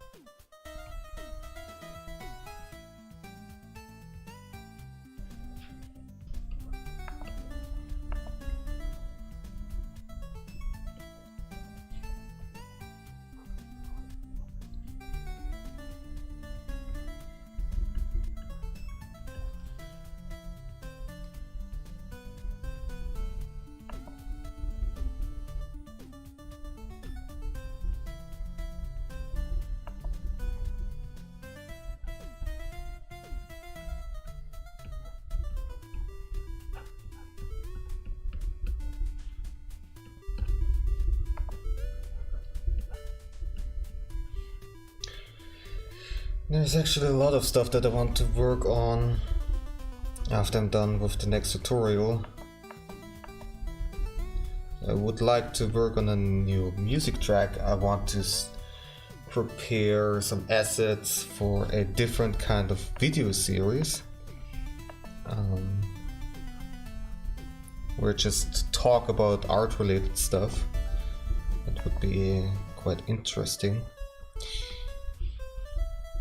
And I also want to make some D&D tokens for Roll20 and stuff, because I already made a bunch and surprisingly they are selling pretty okay. They're gaining a lot of attention, like they get a lot of clicks from Google and stuff because people want to find some tokens for the campaigns. And slowly but surely I do have to worry about money. And so far the D&D stuff actually has been the most efficient, the best way in order to earn a little bit extra money. So I'd like to expand the library of tokens that I right now have and make a bunch of tokens that, you know, would be also very popular. You know, the usual, like an elf ranger, a Goliath berserker, a gnome magician, like a gnome wizard and stuff like that, you know. Welcome back. And once I've expanded that library, I can just leave it as it is. I don't have to really do much else and people can buy it by themselves.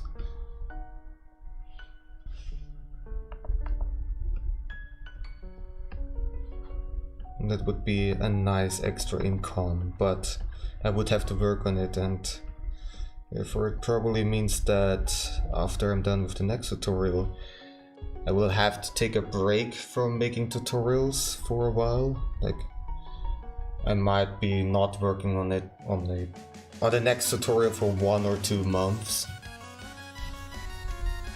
which isn't all that long. It should be fine. So it sucks in a way, but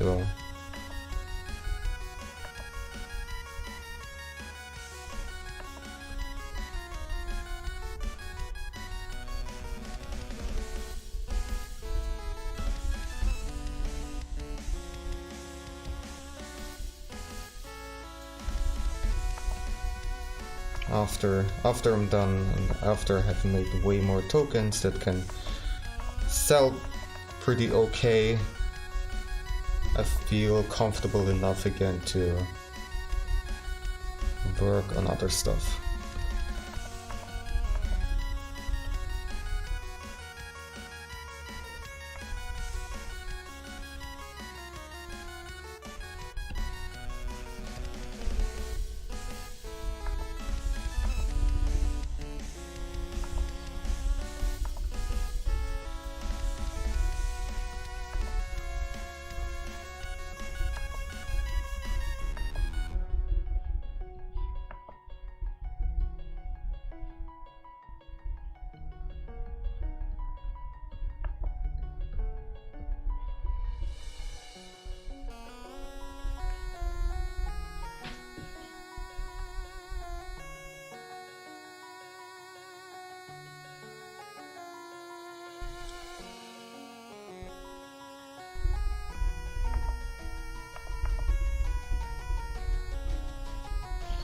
I just have to make a copy of this one here.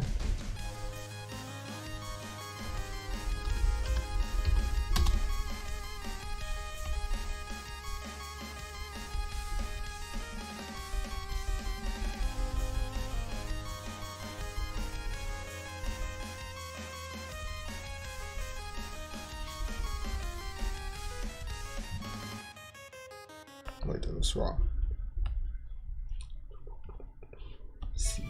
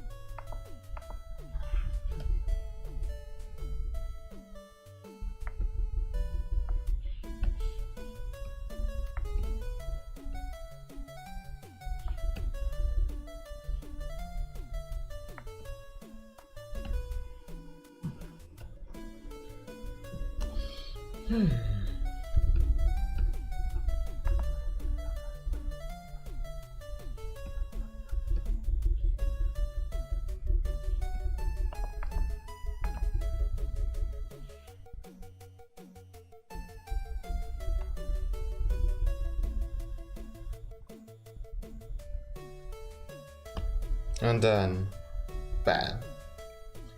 Wide eyes as it's seeing that weird Yoshi.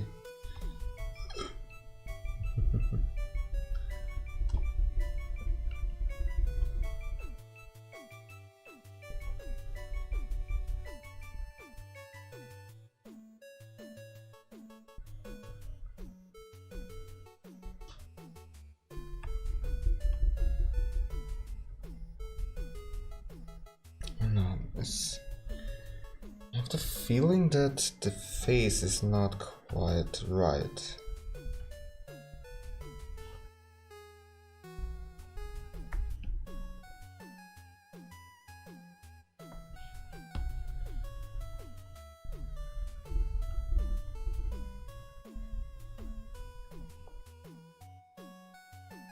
Feels too tiny and too low. I'll try to fix it.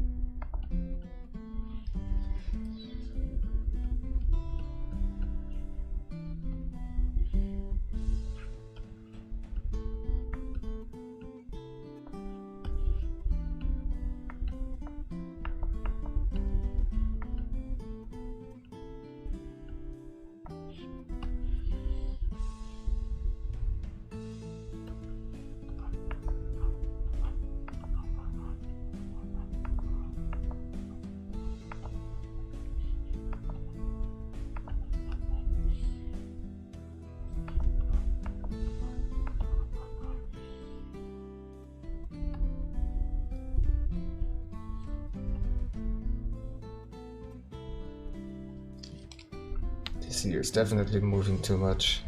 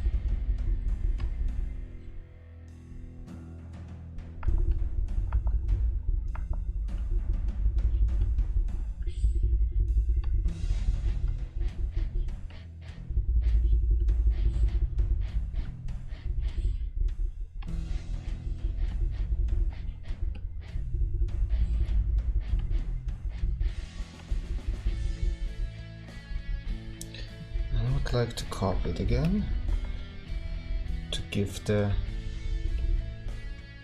eye some popping animation.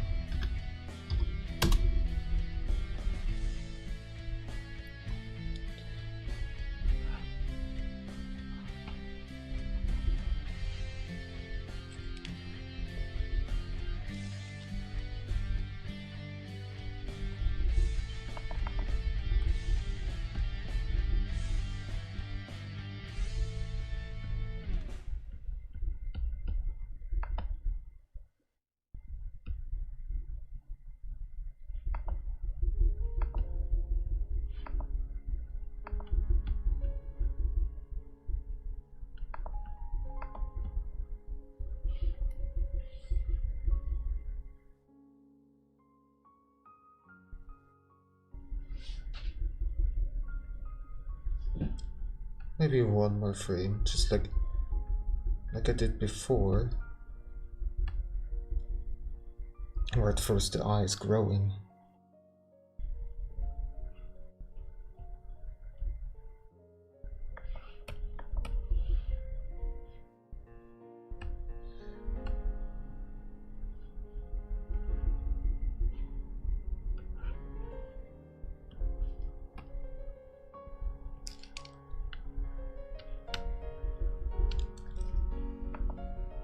Welcome back.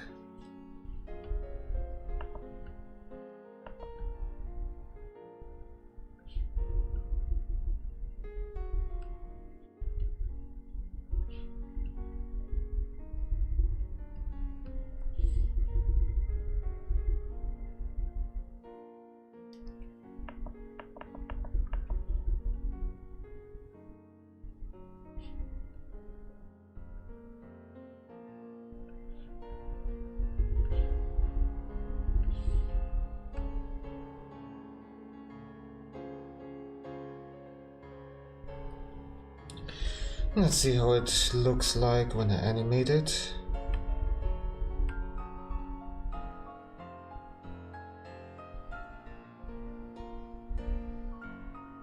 No, I want to start from here.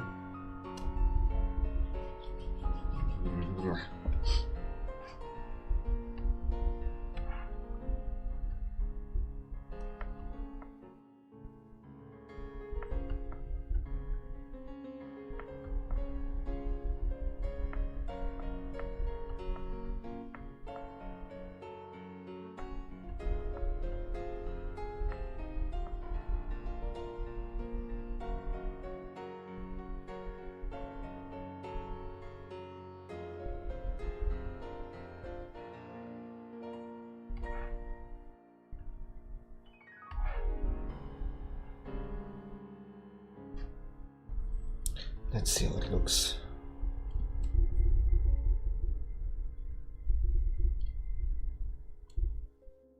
Okay, the eye popping is definitely too slow.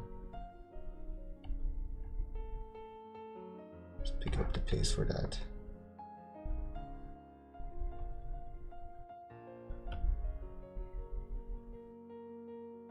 In general, it's too slow actually. Oops.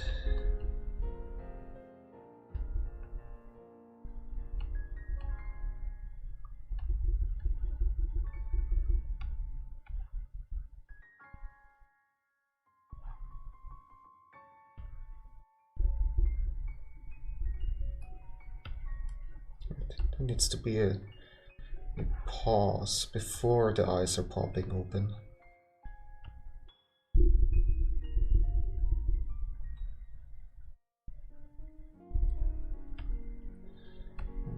It should be even faster.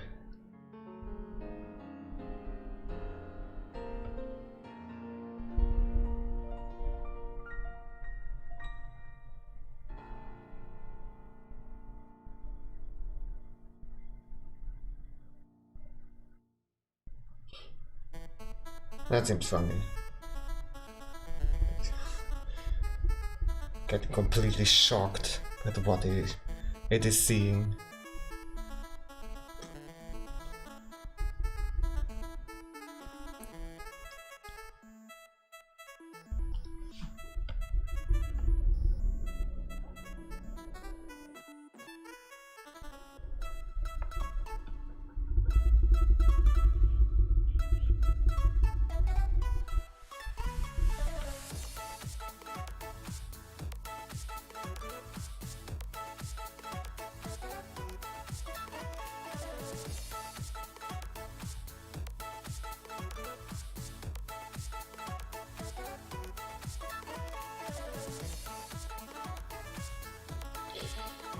Yeah, I think it's fine. It should be fine, for the most part at least. Later I can do some fine adjustments. Alright, I think that's as far as I want to go for today. Let's take a look. What I've been able to make today.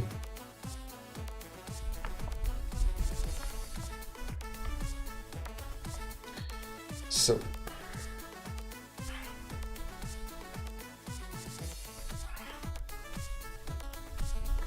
alright, at first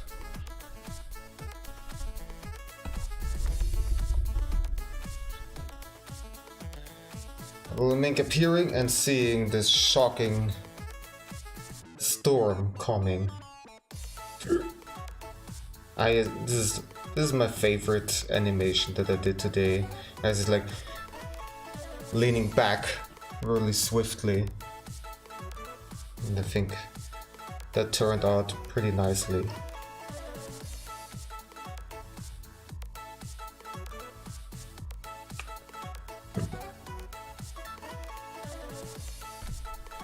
Then the whole storm is happening and so on and so forth, and it will come back.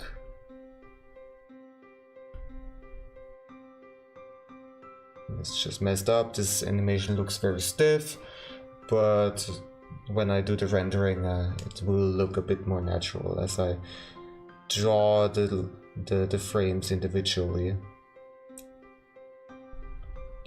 and don't just copy and paste over and over again. Then this part here where it hears the sound of the Yoshi appearing, and it's just, oh my god. I do have to fix the lines here at the ears. They're not supposed to be closed, and I have to do that for the previous frames too, but I'll do that during the rendering. I just hope that I will remember.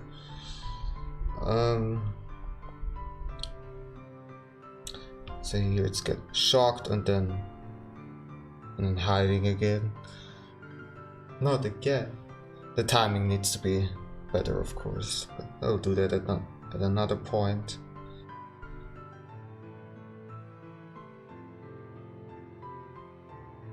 And then what we just saw in this part here,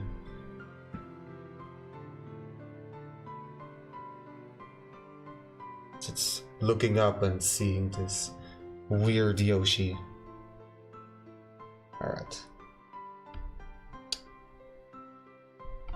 And the idea is then that this eye will move around, like it will follow the Yoshi as it is descending. They're gonna move downwards. And then the eye is gonna look straight forward to the audience. And then the whole make, as it is in a still frame, is just gonna slowly descend. And that's gonna be it. I'm also thinking about here this animation where it's just walking around, as it's, I'm just gonna need to do the waving back and forth animation, and don't need to do, in this program at least, not do the animation that is rising up, because I can do that in the video editing software pretty easily.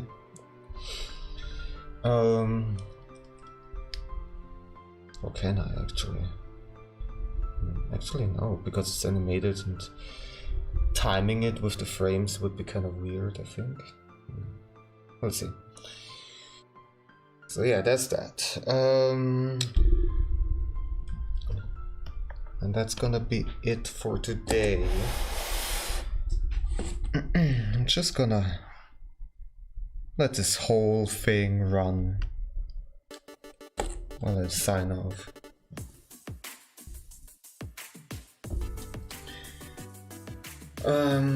Yeah, so when I pick this up next time, I don't know if I will continue on this in the next art stream in a week, or if I will work on something else. We'll see. I might do another one of these random color palette streams. Those have been a lot of fun. So we'll see. Yeah, but next time when I work on this, there will be more sketches being done, as I want to also include the Yoshis and the still frames as the little Mink is getting thrown around and stuff. This still has to be done. And then there will be the rendering, and this will take quite a while, so there will be at least 2 more streams of me working on this project, on this alert, and just stream. So after I'm done with this stream stuff, I will also work off stream on that and trying to assemble everything and then integrate it into the streaming software. As there's still gonna be a lot of work, and there will be a lot of hours going into this project, but that's fine because it is a lot of fun and I enjoy it. And yeah, and it's not like I'm not used to working on projects that take freaking forever. So yeah. How is Hoko doing? She's curled up very nicely. I'm not gonna disturb her. Yeah, so other than that, there will be, as always, another gaming stream on Wednesday or Thursday. We will see, probably Wednesday. Still don't have quite of not really an idea what I wanna stream. Maybe some Code of the Necrodancer again, because last time that has been a lot of fun. Or I will try out some other games again, or do something retro. We'll see. Then other than that, there is not really much else to announce. Yeah. The next tutorial is still gonna take a while, so yeah. Gonna keep on working on that. So, well then, that's gonna be it. It was very productive. I'm pretty happy with how most of these animations turned out. It looks very, very cute, very silly. And yeah, I'm looking forward to having this alert completely done and actually being able to use it in the stream. That will be a lot of fun for sure. Well then, for anybody who is still watching or watching later and the archived version, you can follow me on various social media and on Twitter especially. You can get all the updates of my work and when I'm streaming and stuff like that.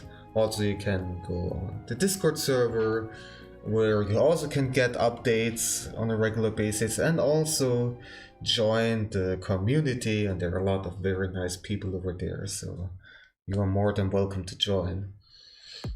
Other than that, that's gonna be it for me today. I don't think that I will raid somebody because there doesn't seem to be anybody on the Twitch side right now watching, so there's not really a point in raiding anybody.